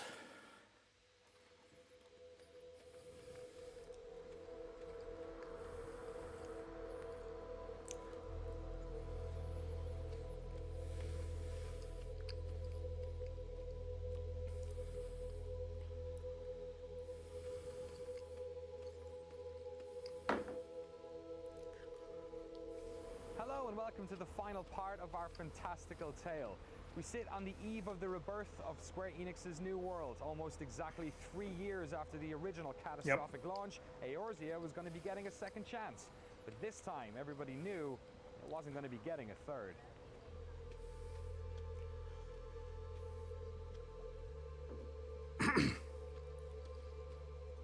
There was so much tension and anxiety back then in the community. There was like a mix of both tension and anxiety and excitement, because we really wanted it to work, and we really wanted it to be good, right? We really wanted to be proud of sticking to a game for so long through its hardships and everything and failures, and then we really wanted to be proud of that feeling. But on the other hand, we realized that if this doesn't work, that everything we have went through, every single part of that magical experience, it was basically for nothing because the game will probably be shut down soon after, right? And the Final Fantasy brand will be forever tarnished with this monstrous disappointment. Not even monstrous disappointment, monstrous double disappointment. That would be absolutely catastrophic. Once Dalamud had struck, Yoshida-san moved the 1.x patch team into the main team working on A Realm Reborn, taking lessons from contemporary MMOs, feedback from players over the 1.x phase, and elements that worked from the original version. They crafted a modern Final Fantasy XIV, set in a vibrant world that reflected the energy of the franchise. And for Yoshida-san and some other members of the team, this was going to be a very public thing, as they took the short train ride from the office in Shinjuku to Shibuya to take part in a very special launch event. その渋谷のイベントへ向かうために朝電車に乗ってた。で少しリハーサルを当然やらなきゃいけないので、まあ少し早めに家を出て、いよいよ発売日かって思いながらその電車に。I watched that press conference. そのドアの近くに立って。man. そしたらそのドアの僕は右側に立ってたんだけど、左側に立っていた男の子、多分大学生ぐらいだと思うんだけど、緑の綺麗な男の子がすっと。Walked close to me in a very small voice. He said, 小声で。Mr. Yoshida, he told me, I really want to congratulate you on the release. 本当に発売おめでとうございますって。I'm a player. プレイヤーですって言われたんですよ。で、 So that happened. Then when we got to the event and when we were on stage, we talked about how we got there, the background of all the events that happened up until now. And finally, Mike was passed on to me, so I recalled what happened. In the train that morning, I just had to pause. Yeah. When I saw it, I was at lost for words at that moment. Yeah. And then was when the crowd started cheering on me. Hang in there. Yeah, it must have been overwhelming after everything. Even I feel emotional from all that, remembering all that, and I was just a player. I wasn't even a player. I was just an observer of a player, and even I'm getting like a little emotional tingle down. You probably hear my voice a little wobbly right now, and I get like a little emotional. Imagine remembering all that stuff, how it went, all the stories that were told, all the people I met there. Obviously, I don't talk with them anymore. As it usually happens when you become an adult, you don't really keep up with a lot of people you met along your life. To be fair, I think after the college was done, I think we never really played anymore. And then I only after years, my sibling bought the complete edition of the Final Fantasy XIV. I think after the Endwalker came out, like long after Endwalker came out. And bought just a fuck ton of gaming time, just a fuck ton of months of subscription. I think she bought so many game cards, she had to actually pause inputting them because she inputted too much cards at once, and it was maximum amount of time that she could possibly buy in advance, like a year, and then she had like 6 more time cards left. Up until this point, she had like six more time cards left, and all of them, mind you, were 3 months. So basically, it was functioning all the time. And I was like, she inputted everything, and then she immediately got a 1-year anniversary of staying around gifts. Like she didn't even start the game, but she already got the gear for congratulations for 1 year of subscription already, because apparently it works in advance. It's not game time, it's subscription time. So if your subscription time is more than a year, you're gonna get the gear, even if you just started playing 5 minutes ago. Yeah, it was something. And and then I played it myself. Yeah, I do find it really charming myself. I really do find it really charming. The game really went a long way. I can say for sure the difference between back then 1.0 and difference between what even was in Realm Reborn, it was different is staggering right now. Like the quests are not as boring as they were. A lot of additional layers to grinding. There was a lot of stuff you needed to do additionally to progress through the story that you just don't need to do that right now. Not anymore, really. And it's just so, I don't know, it's so impressive how far the game went, honestly. Like, that's just what I want to say. It's just so impressive. 昨日もちょっと話したように MMO って発売してもそれがゴールじゃないスタートなので Smart at the beginning of a long あんまり marathon. 干渉に浸ってる暇なん And there's no time for being absorbed in the emotional recollection. 思わ Yeah. ずこうプレイヤー But に just being こう there, 頑張れって pausing, and then the audience cheering on 言われ me てきちゃって just got to me. So I got a little teary eyed. It's a little embarrassing to say. Yeah. 運営を続けていこうと思います。本当にありがとうございます。そしてこれからもどうぞよろしくお願いします。Yeah. Almost 3 years after its original launch, Final Fantasy XIV The Realm Reborn was released PC and PlayStation 3 on August 27th of 2013. Behind the scenes, Square Enix had suffered a disastrous 2013 fiscal year, resulting in a loss of around 10 billion yen, which is $105 million. They couldn't afford another failure.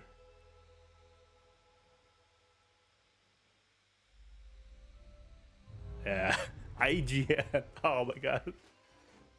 Their old introduction. Final Fantasy XIV, A Realm Reborn is a great MMORPG experience on both PC and PlayStation 3. Grounded in tradition and learning from the lessons of the games that preceded it, it thrives on the strengths of its excitingly varied and flexible class system and highly mobile combat. Yeah. The game's rough launch is mostly over, but you still might have to contend with login errors. But this is, by and large, a very good, massively multiplayer game, filled with lots of stuff to do, gorgeous vistas to behold, and lots of adorable narrative touches. The challenge ahead for Square is to achieve the delicate balance of questing, dungeons, and fates for the second half of the leveling process, as well as it has the first. But considering the stunning reversal of fortune that Square has achieved here, it seems like anything is possible. So what was it like then on your end after, years of working on this game, having the launch, basically being required to work on two separate games at the same time, patching one and then building an entirely new one, almost in secret for a long time. Oh man. To then see, what was it like reading reviews? I'm just nostalgic right now, honestly, about all this stuff. It's like takes me back. 2013. So a lot. I thought it was a different. If it was a different scene back then, a lot of the time, I think a lot of people will rely on those reviewers like IGN and such, much more than they are right now. There was a lot more underground vibe to the gaming. I don't know. Who'd have thought it could change so harshly in 10 years? Who'd have thought? And reading message boards when people were like, "Oh fuck, they did it." It was, yeah. I mean, we were just as surprised. I mean, not as surprised because again, it was definitely different. Yeah. In those months before releasing the original, I mean, I knew that the game wasn't in good shape, and so it's kind of you're lying to yourself, trying to say, "No, this is going to be good. They're going to like this part. They're going to like this part. It's going to be okay. It's going to be okay." But with A Realm Reborn, it was much. This is a really good game. Yeah. You're playing like enjoying it. Yeah. But there's still that little bit in the back of your mind that's like, and it's what we were told, is that once the game has been reviewed, even if you try to rebuild it, everyone's going to remember the old. They're not going to look at the new. And Metacritic never forgets. When 14 came out, the original, and it was maybe people were like, okay, I think I'm a hardcore offline Final Fantasy guy, but I'll try out this new one. But then, okay, it's terrible. See, I knew it. It's terrible. They're not going to want to come back for a second time because I already played that. It was terrible. And so there was just this feeling that even if it's a really great game, no one's going to play it. They're just going to brush it off because it's the bad Final Fantasy Online that I tried, in beta and it sucked, so I'm not going to play it anymore. Yeah. So yeah, we were afraid of that. But then, wow, it was just.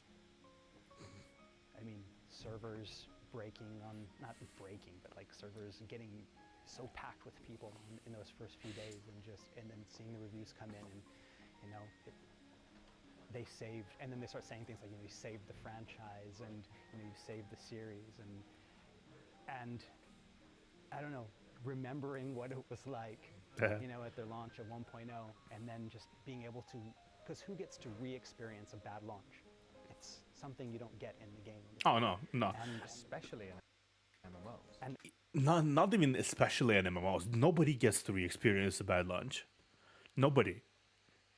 Again, I already mentioned it, but it wasn't a launch situation with No Man's Sky. They just basically patched it back to live into a good game. A lot of games that become good over time, they were patched into it. There's no real big 2.0 situation with the storyline tying into the destruction of the old world and the creation of the new world. It doesn't really work like that. So it still stands as a unique, completely and utterly unique experience within the gaming world that I feel like is all of that. It's still crazy that FFX have managed to make such a big comeback. In retrospect, it's really crazy. You have to understand just to what lengths they went to do this shit. It was they worked on 2 games at the same time within 2 years the span. They separated their team into 2 parts to work on 2 different games, and one team was aware that this one part of the game is not going to last more than like half a year and a half, effectively. It was I was there. I already told this before, but I was actually there. I was in college back then, university, with a friend who was playing the game, and I watched him play the game, and we basically went through the entirety of 1.0 with him, with me as an observer. Things never change. Huh? But yeah, and I remember that moment of Dalamud. I remember the moment of trailer, and I remember us sitting. I was just both sitting there, like tearing up, or just like actually crying. So that's why I'm sounding so fucking emotional right now and like nostalgic, because that was a magic. That was a magical moment. I don't think I will ever get to experience that in gaming. Don't think so. Because I don't believe the gaming has the passion. A lot of the AAA gaming has the passion and the dedication to their craft to pull off something like that. Like something like that, no. Maybe patch to life, yeah, slowly over time. Maybe make the game good with time, yeah, sure, with patches and stuff. But not to this extent. Because initially, people often underestimate just how broken the original game was. People really underestimate that. It was mostly a screenshot simulator most of the time. It wasn't even a game, really. It stuttered more than it didn't. The menus were hell to navigate. Combat system, as I already said, you stood there for 5 minutes waiting for all cooldowns to slowly go in, and then for your stamina to fill back in. And then you needed to click all the buttons manually using your controller stick by dragging your mouse pad across the thing. And it was just like, not mouse pad, the D-pad of the controller, because you required the controller to play a PC game. And it was just so overwhelming in a lot of cases that I'm not surprised people left. Lots of people left. If anything, I think we were the insane ones for sticking with it. The people who played 1.0 were the insane ones. That's the fact. Even the game developers say you guys are insane.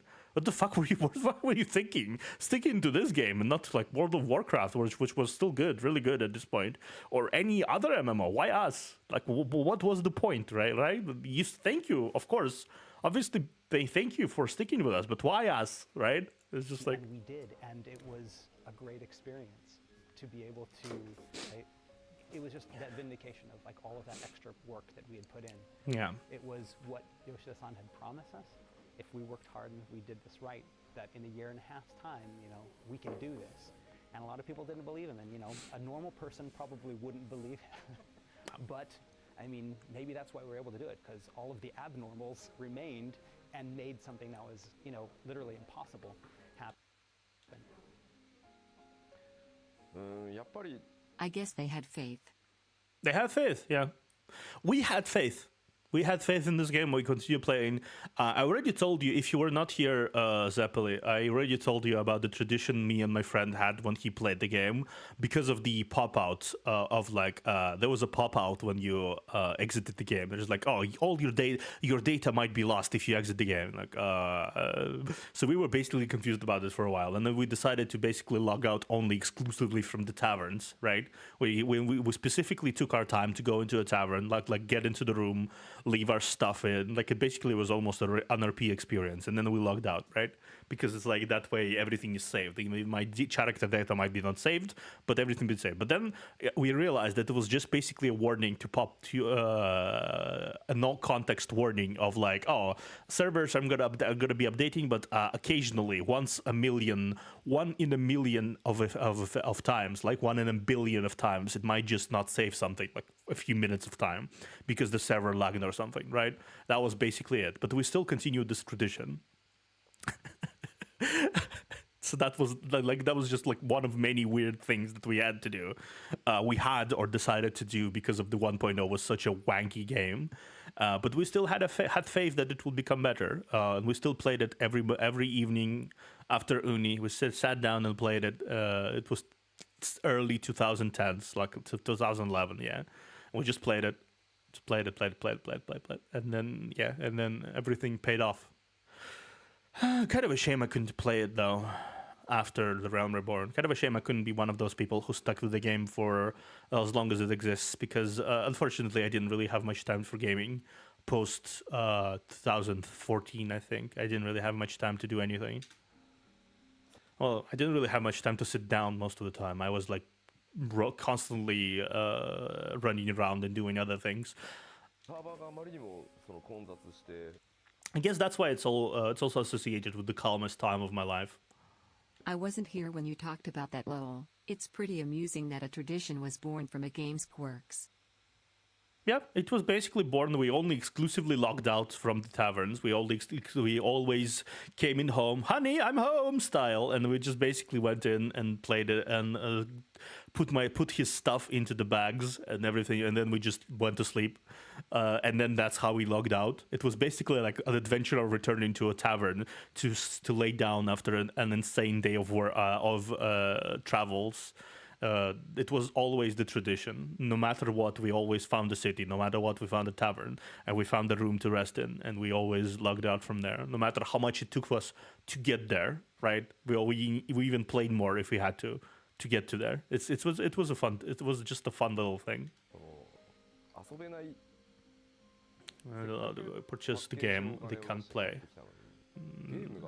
Of course, it's an online game, so you have to be able to connect to the servers in order to play. Yeah. Before I even worry about reviews, the fact that we were creating a situation where the people brought the game but couldn't play the game was shocking to me. We didn't anticipate so many people, so that of course was one of the contributing factors. Before I could even react to some of the reviews, I think I was more focused on trying to rectify the situation and allowing people to log in. Yeah, there was so many people on launch of Realm Reborn, so many people that they literally had to sit in queue for days because there's so many people, and Final Fantasy 14 teams were basically like, oh well, they're not gonna overwhelm our servers or anything, so let's set the capacity for like a little slow to start with. Let's like see how people like it, and then we're gonna increase it. Tough shit. People flooded the fucking things. They flooded it because everyone loves a comeback story. I think people don't realize just how much people love a comeback story.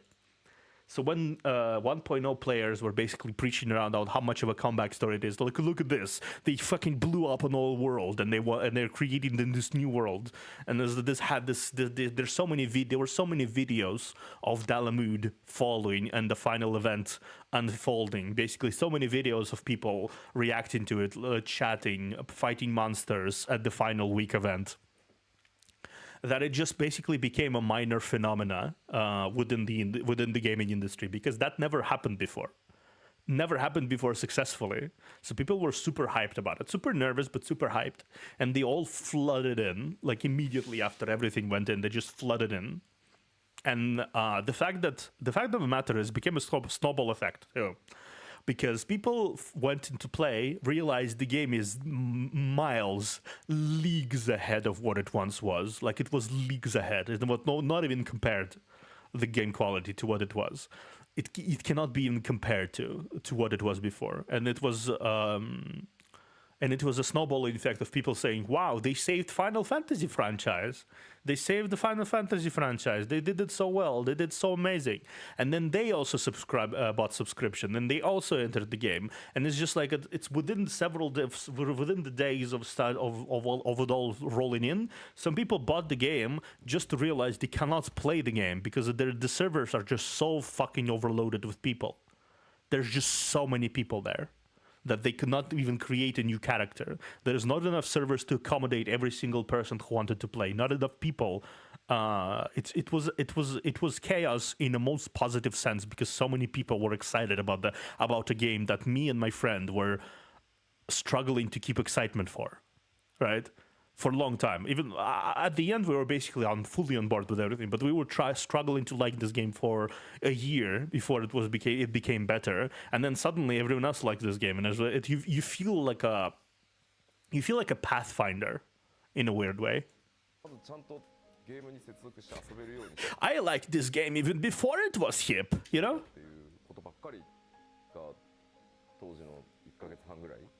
Yeah.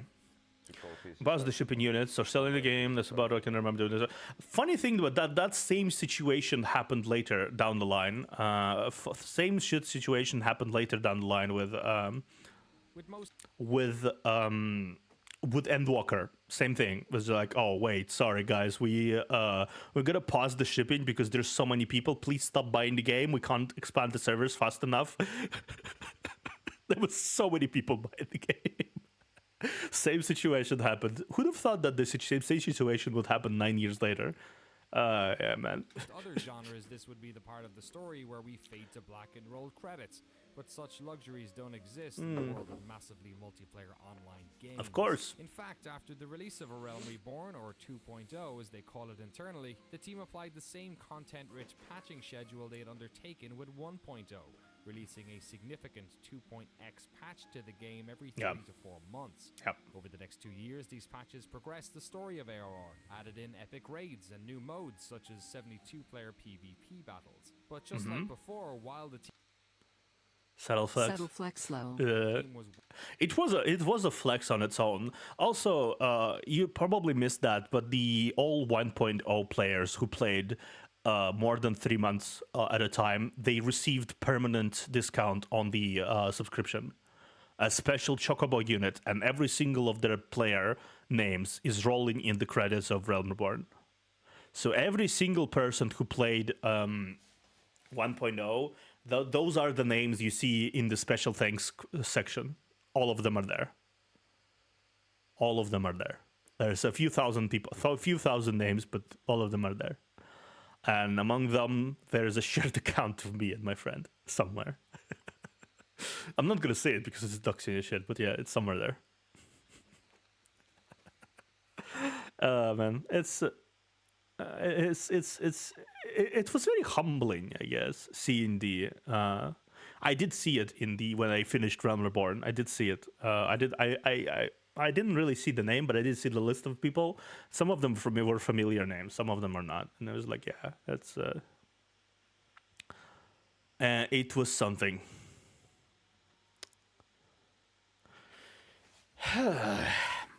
But yeah, they did a lot of really fun. There is a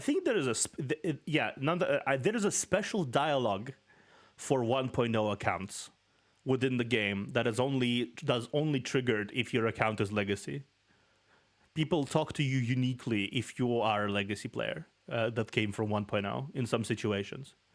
So there is a lot of really heartwarming stuff that they give into 1.0 players specifically.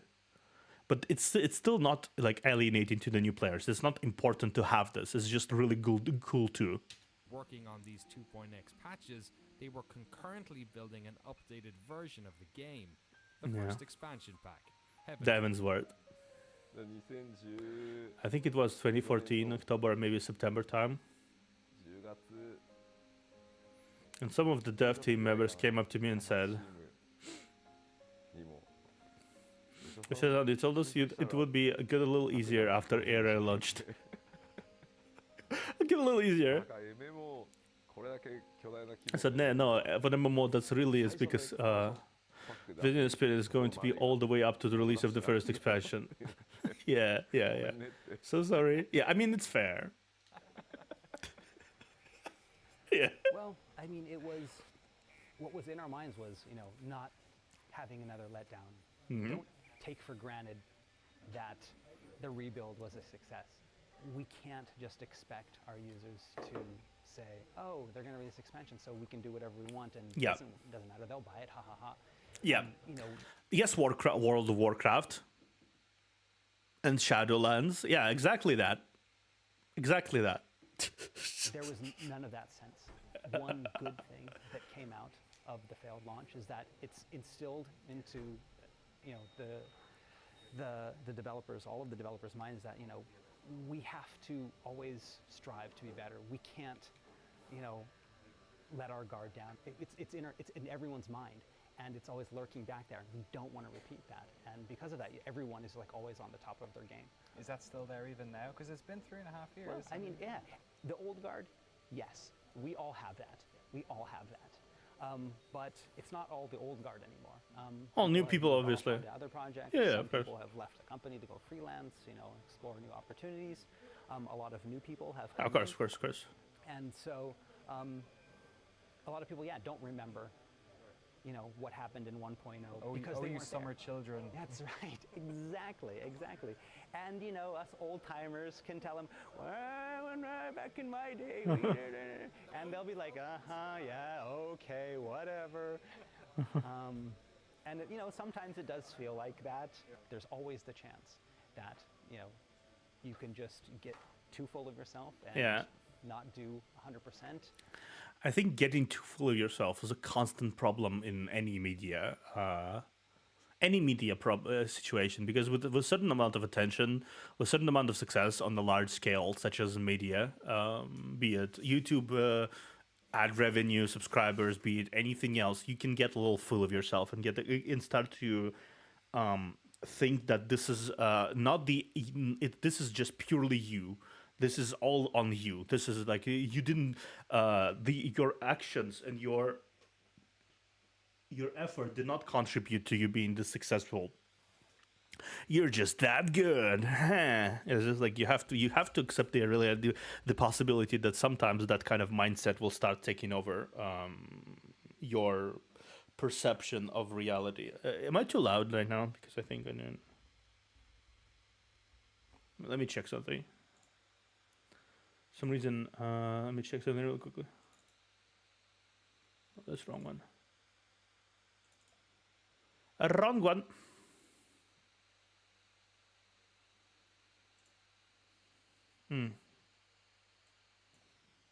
Yeah, okay. Okay. For some reason it was switching. Okay, it's fine. Not learn from your mistakes, and that. But yeah, for some reason the yeah. It's fine on my end. Okay, cool. Thank you. But yeah, a lot of people don't realize how it's important to keep your head in the game, keep yourself humble, keep yourself absolutely keep your accountability of your actions. Because if you don't continue grinding as hard as you did when you started, probably not going to get the same quality of stuff when you started. Like it's not going to be your best videos if you're a YouTuber. It's not going to be your best games if you're a developer. It's not going to be your best anything if you don't realize that only effort and passion is what actually brought those successes, not the fact that you're such a rock star that totally brings success to everyone. It wasn't the BioWare magic either that just magically exists and fixes everything that happens even if you fuck up. It isn't anything of that. It's just passion and effort. That's all it does. That's all it is. The community was like, no, we're done, and you know. we were lucky to be given a second chance. Mm-hmm. We were really lucky to have that second chance actually succeed. Yeah. I don't know, third time, I don't know if I want to, press my luck any further. It's not a good, fun situation to be in. Not at all. The things that I've learned over these past 7-8 years working on 11, the original and the new and the expansions, is something that I'm going to carry with me to all future projects, as it will with, all of the other devs that have done that. It will be a piece of that Final Fantasy 14 1.0, a piece of that, ARR and the expansions will be with all of them. It will be a failure that will keep them going to become stronger. I guess that's why people say that the failure is the best teacher ultimately, because you cannot learn in life if you haven't failed, right? Ultimately, I'd say my tenure on Twitch was not exactly the most productive time I have ever. Like, for example, just my example, I meandered a lot. I did a lot of things that I don't think was really good for my brand, right? Not like scandalous manner, but just like not. I did whatever the fuck I wanted to, right? And it was. I had no visibility. I was very clumsy in trying to start interactions with people. I still am a little clumsy with starting interactions and networking. There was a lot of things I did wrong, right, when starting VTubing career and starting like genuinely producing content stuff. But my problem was I just wanted to start. Even if I failed, I just wanted to start, and I did, and I failed, right? And I failed. That was a failure that I remembered to this day. But I want that failure, seeing that lack of passion in myself back then, seeing the lack of skills I had and the way I awkwardly approached the things, I rewatch it, and that instead of putting me down and saying you can never do this, it's just making me want to grow better at what I do. It's just making me want to try harder. It's just making me want to, I don't know, to get to the best level of things I can. Even like right now, I completely switched around my reaction setup because I thought it would be much more comfier for you guys if I had this relaxing background and Shoost playing in the background, just like so. It's such a cinematic atmosphere of us watching a video together instead of it just being the video for my entire screen of video, and just me like in the corner. I don't want to be that guy who basically re-uploads the videos of other people on his channels, on his channel without giving much transformation. This entire layer is my attempt to distance myself from just full screen reactions with me in the corner. Hope it works. And, hopefully they'll be able to use that in all their future projects. But yeah, what I was saying is I'm not like patting myself on the back here, but I'm just saying how being failing at something usually drives you nuts and and makes you give up. There are two outcomes: either it makes you give up, or it makes you try harder and grow better at something. That's honestly how a lot of pro players of games come out on top. They just fail over and over and over until they already know everything that happens in some situations and can make all the right decisions in all the right moments. Heaven's Word was another win for the team. Critically praised and loved by the community, it helped push cumulative subscriptions for the game beyond 5 million. Yeah, 5 million. In fact, the amount of players in Eorzea has kept rising. 当然上がり下がりはあります。上がり下がりをしながら Fluctuation definitely slowly rising the numbers as well. I feel like that may be atypical for them all to be trending like that. Yeah, it is. Final Fantasy 14 is for game design. I never want to make it so that you have to play for it continuously and have to log in every day. Yeah. I want to avoid forcing people to play because everyone is so busy.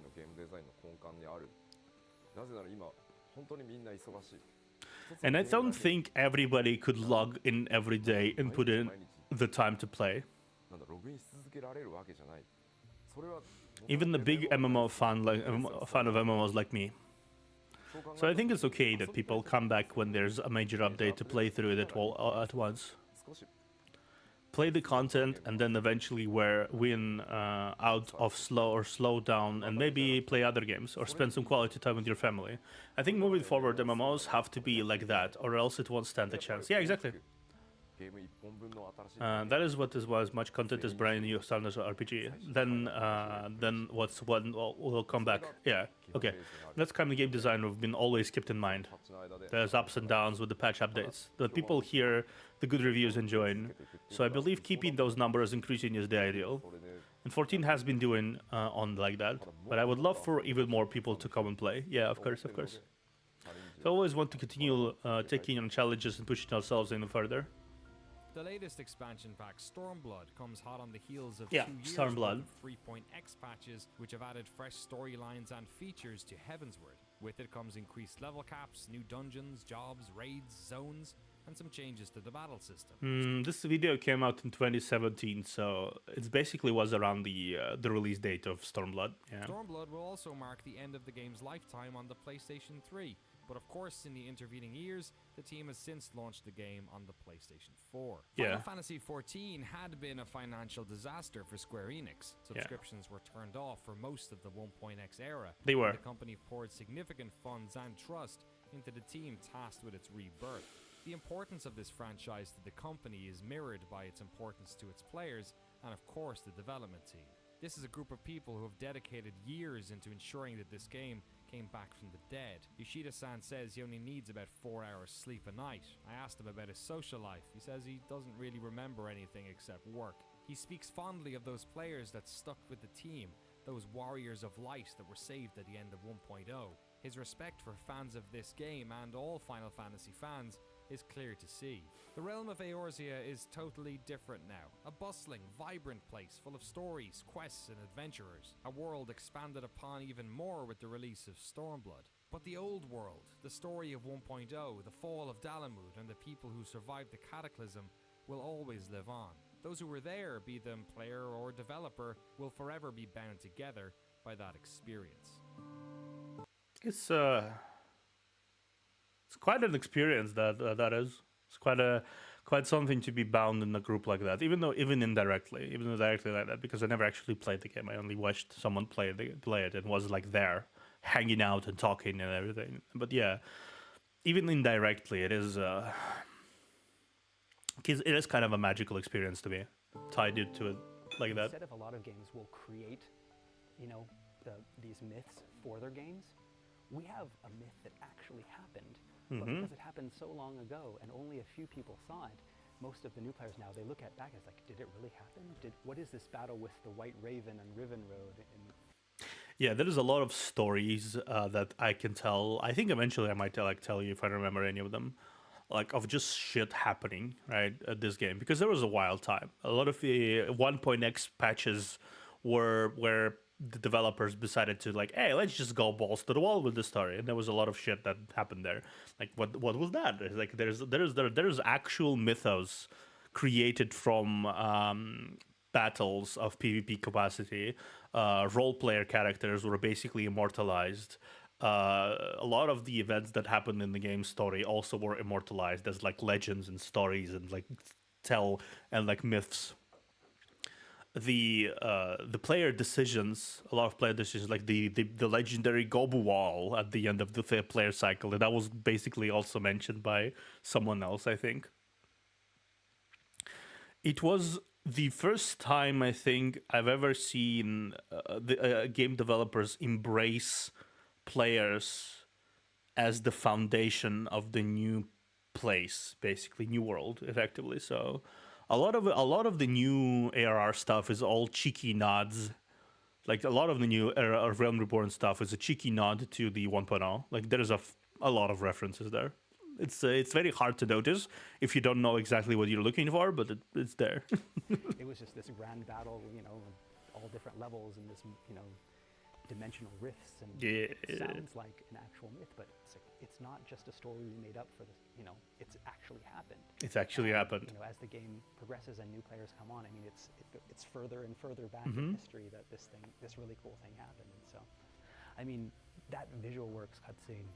I mean, I remember watching them just goosebumps all over. I mean, I'm watching with all of these other, you know, like the directors and producers and, you know, the director of the visual works, and we're all sitting there and we're all watching, and I'm just watching, and like I've got like tear in my eyes. Yeah, it's dust, and Yeah. it was that powerful because it kind of encompassed not only, you know, what the character went through, it was an image of what we as developers had done as well. At the beginning, we're all, you know, let's do this. It's going to be an adventure. We're like that first cutscene where, you know, with the party that goes out and they have their guild leave and they go out and they fight the Morble, and that's us at the beginning. And then the release hits you, and you're down. I mean, then you have that cutscene where it's just like everyone's working together to make something new, and then it failed, but no, it didn't fail, and you're just, and all of the memories of, you know, the past years, the good and the bad, kind of all come together, and, you know, just so overwhelming. And that's, you know, pretty much the reaction then when we finally release it to the public that we got. I mean, so many people. I just remember the forums, checking out the forums that day. I mean, people were just like, I've been in tears all day. I've watched it 10 times. And, and to see that, you know. We watched it about 5 times before we calmed down. You know, the development team, it's that you have this hardcore group of very, very loyal fans that, you know, they believed in the game. We believed in the game. We stuck together. We were able to build, you know, this new thing that's not just for us, but it's opening up the doors for a whole new audience. But and look at that! 10 years later, it's still out there. It's still continuing, and now we are back to another new world. If you trust the new cinematic, the trailer, and a new frontier, basically. You know, remember, we were there first. We're the ones that. There was more new stuff ahead. And, you know, they have the pride in that. Those players. More new stuff. More interesting situations. You know, the before Meteor guys. You know, Yeah. Yoshida-san in interviews will always talk about, you know, those people that supported us, and we couldn't have done it. I mean, it sounds so cliche. Oh, we couldn't have done it without your support.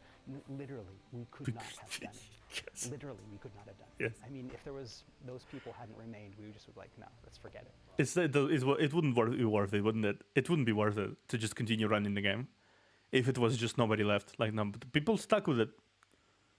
People stuck with it. People really enjoyed the game to level they could, and yeah. They're not going to do it. We wouldn't have put as much effort in. It would have just been, okay, yeah, whatever. That's just free to play, you know.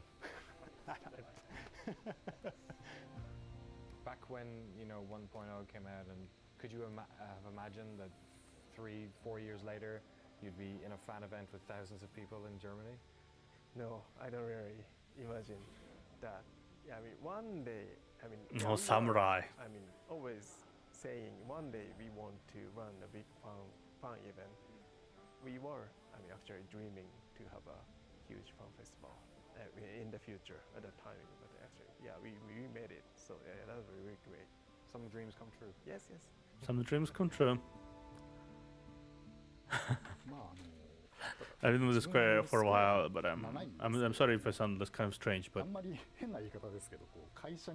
I don't really feel a sense of being tied down to belonging to a company. After all, when creating games, it's very important who you work with. For this project, I was able to work with people I wanted to work with. Yeah. And we were able to accomplish something really big.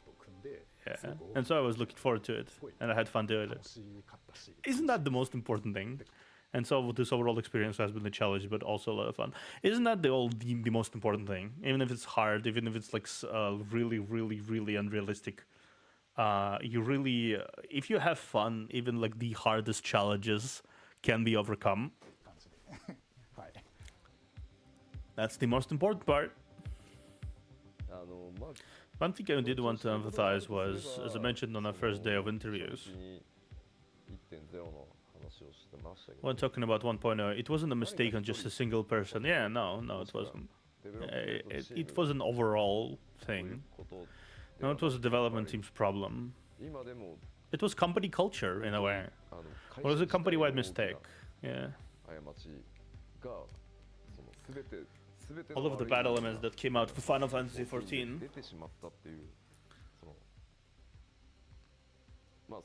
I mean, release when I say came out, it was more about all of those bad elements merging with the release of the original Final Fantasy XIV. I strongly believe that was the case. Okay. But then we're able to release Final Fantasy 13. 会社全体としてやって15がリリースできて It was rough. And through that, 少しずつ変わってきた I believe the company is starting to change a little by little. もっと変わらなきゃいけ And ない we should change a little bit more. Perhaps some people may have started もしかすると少 to し feel a 安心 bit more してる人 stable が at this いるのか point, もし but れ I ない feel like we should continue to ま change だま more. だ変わらなきゃいけないと思ってるんで I think, in retrospect, nothing could be said more about Yoshida's perspective of change than Final Fantasy 16. When it came out, it was a completely different experience to what you usually are used to when it comes to Final Fantasy. 15 was a third-person RPG kind of situation where you know exactly what you expect, right? It was similar battle system to. I want to say 13. It was a similar battle system to that, right? But it was much more wide game, right? Final Fantasy 16 was not even close. Like, it still was an RPG at its core, but a lot of the stuff, a lot of the flashy combat, a lot of the parries, a lot of the stuff, it was just so technical and flashy and stuff. I've seen the gameplay. It looks really exciting, right? Looks really exciting, and the fact that they also added things to let you play however you want, however mechanical you want, that's also exciting. I've seen many criticism of it before, right? I haven't played it before, so I'm not gonna say if it's a good game or not until I actually play it. Hopefully, it will come to PC and I will be able to play it eventually. But it's like the change is important. Even if the change leads to something bad, I feel like it's still important to do so. Because if you change into something bad, that means you can improve on that something bad. And then next time you attempt to do something like this, it will be coming out much better. Next time, next change will lead to something much grander, much better. Because without change, Final Fantasy XIV as a concept could not happen. Without change, World of Warcraft would not even run to this day, and you can't even recognize Warcraft right now as it from what it was before. There was updates in graphics, updates in stories, updates in everything. Without change, a lot of YouTubers who were here for a long time ago, they would not be here anymore. I mean, out of all the people who are still relevant out there, Jantron is still relevant, even though he's been around for so long, right? And that's because he changed with the times. He changed from gameplay, from other stuff to gameplay, from gameplay to other stuff. It's just like, maybe some people will not like the change, but the change is important nonetheless. So that's why I'm thinking I will probably not always be the gacha guy, right? I will probably not always play gacha games, right? I'm just not purely gacha games. I know I'm overwhelming myself right now with all the games I'm playing. I know I'm trying to catch up to all these things I'm playing right now. But eventually, once I played all the things I wanted to play, I probably will switch gears to something else.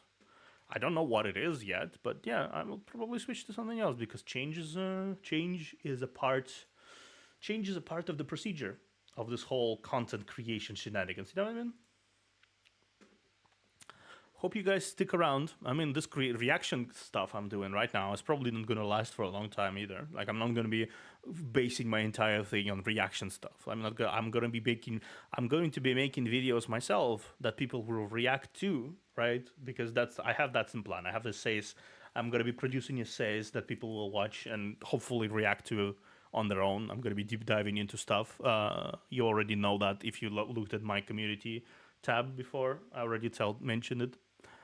But yeah, I guess it's just encouraging to me because some change is a scary thing, but change can work. なんかそのあたりがうまく伝わってるといいなとは思います。これはなんだろう、スクエアエニックスっていう会社が Several lots from games are being created by Square Enix. 人が世界中にたくさんいる。 People from all over the world, yeah, people believe Square Enix has not reached its full potential. I know there are people who believe Square Enix can do even better. Yeah. もっと上いけるじゃんって思ってくれてるはず。 And so in order to do that, we'll have to change and take on a bit greater challenges. Yeah. This part too. I hope I was able to convey this through our conversations. I will say this, our intention. This is our intention. I want to make sure our messages is getting out there, even if a little at a time. So of course, if players or the company desire for me to continue to create Final Fantasy 14, I will do my best. Of course, if there's another project, I could potentially work on that. If decided I should go both projects simultaneously, I'll probably have to do that. But at the very least, I belong to the Square Enix as a member of staff. And I do not run my own company. So what the players expect from Square Enix and how corporate use this is very important. This is not to say I don't have any games I want to create on my own. Yeah. But if I wanted to make what I wanted, I feel it's fine to leave the corporate situation and start my own company. However, as long as I'm wanted, I will give it my best. That being said, I feel like now is a good time to start thinking about if somebody can take over on even just the producer side or director side of my job. Yeah, I guess so. The tale of the death and rebirth of Final Fantasy XIV Online is a cautionary tale in corporate hubris. It's a story about the power of humility, respect, and unity. Yeah. A fun story for those of us who knew nothing about it. Cherished times for those who were fortunate enough to be there when it all happened. Yeah. And a wonderful reminder of something we come across so often in life. The idea that reality can often be even more amazing than the fantasy. Yeah.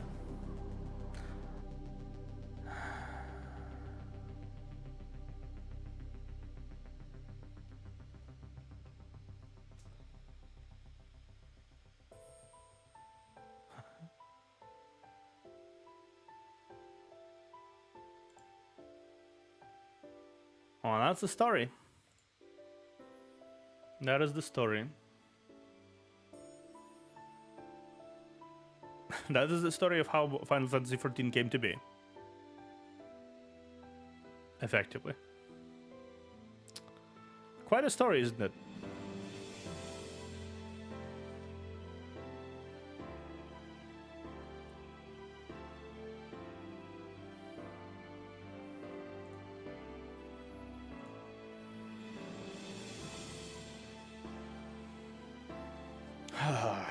Quite a story, isn't it?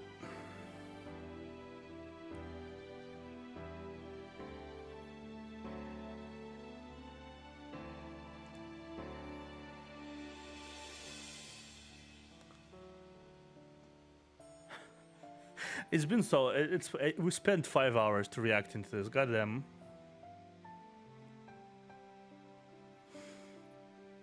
Okay, I might have been a bit of a liar when I said I'm not gonna spend too much on it.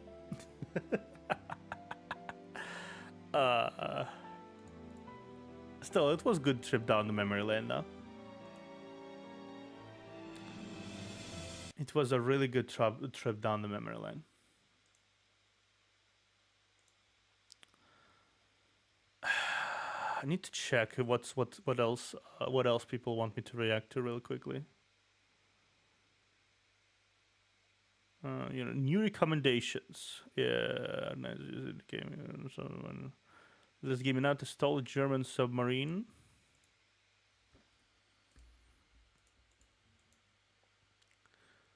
I stole a German submarine.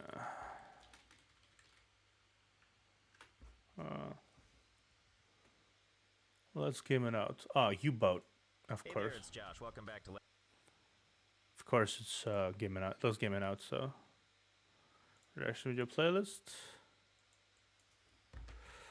The next one is Destructing Gridania, for the place Poggers, channel growth, suburbs going from VODs. Yeah. If Hayes games have.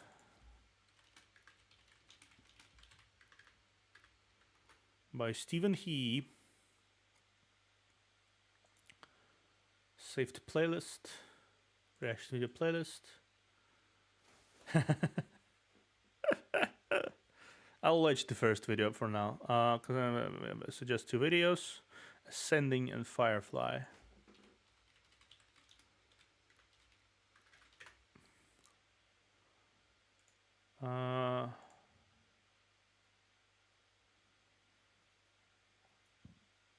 Live Imperium.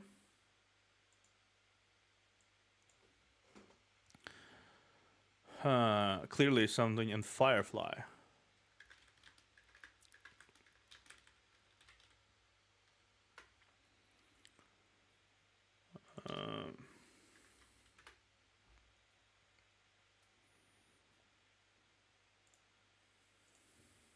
Okay.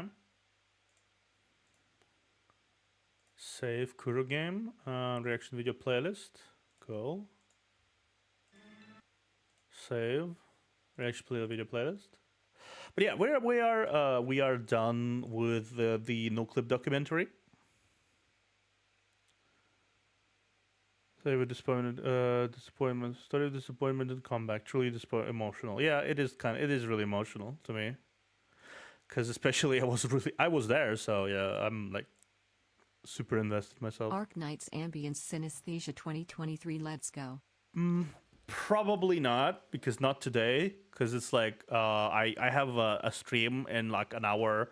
I have a stream in like an hour and 40 minutes. So I'm gonna be watching something lesser amount of stuff, and I need to like watch a few things.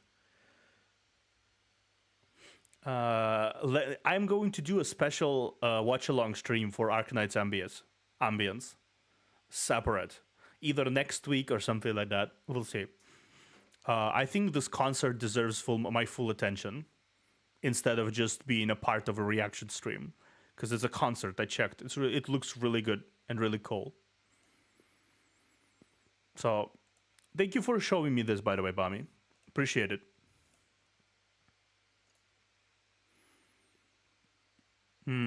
Still, I guess we can watch these 4 videos. These 4 videos, and then one of the videos from my side of things. Let's start with. Checking out U-boat today. Let's start with the U-boat. It's something funny and less emotional to focus on. For now. You know, it's, because I was recommended stuff to react to, so we'll start recommend. Okay, this is I stole a German boat, I stole a German submarine and defected to America. U-boat, let's game it out. Actually, I wanted to play. I wanted to watch a video from Let's Game It Out for a little while now, so I guess it only makes sense. It not only makes sense that I watch one from his, but yeah. Then we will react to some music. Then we'll react to Stephen He with his emotional damage. And then we will do some reactions to music. Hopefully I have enough time to finish all of this shit and watch another video or something. Because I like to have a big backlog of videos to upload on my channel to last until next week. What guys? I'm gonna ask you. Would you like me to upload the reaction videos from these streams like every day or once per 2 days? Because I think I'm uploading it on like too rapid of a pace a little bit, so it's kind of hard to invest yourself in one video because you know there's like a new video coming out next day or something. So I'm thinking about uploading them, like upload, then wait one day, then upload, then wait one day, and then upload, and wait one day. What do you think will work? I'm just curious. If anyone here is not only lurking, I'm curious for you to answer that question. Hey there, it's Josh. Welcome back to Let's Game It Out. Welcome. U-boat today. Look at these beautiful sweeping shots of an U-boat. This game is the unlikely combination of sick World War II subs and survival sandbox. I could not be more excited if I tried. Huh? I never heard of this game. What this game is for this game? Let's try this out. Tutorial. Oh, I don't know why, but I wasn't expecting like a first-person game. Okay, first we got to do the normal checks I always do. Can I walk in water? No, the game is smarter than that. There we go. Look at that run. Now the question is, can I catch up with these dudes? Oh, can I block these guys? Ha, ha, ha, ha. Nope, go right through them. Oh, are we saluting now? Can I join Anything in? goes for me, TBH. Okay, cool. Guys, get on board and prepare for the road. Our orders are on my desk. Make yourself familiar with them. Okay? Heading down to my bunk. Let's make sure to close the hatch. I wasn't born in a barn, Nicole. Well, this is quite the pleasure cruise, isn't it? Smoked meats just hanging out, or something out of Doom. I can't really tell which. Is she it's smoked meats. Or did someone just have shaky hands when they took this? I think both. Picture. Hey, were you on your way to the club too? Wait, is this normal? Does your shirt have zebra stripes, or is it just really wrinkled? 4 noon on September 1, the transport vessel Falcon left the port in Edinburgh. We have information that a radar technology prototype had Been been loaded. loaded on it. Your task is to find the wreckage, retrieve the equipment, and if possible, surely you can already tell the words you shouldn't have said in there. If possible. We cannot be linked to the sabotage or attempts to seize the radar. No takesies, backsies, you already said if it's possible, and I'm telling you it's not possible. Wow, this map is pretty intense. Look at this. Here's our boat, and here's how far we can zoom out. So if I'm here, Jeez. can I just drag a line? Can we go over here? Oh, hell yeah. Wow, this game is massive. Looks like I just plotted our journey. A mere 13,281 kilometers. Through ground. If my math is correct, that's about half a mile. I love seeing my guy down there, especially because it thinks he's playing cards. Like, I've never seen a portrait that looks more World Series of Poker than that dude. Okay, tutorial, seriously. Oh, you just want me to go here? Oh boy, we're getting underway. You can see the whole ship. This is lovely. I got us stuck. Turns out you can make course corrections on the fly. Okay, guys, listen. I need you to reverse now. That's a little fast. That's a little fast. All right, now we're really cooking with gas. I do enjoy that you get to see a cross-section of the ship like FTL style. You know, so you can see the part where nobody's doing anything, except doing kegels in unison, apparently. Where's my guy? Oh, cool. He's just staring at meats, as one does. All right, finally, this is all I wanted. There's a time... As one does, when you sit down, you just sit down, you stand up and sit down with your homie, stand up and sit down, stand up and sit down. That's like a don't you do that with your homie? Don't you just stand? Don't you just test if your legs are working? I think that's a good thing to do. Up, which is especially darling when you're out here. Hello, Barf City. Looks like Stephen Keller decided to take a nap while on duty. We should react to such a blatant lack of discipline. What punishment will be right for him? Well, obviously execution. Oh my god, it's happening. Well, that'll teach him to be sleeping when he should have been working. All right, enough of that tutorial stuff. I love even the loading screen, because it's got 4 hipsters all deciding who's gonna shoot the gun. Okay, here we are. Yeah, they're vibing. With our 5 young studs down below. Why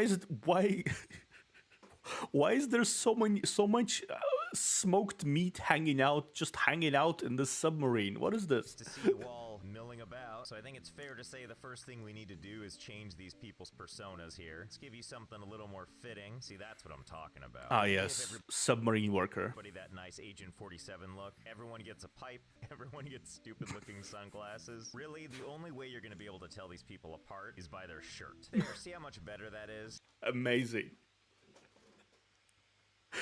Amazing. This is the Hollywood strongman crew. This is Statham, Rock Johnson, Seagal, Steven Seagal, or something like that. It's just like everyone is here. Oh no, Steven Seagal is not bald.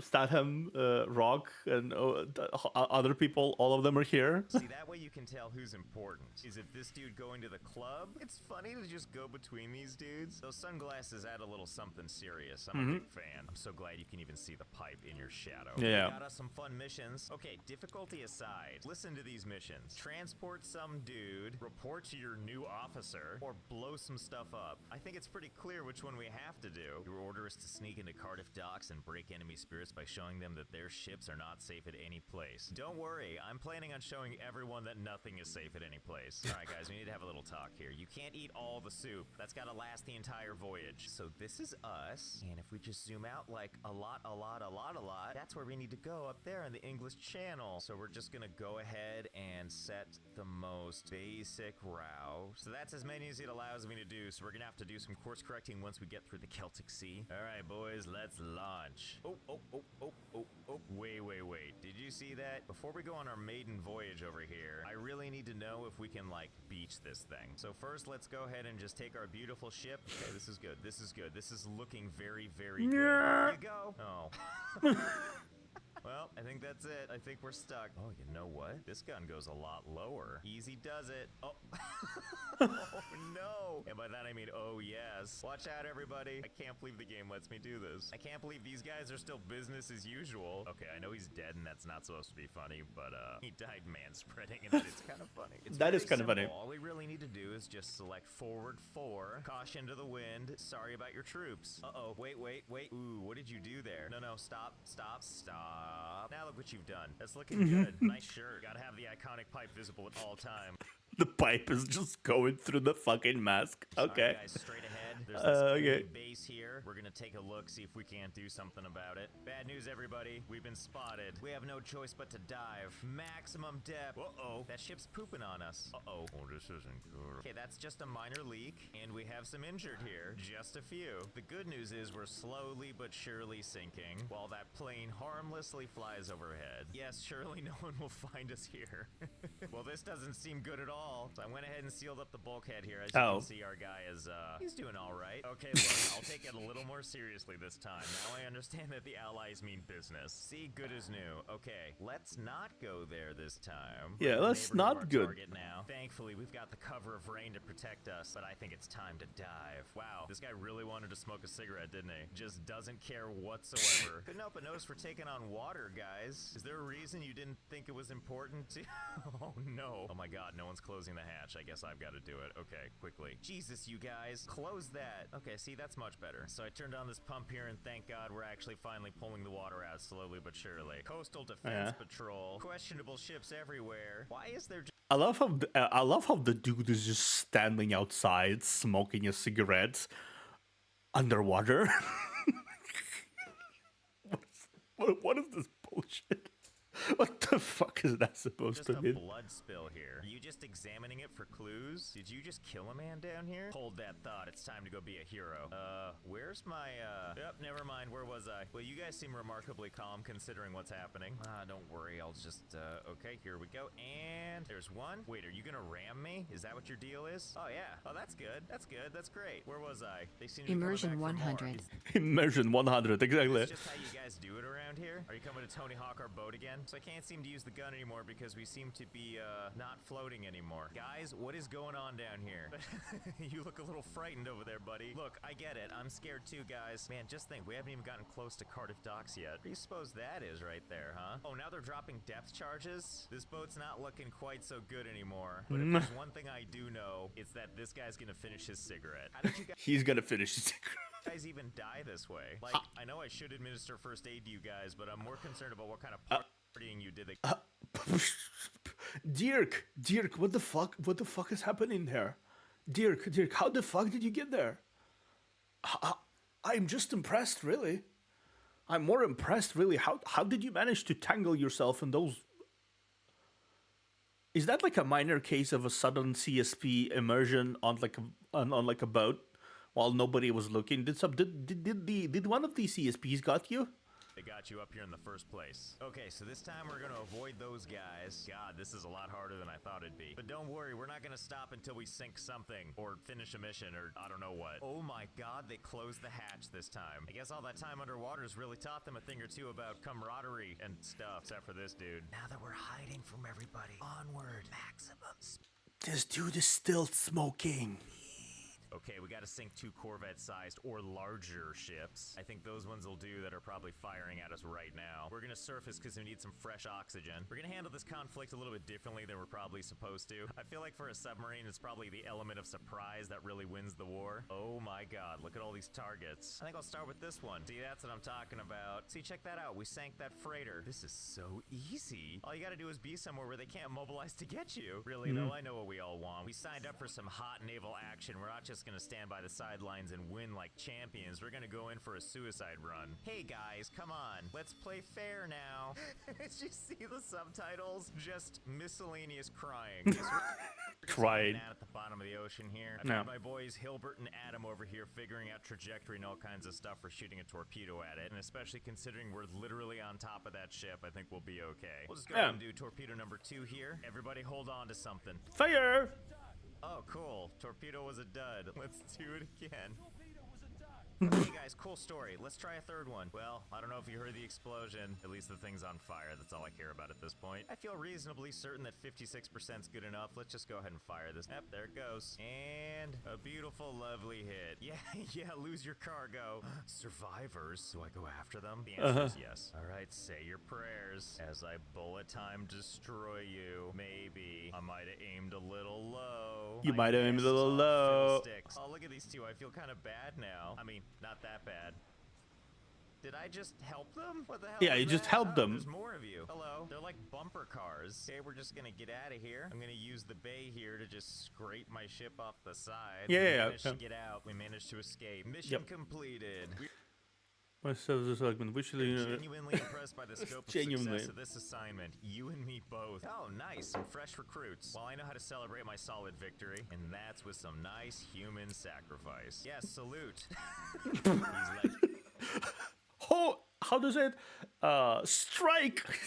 Well, my job here is done yet again. You know what I just realized? If we just keep The smell of war crime in the morning. The smell of war crime in the morning, exactly. west, eventually we hit America over here. Is there a reason we can't just end the war right now? Let's go. I'm sure it's only like 10 years to get there in a submarine. Let's just head right to the port of New York and New Jersey. It's gonna be a great ride. Super duper rocky ride, just all the way there. My god, is this actually gonna work? Couldn't be a nicer day to visit the States, even if we're on the other side of the war. Well, we did it. We sailed all the way to the United States. There's the port of New York and New Jersey, and I've run into basically no opposition. Seems like a pretty friendly place, having run into no enemy forces whatsoever. What is that box up ahead? Is that New York? Is that the port? I've never felt more like I live in the Matrix than this moment. Well, here we are in New York, a beautiful cinder block, and we are going to become one with it. Yep, that we are. Bye. To be fair, the game is still in early access, so I'm sure they just haven't built this part out yet. Well, I guess we're defecting to America now, if for no other reason than we don't have enough fuel to get back. Let's go ahead and give them German trade secrets. We're just going to go ahead and beach this bad boy. Here we go. Here we go. And we did it. Welcome to America. Well, I hope America's ready for some sensual German men and some meats. All right, so I think that's gonna do it. Hope you had some fun. I know I did. Okay. What did the game came out? What the fuck is this U-boat about? U-boat game. What the fuck is this? Let me see. Let me fucking see. What is this? Early access. Okay. I wonder how much they updated since then. Okay, when he was about the game is effective that currently, as of right now, it's been 20 months since the last update, almost 2 full years, and the devs have also almost nothing since then. There is no roadmap or any hint that any update will be. If you purchase this game now that it will full of bugs that will maybe never fixed and will get tedious very quickly, so buy it on sale. Oh, okay. Okay. That's just sad. That's just not a good finale. Not a good ending to the situation. Not a good ending. Unfortunately. Oh well. That was Let's Game It Out, but I stole a German submarine that defected to America. Apparently it just works. It just works, as one Grand Todius once mentioned before sometime in the past. It was a good video though. I kind of enjoyed this kind of like levity because I don't really have much to say here. It's just like a funky little video. The funky little video. Next video is something I surprisingly never watched before. I know the memes, but I never watched the actual video, which is the when Asian is a difficulty mode. This is the game when Asian is the difficulty mode. It came out a year ago, and this is where emotional damage and I will send you to Jesus memes came from. Let's like it. I never watched this before, actually, like legitimately never once touched this fucking video before. So I'm late to the memes. I'm really fucking late to the memes today, huh? But yeah, it's by Stephen He, called Even Asian is a Difficulty Mode.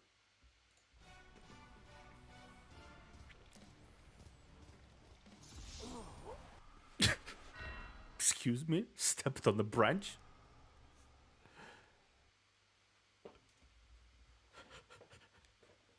Excuse me? Yeah, that'd be the face I'd be making if that happened to me. What the heck? Step on branch. Oh, that's a new level. They just released it. So many people in Asia complained it was too easy, so they made this. Asian difficulty. What the fuck is this?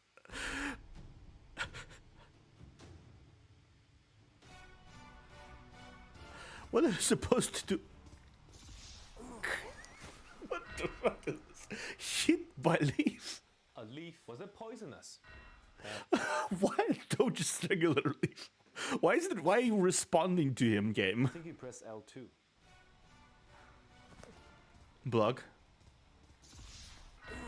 Turn too hard. I have to block the sun. You have to block the sun. I mean, the sun is a deadly laser. So I guess that makes sense. God damn it. Finally, some action. Steven, when you get so fat.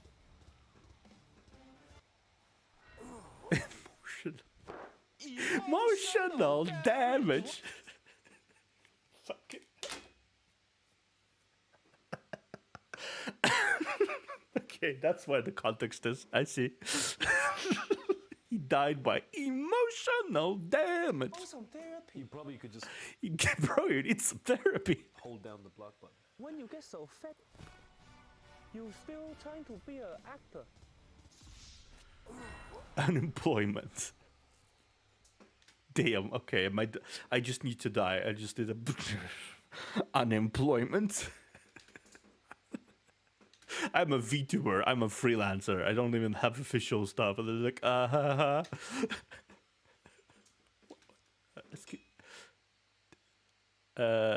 what did this hat came from? No words, huh? No words. Okay, yeah, fair. No words. Hey. Thought too hard. Disappointments. Forgot to brave. My breath too much. Food too dry. Sing too soft. Cat is just looking at this. What the fuck are you doing? What the fuck are you doing? Okay.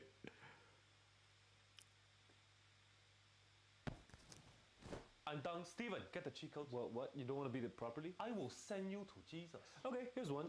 L2 circle, circle, triangle. Okay, L triangle, square, square, circle. Whoa, is that a cheat code? Looks like you, my friend, are on the wrong difficulty level. See, we made this game mode for the 5-year-olds in Asia who kept beating our f***ing game in 5 minutes! How are they so good? We kept raising the difficulty, but it's just not enough for that! I can't even play that well and I made the f***ing game! Surprisingly accurate sometimes, honestly. I think that's a joke, but sometimes it's surprisingly accurate. Remember, kids, every time you think you did a speed run, there is an Asian man that did it faster.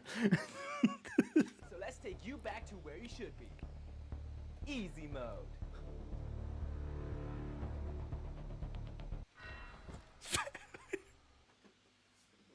Dead.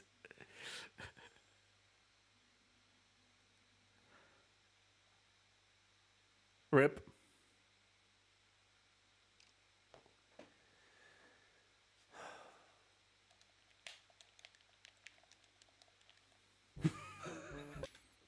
Yeah. God fucking damn it. What the fuck is this? Asian difficulty. Oh yeah, right. Hardcore. There's like easy, hard, hardcore, and there's Asian difficulty. Jesus Christ! I didn't expect to be ever watching this video on the ever be watching this video on the channel. Oh my god! Oh my god! Oh my god!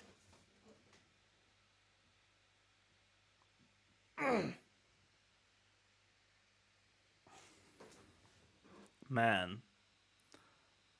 Actually, I need to subscribe to him just in case.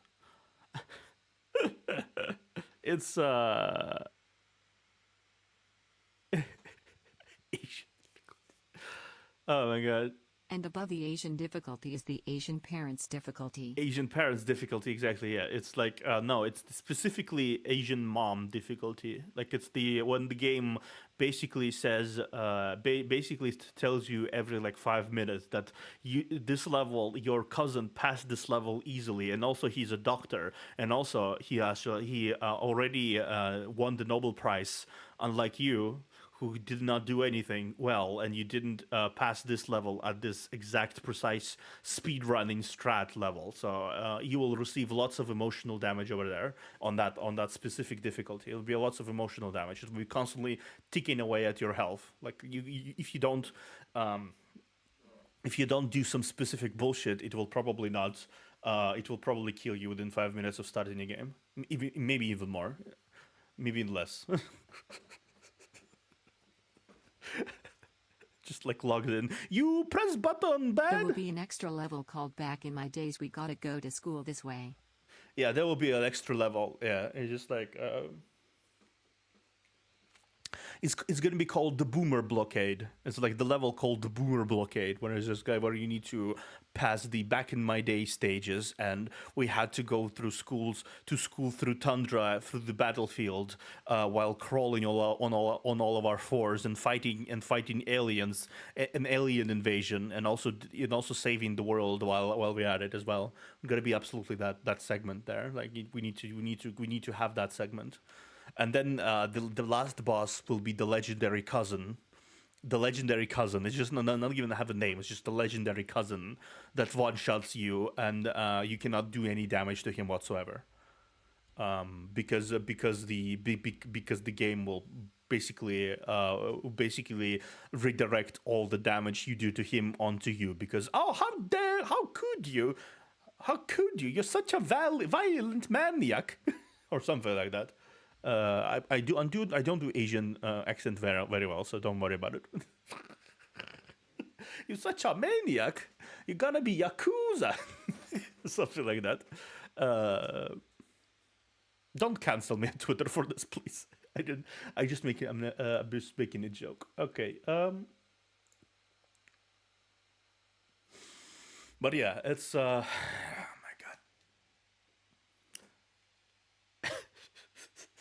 just imagine for a moment a whole game based around the Asian difficulty, and it's just like, and you see people talking about it. Have you utilized the granny strat? What's the granny strat? Have you used the granny strat to get to speedrun past this by getting a degree? Maybe should use cat for. I ironically reverted to my mixed Asian accent after not practicing spoken English for years. Lol. Oh yeah, it's fine. It happens to me as well. I mean, I'm still speaking in my actual accent, even though I'm speaking like all the time in Russian, in English. But I'm like I'm basically keeping my English accent, even though it's much less now. It's much less now. I still roll my R's like this. Part of being like a Slavic, I think you always will be left rolling your R's like this. You will not be able to speak in any way other than that. Mostly because your language is required to have those R's. R. But yeah, imagine talking about this game just like, oh, have you tried the cat pill, or like the cat exploit? If you drag a cat around, you're gonna like get automatically healed every time you get damaged. But you gotta make sure the cat doesn't activate the put me down buff, because it will scratch you and you'll die. It's just like people cheesing the system completely. And eventually, I'm pretty sure, if Asian difficulty was a thing, eventually some person, either Asian or Western, would find a way to completely cheese the system there as well and pass the game in 5 minutes. I guarantee you.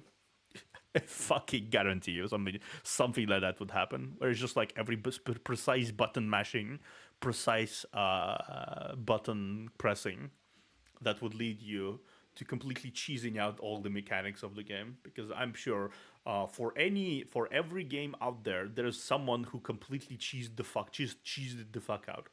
I think someone passed Elden Ring. Someone managed to pass Elden Ring in 2 minutes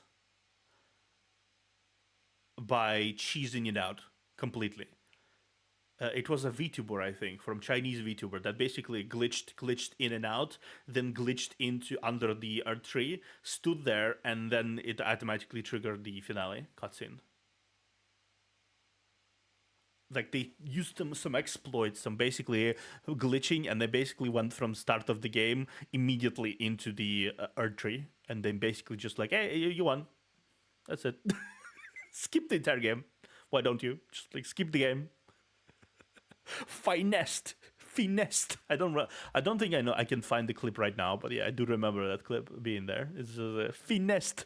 You got finessed. Anyhow, the next video we're going to be watching, actually we're going to be watching 2 videos next video. It's going to be 2 music videos from Punishing Grey Raven this time around, actually. Previous was Ark Knights, now it's Punishing Grey Raven. It's the first video we're going to be calling, we're watching the acoustic, no, I don't need acoustic version. I don't need acoustic version. Where's the actual version? Acoustic version, why am I saying, okay. All versions mix. Let's listen to the frick. Ascending, there you go.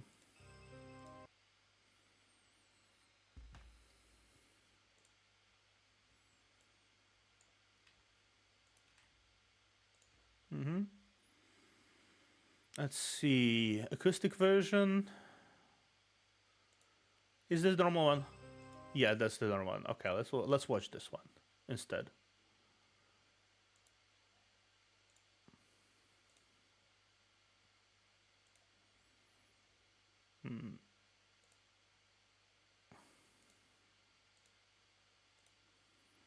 Let's watch this one instead. Okay, so Punishing Grey Raven, Ascending, Leave Solaeter,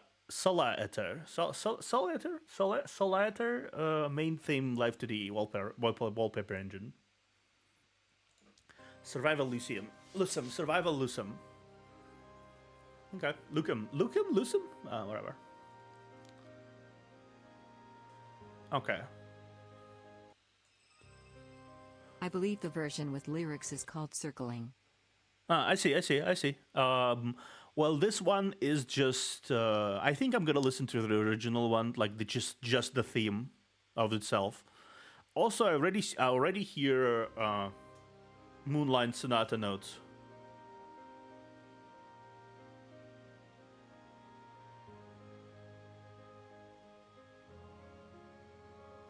Yeah, it's Moonlight Sonata.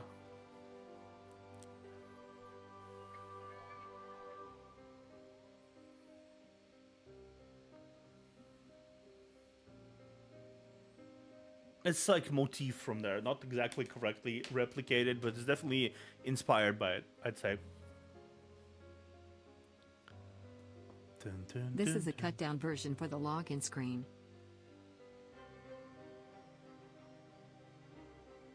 Well, I'll listen to it first, and then I will listen to any other thing.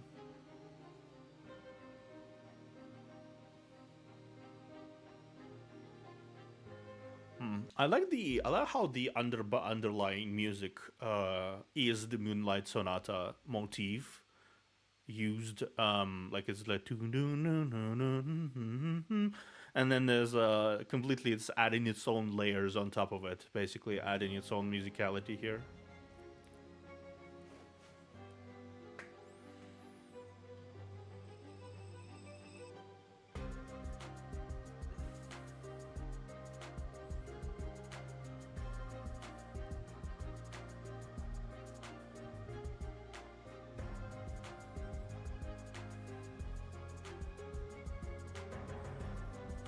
That's a remix style.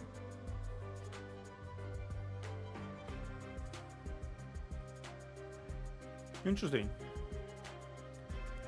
Underlying motif is still the same, but it completely gets transformed into something completely. It's something different from all the layers that has been slowly added on top, like a sandwich, basically. And the Moonlight Sonata is like sandwiched in between those layers.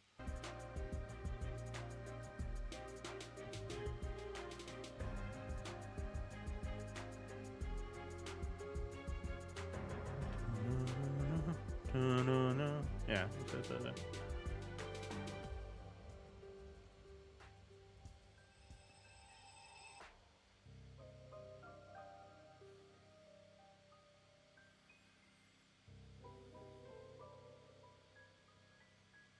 I wonder what it symbolizes. Why this melody?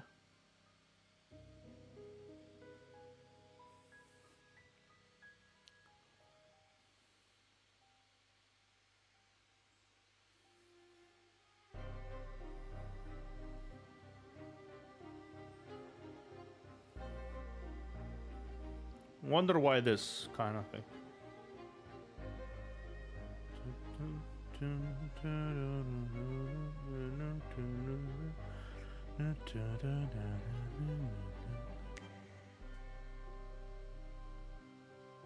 Oh, okay, I like this. Yeah. We're gonna listen to another version, I think, of it. Which version should I listen to after? Just like to get the full context of it, because this is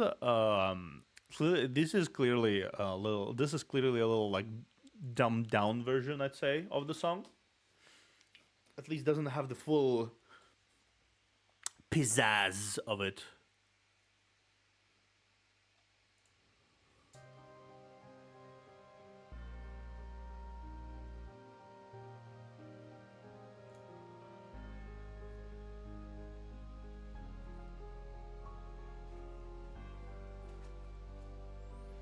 It's live, right? It's a frame. It's a live frame, right? Or horseshoe. It's like it looks like a live frame, but like the hair is different. So it might be wrong. I don't remember why. Who's does it?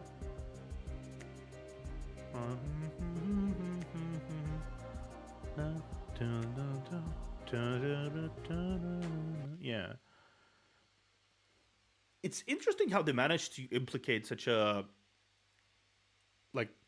segment of melody into something that is more repeatable. Obviously, this is for the more repeatable stuff, right? For the main for the banner or something like that. This is the version for the banner, but they still managed to make a simple motif and made it like so endlessly repeatable that it won't be really that weird to listen to it over and over and over again in the menu. It's kind of catchy with still that same underlying moon sonata, or like what it's called, moonlight sonata underneath.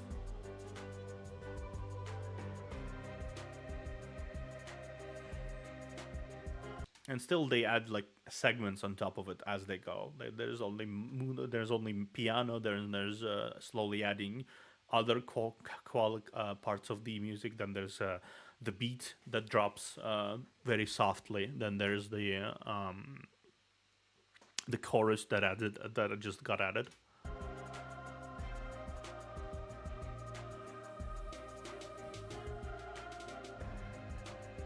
Everything blends very seamlessly into a melody that it goes on and on and on. Changes and shakes up. I like this.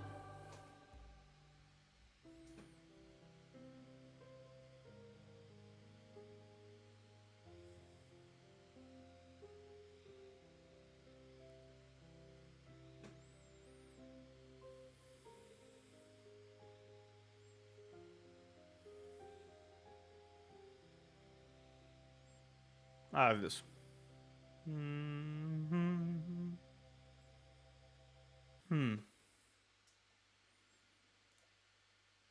Interesting. Let me see. Ascending PGR.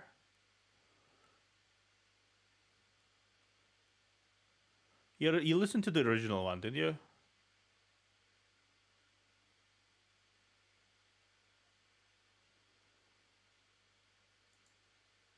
Circling.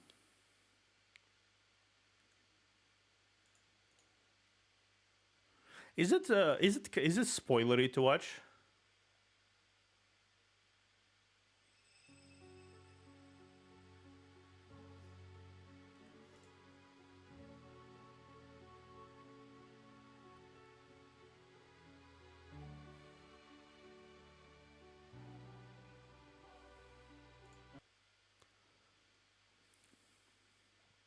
Interesting.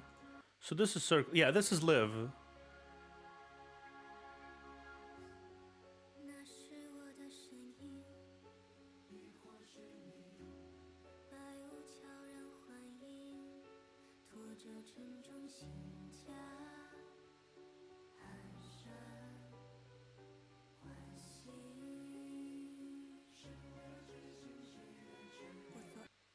Yeah, this really does add a lot of material, a lot of like what's it called? This really does add a lot of material to the song. The beat name for my mentions. Once saved.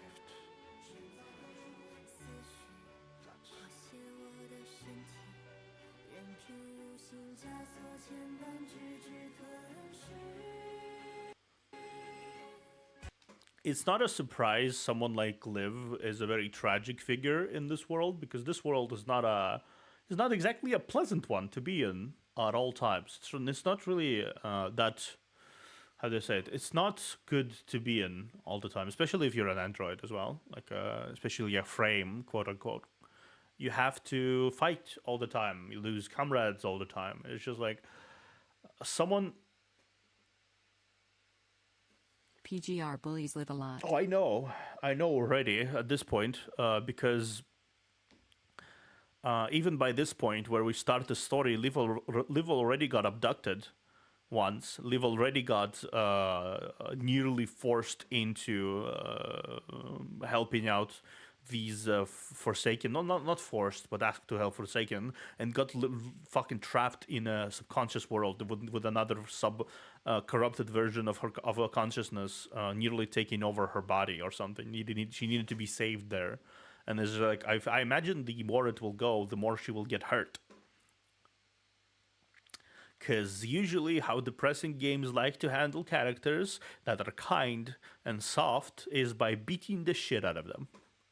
And and I can already see a lot of beating the shit out of this. Circling. My round.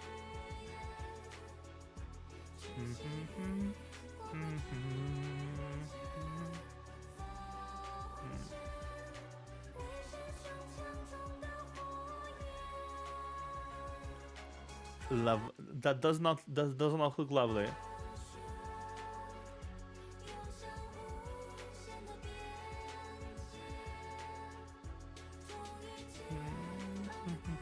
Finally, suffrage and suffrage. Oh, lovely text. Hurt. More lovely text. Issued in the end. Yeah, it's Liv.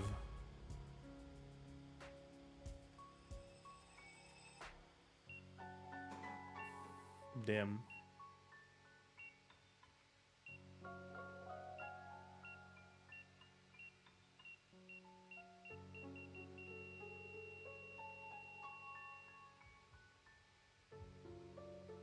I can get some sort of context from it, but I don't really know the story yet, so I don't really know the full context. But I can get that the events that will happen further forward in the game will not be too kind on our dear live whatsoever.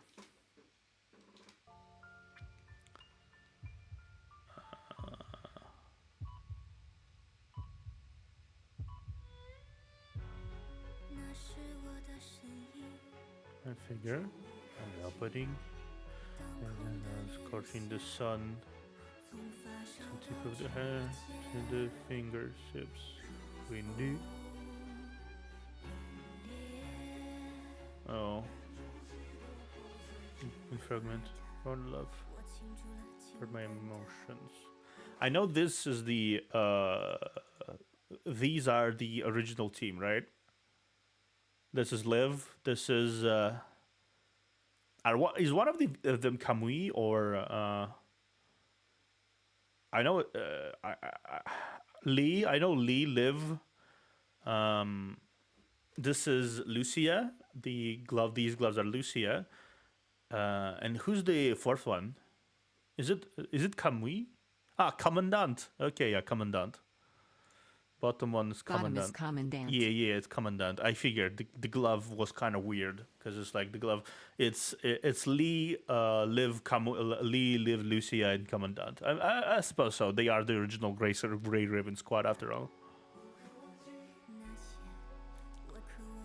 Blood Rain. Oh, lovely. Also, red lilies signify in Eastern culture. Red lily signifies death.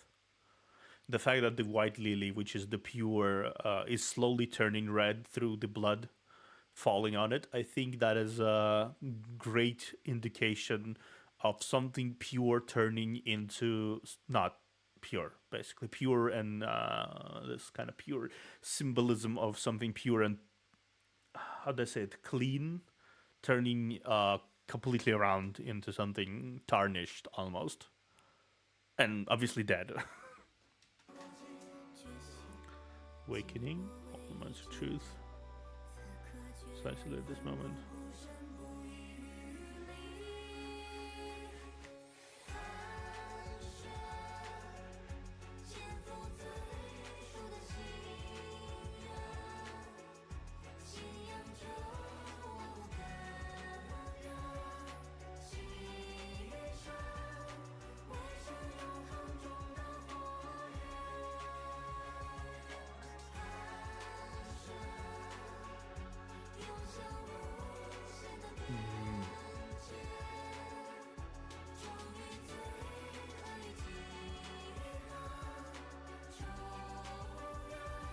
Yeah, again, that same figure.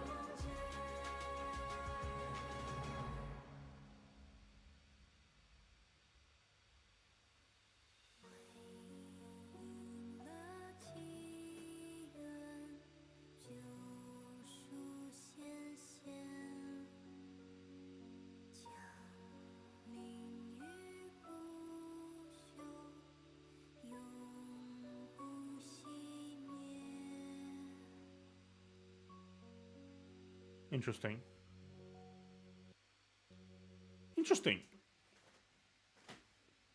It's really interesting because the entire theme of the song so far is this darkness and everything is just like tarnished. But then at the end, the last few seconds, the music calms down, the beat stops, and the only piano remains, which is kind of mirrors what originally was happening. The originally was just piano, but it was kind of darker. Now it's kind of peaceful and like almost calm, and it's just like the storm passed, and this is what is left out after the storm is left, which is this sense of peace and almost appreciation for what they have. It's like this appreciation for the redemption almost of the situation, on some level. It's not uplifting or like a beat or it's more content, I want to say. I want to say peaceful, but mostly content.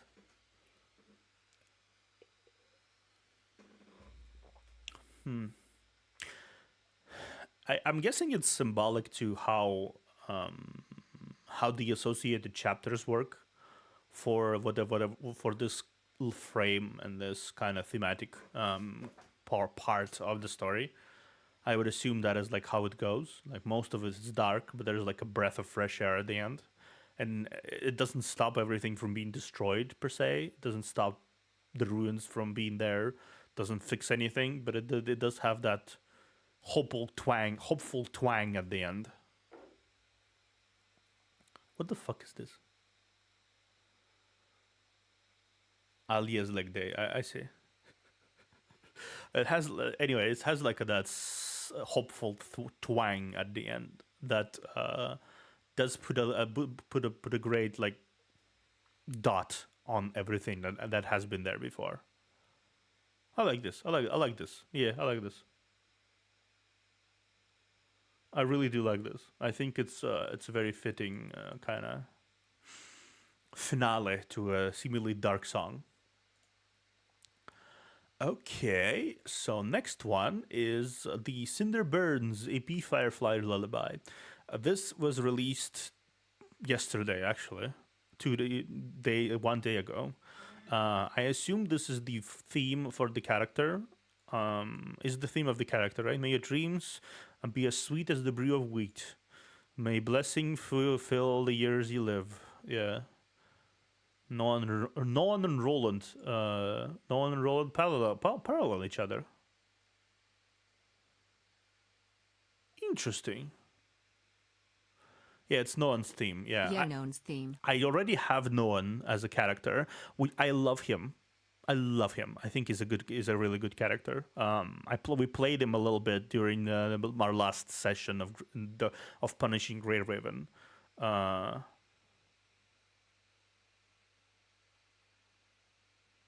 Hey Theo, with the small time we have left, can we watch a CC map clear? Oh, of course we can. That'd be great. After this, thou. Of course, you can link the video in my Discord, by the way, because links are not allowed here. So you can link it in the Discord. I'll add it from here. I'll add it from there.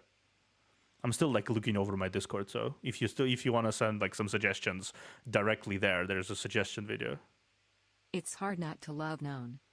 He's such a reliable gentleman from what I've seen. His mannerisms are oh, it's finished, let's go. Okay.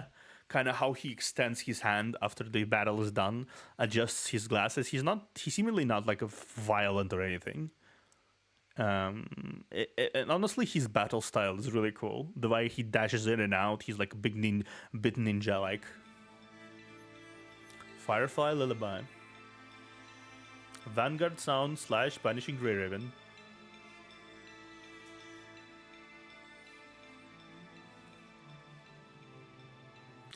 The way Punishing Grey Raven combines classical style of music with violins, the orchestral kind of note, with electronic music, I think is one of my favorite things that I have heard in the last time.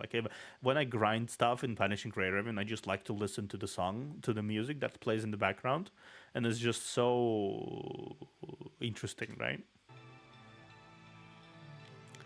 I always love when they lean more into those angles.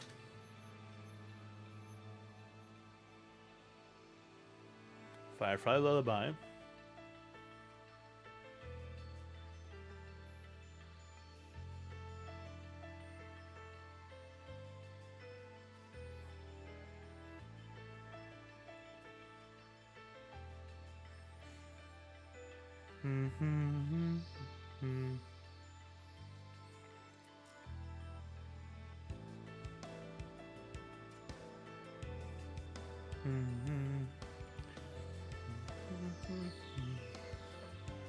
Interesting intro is ramping up. It's ramping up. There is a certain quality of uplifting energy here. I've seen it starts slow, but then as usual they add a lot of on top of it.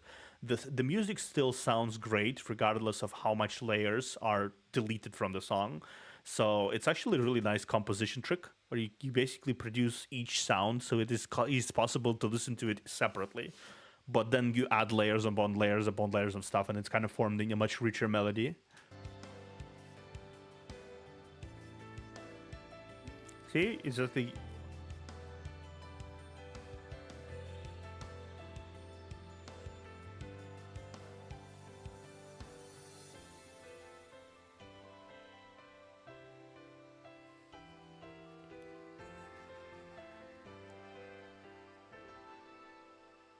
There's this wistful feeling to it.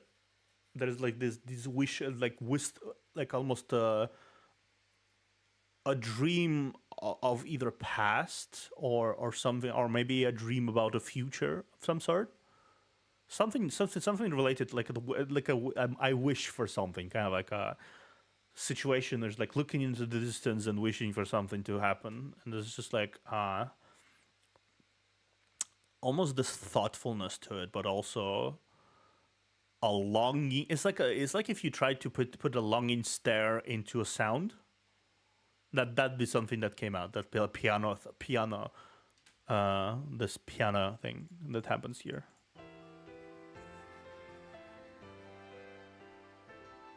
It sounds kind of ethereal as well. And then there's pause. There's nothing. Pause is done. Continues ramping up. The ramp up continues. But not like super aggressive or anything.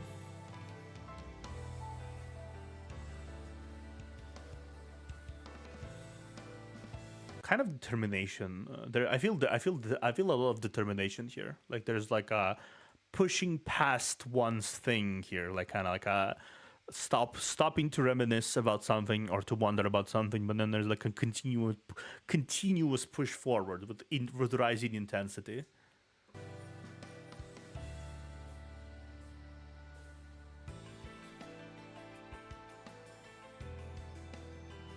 And then the second melody is fused with the first melody. What there's like after the first ramp up, the same motif returns.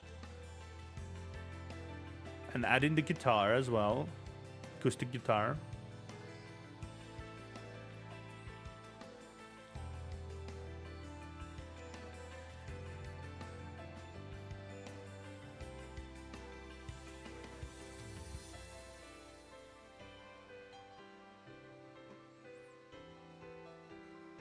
The wistful phase returned, but it's a little more intense. For a moment, yeah. And then it's getting a bit more chaotic. It's like there's certain chaos present in here.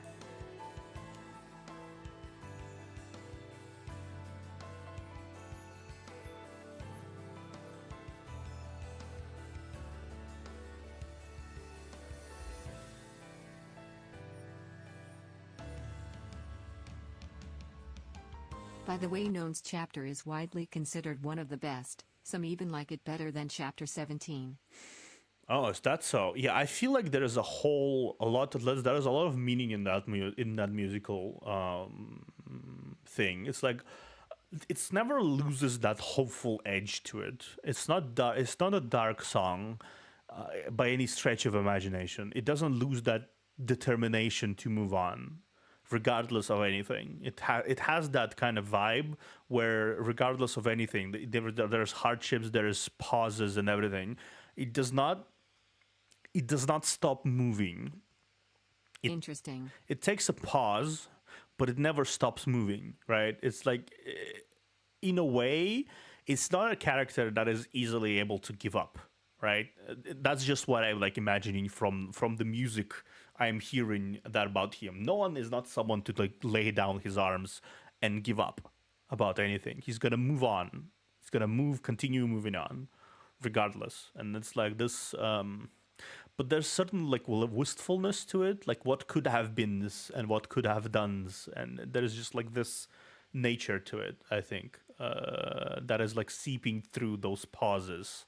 And sure, it's chaotic. Sure, it's like a bit chaotic at the end there, especially like after the second pause and the second ramp up. There's a certain chaos in that music, but it still sounds almost hopeful, uplifting to an extent, which is kind of interesting because a lot of music I listened to from PGR had a very dark tone to it. There's always a dark undertone with only like a whiff of something hopeful, like it was in the previous song, The Ascension. This one doesn't quite loses the this kind of like very magical vibe. It doesn't lose that until the end, it seems like, or maybe it will lose in the end.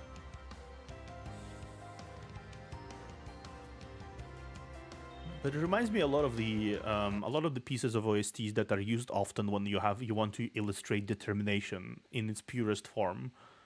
Usually that kind of composition is utilized in shonen anime, or in generally action anime, where there's a some certain of maybe even hopeless standoff happening. That kind of like music is utilized, that uplifting kind of like do it anyway kind of thing.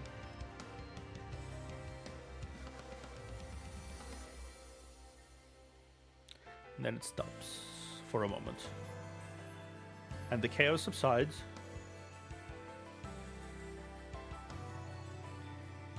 A little bit, but the underlying melody is just as strong. Guitar is much more active now.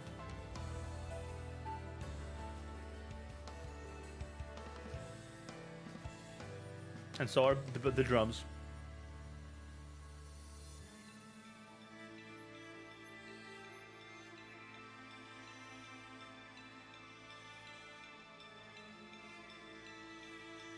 Oh, okay, yeah. There is this sinister undertone in the end.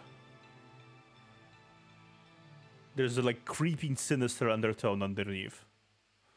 Like it's suddenly put a break to it like this. And there's music continues, determination, break. No, not here. And break. Yeah, that here. Break. It cuts off on here. Like there's no transition here. It just cuts off suddenly. And this like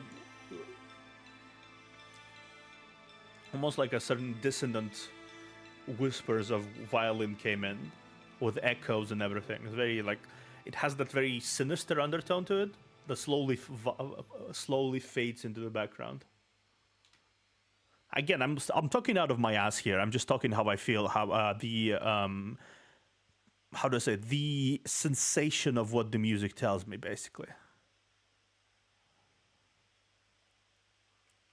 It definitely is something. I'm curious, by the way, Ethan. You don't need to spoil to me, but am I anywhere close with my feels about the character? Because I'm pretty sure I'm not.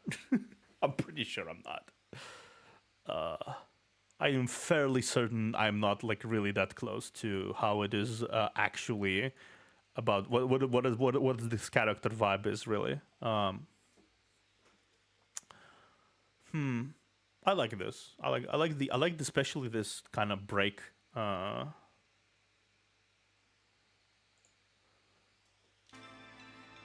Like I like this break of going into the sinister edge. You're doing a great job interpreting it. Oh, really? Okay. Yeah. It's almost like a switch. Like I really love the sudden switches. Like there's seemingly no transition between this part, and this part. Like this part is just kind of like dies out, and then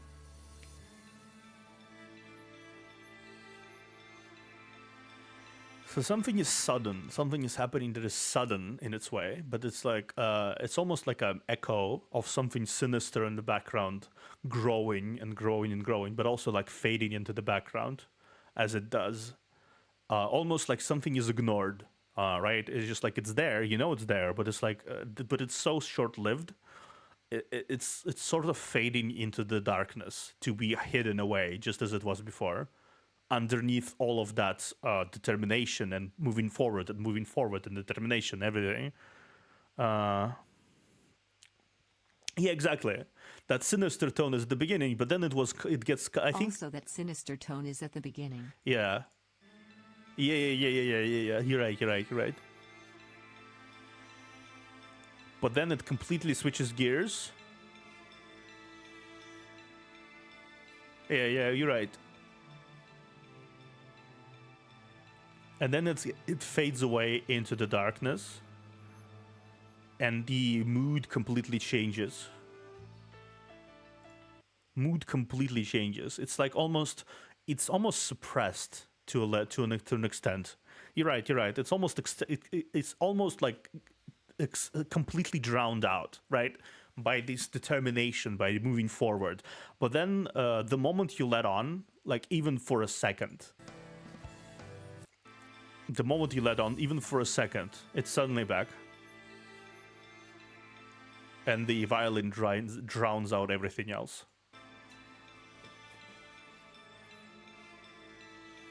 Completely and utterly drowns any other sound. Except the keyboard player here. It was here as well, like the keyboard and the like everything. Yeah.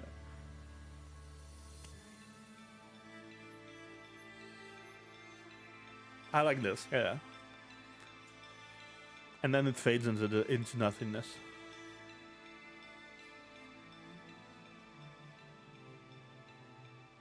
I haven't fully read Known's story yet, but I can say for sure what you were saying about determination and chaos is spot on.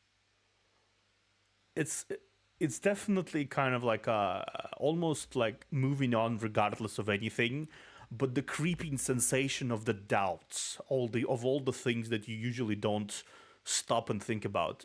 You stop and wistfully think about something, but then you do not allow yourself to stop for too long, because if you stop for too long, the creeping doubts will return. The violin is right there. If you do not, that's why the pauses are ever so shorter. With like every second, look at this. Let me check if I'm right.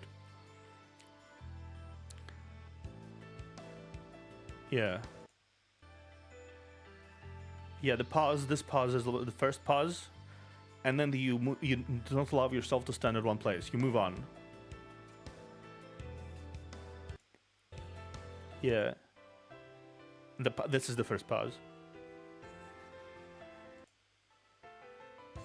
And then you will go back into it.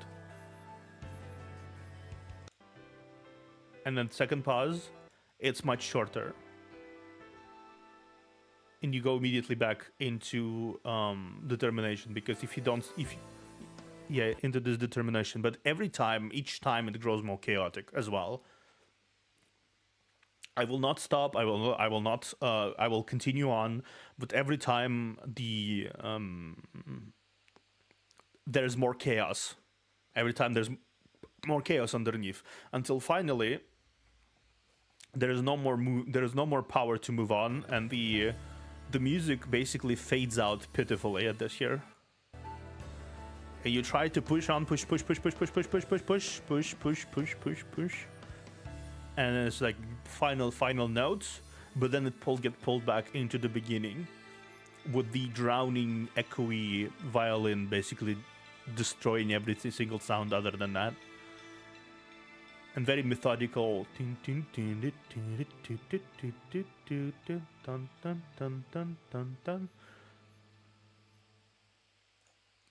I like this. The music, you can say a lot about a character or about a theme by the music. You can say a lot about the character by just listening to the music. Also, they just posted a new teaser for Bianca's chapter if you want to take a quick look. I think I'm gonna take a quick look later.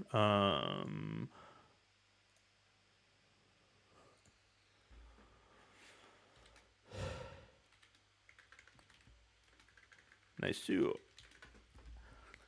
But yeah, I think I have like little time to finish stuff. Broken Path singer song.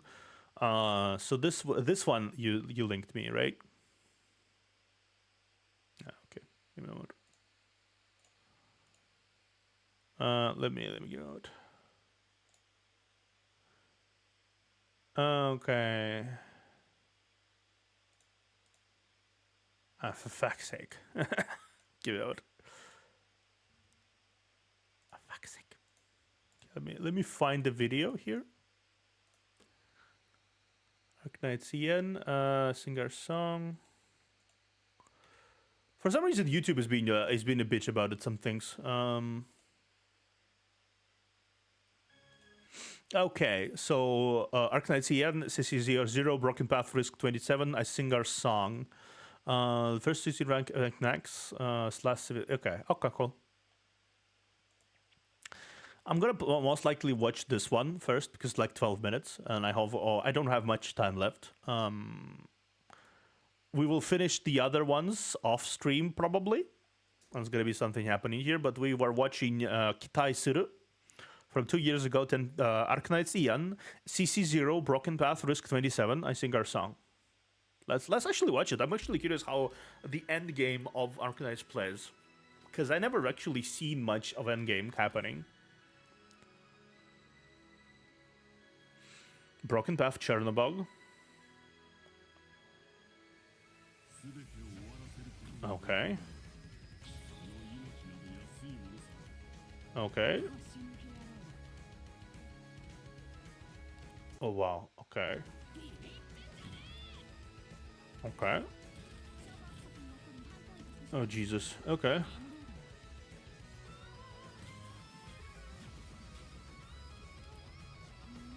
Okay. So everything about Arknights so far I've seen is that everything is basically about the patterns here. You need to accept. You need to basically prepare for the patterns of the enemy coming in. You need to make sure you have the right units to utilize a certain mechanics that would push enemies into certain traps or something like that. And it's very okay. So that's what's happening here. She's pushing these motherfuckers into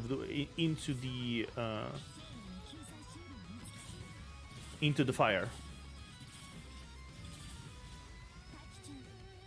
And then okay, slowly pausing this one, the chameleon, back to it.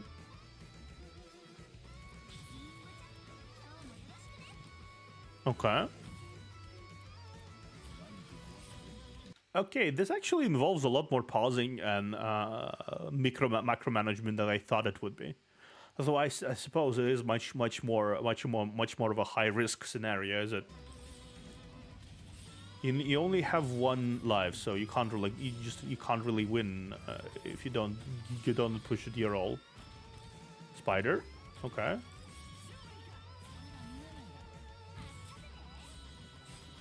Okay, that seems like such a pain in the ass.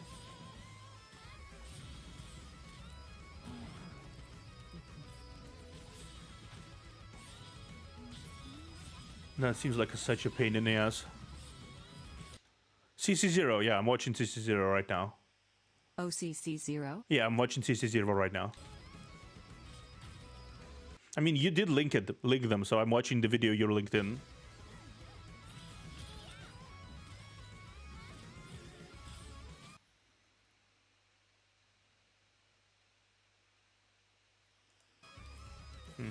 That is the first CC and it's max risk too. Yeah, I figured. This seems like a very micromanagement situation where you need to micromanage every single thing in order to achieve maximum results, because if you don't, you lose. You need to pause, you need to like basically press all the buttons and everything. All the best units in the game. Jeez.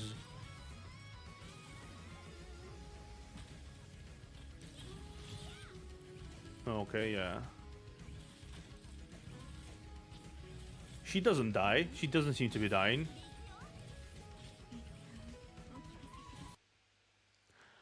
Go ahead if you want to explain the stage. I'm trying to ascertain that is the purpose of the game. Do you want me to explain the stage? Is the purpose of the stage is to push all the units into that fire pit so they are damaged, and it's push those people into the fire pit and keep them into the fire pit because they all have like super maximum damage controlling abilities and something like they're super tanky as fuck.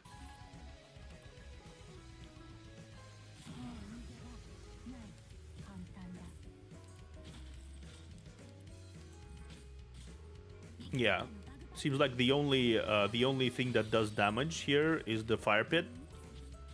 Like really big damage.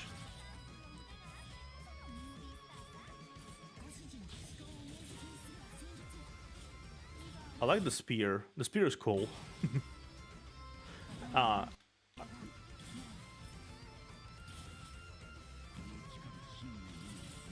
listened to his song, didn't I? This guy.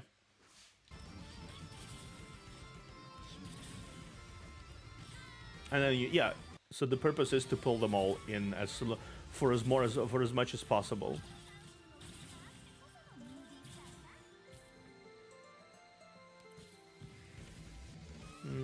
doesn't seem like the damage the agents do a lot of damage comparatively.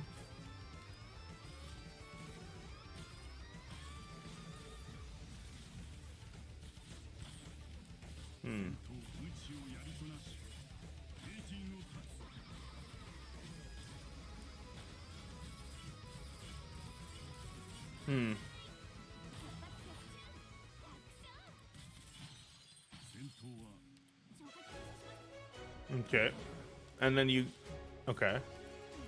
Yeah, okay. And then you push them back. You push them all together with one lane using this guy. Or girl. Is it girl or guy? I don't know which one it is. But you do push them together into one lane, and then you have this lady basically push them all into... push them forward, and then you just go in loop.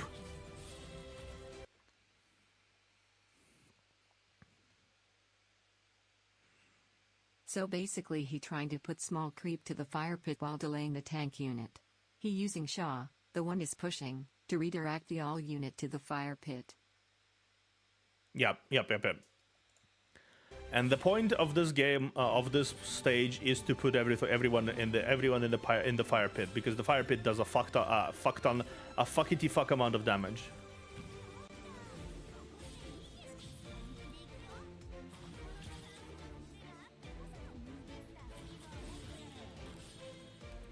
And then you delay all the big units in order to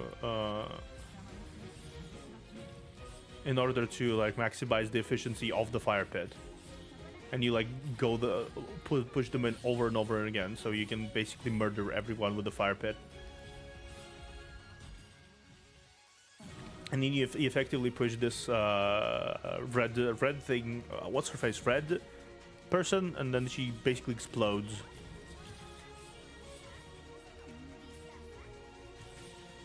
You have to really time these things, huh? Yeah, you really have to time these things, huh?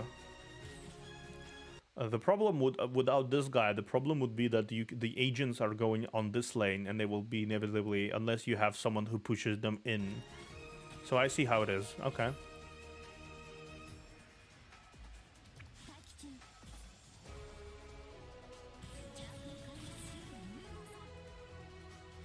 And then you wait specifically for timers to pop here.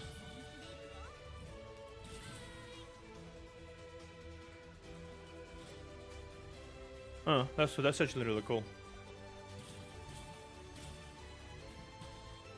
And then you wait a little bit, and then specifically everyone. Okay. Yep. Start this frame by frame push in. Some of them already died.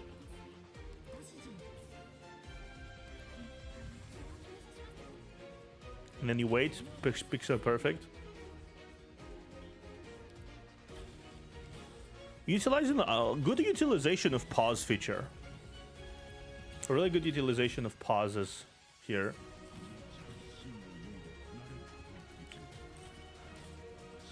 Because you probably wouldn't be able to catch up with everything happening without utilization of the pause feature,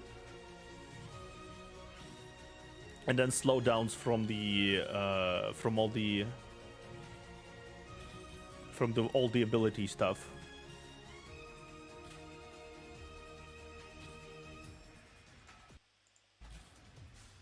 Oh wow. The enemy Arc Knight wants to take the route that is decided first, then when we change their route they will find the shortest route. Yep. They will decide their shortest route, which is go through the fire pit.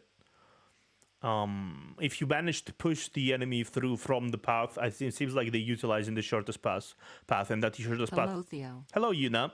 And that shortest path usually goes into that fire pit again.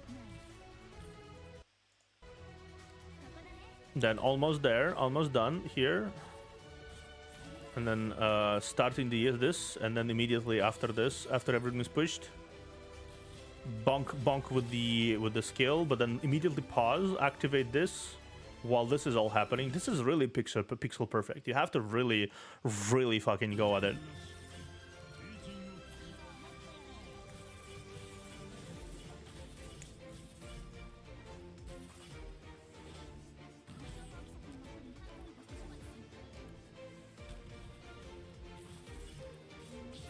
Seems like all the agents are like very slippery compared to things. Okay.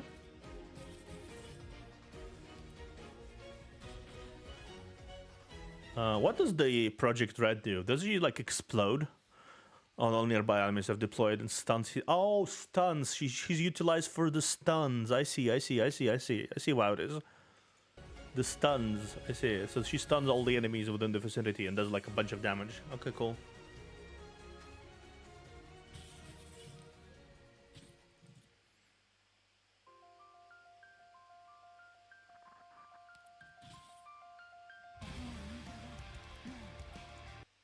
Here for a ping about you playing Genshin. Your stream's starting to run together? I am going to be I just read my dot smiling face with heart, eyes smiling face with heart. We're gonna be starting Genshin in a bit, in like 20 minutes actually. I'm gonna be finishing this video. Most likely I'm gonna be dropping off to prepare for the next stream really quickly. And then me and Soul are going to be doing the Genshin together because I never played Genshin Impact in my life ever before. And this is going to be me literally starting the game.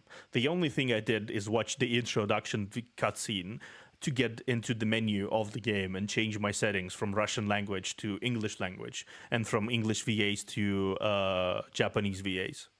I never played Genshin in my fucking life before. I don't know anything about it. Oh, I almost forgot. The terrain in this stage deal true dame and he take the enemy have more defense so he didn't need his op to deal dame. Okay. I was wondering why the damage was dealt purely by the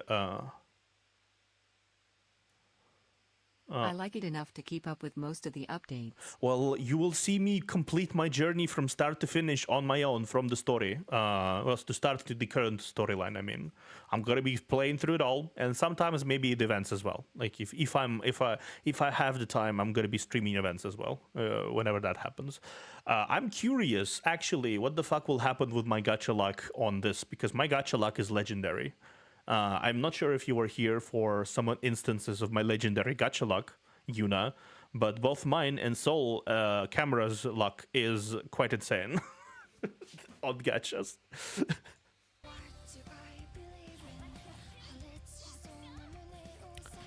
The music is cool. The music is pog.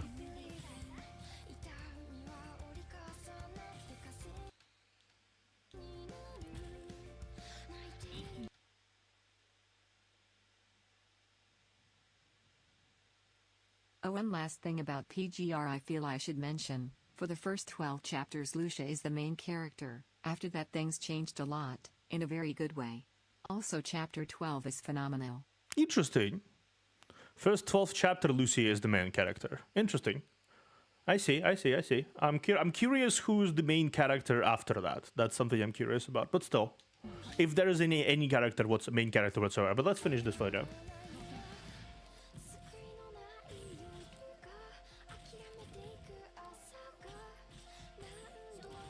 The music is really good.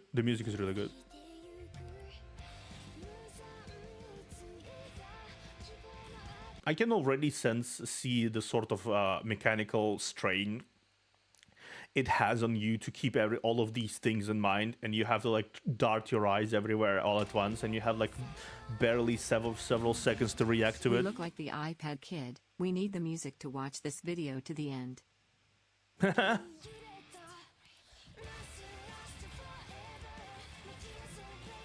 I see what you mean though. The terrain does true damage compared to it goes through the shields as well. I can see that for sure. All of the enemies are dying like very quickly on those ticks because the damage is done directly to their health.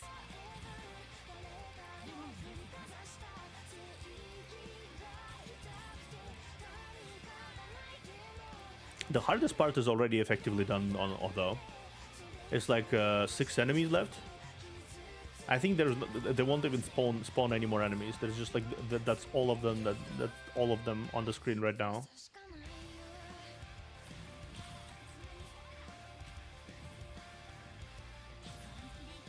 this unit is effectively the entire crux of this scenario, isn't it? And I know she's not like the rarest unit in the game as well. She's like one of the rarest around, which is kind of cool that you can use the rarest unit to your advantage that well.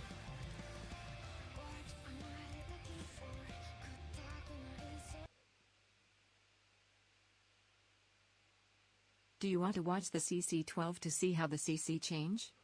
I don't have the time. I used to start the stream in like 10 minutes. I don't have the time. Next stream, we're gonna watch a few more of those CC changes. I'm gonna watch the thing as well.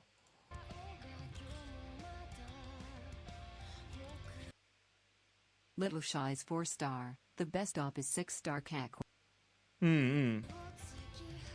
I mean, obviously, but still, you can utilize Shaw in such a way, which is cool.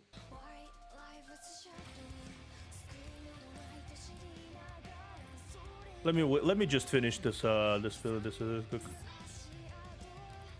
I assume the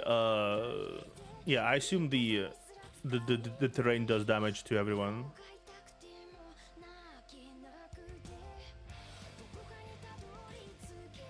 Okay. Lil Shaw. I mean Lil Shaw. Ah, okay, Lil Shaw. Okay, cool.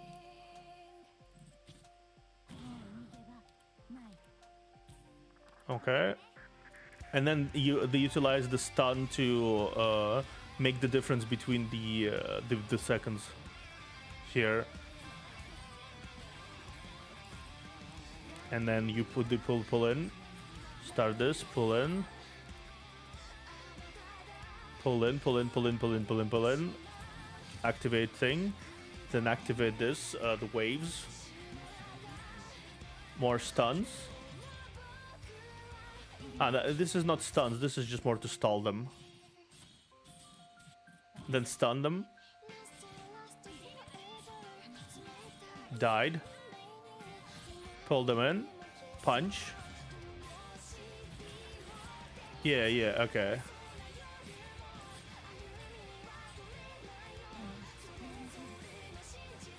And then it's like also this one is this scorpion chick is also pausing them constantly.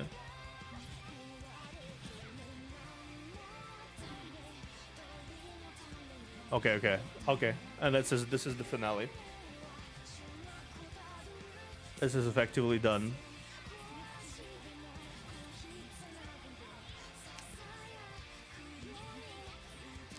This is effectively already finished. Yeah, done.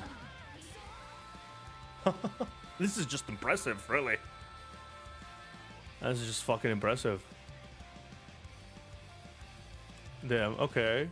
This is cool.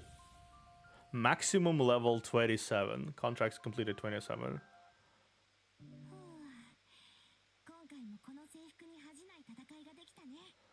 Ah, man, SSS 20 rank 27, everything is just like bunkers. Does the slide one have been bummer? You had me shaking from excitement or energy. Yeah, that's just let's applaud the mechanical skill here. Let's applaud the mechanical skill.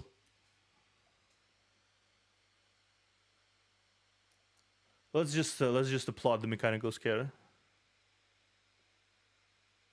This shit only hard in the timing. You haven't seen the CC9 bullshit. Oh, I will definitely see the CC9 bullshit later. Definitely. Though for now, I will take a temporarily 10-minute break. Thank you guys for sticking by. This has been another nearly 7-hour stream. God fucking damn it. This has been another nearly 7-hour stream. I swear to fucking God, a 7-hour reaction stream. Obviously, why the fuck would I not do that? And the 5 hours I spent on commenting on the Final Fantasy XIV documentary. Okay, that's what can I say? I like talking. I like talking a lot. Okay, see you in the Genshin. Yeah, see you in the Genshin. I'm gonna be back in 10 minutes. Take a rain check, guys. I'm gonna be on Genshin stream, and I'll see you around. I'll see you around. Also, by the way, one thing, if you have noticed something, I have a clock right now on my stream. That's what time is it for me right now. That is my local time zone. Because I think it also circles in my Twitters and everything in, because I think it's kind of cute to have there. But it is my clock. It is synced up to my clock. So yes, it's almost 3 a.m. now. I'll see you guys in 10 minutes.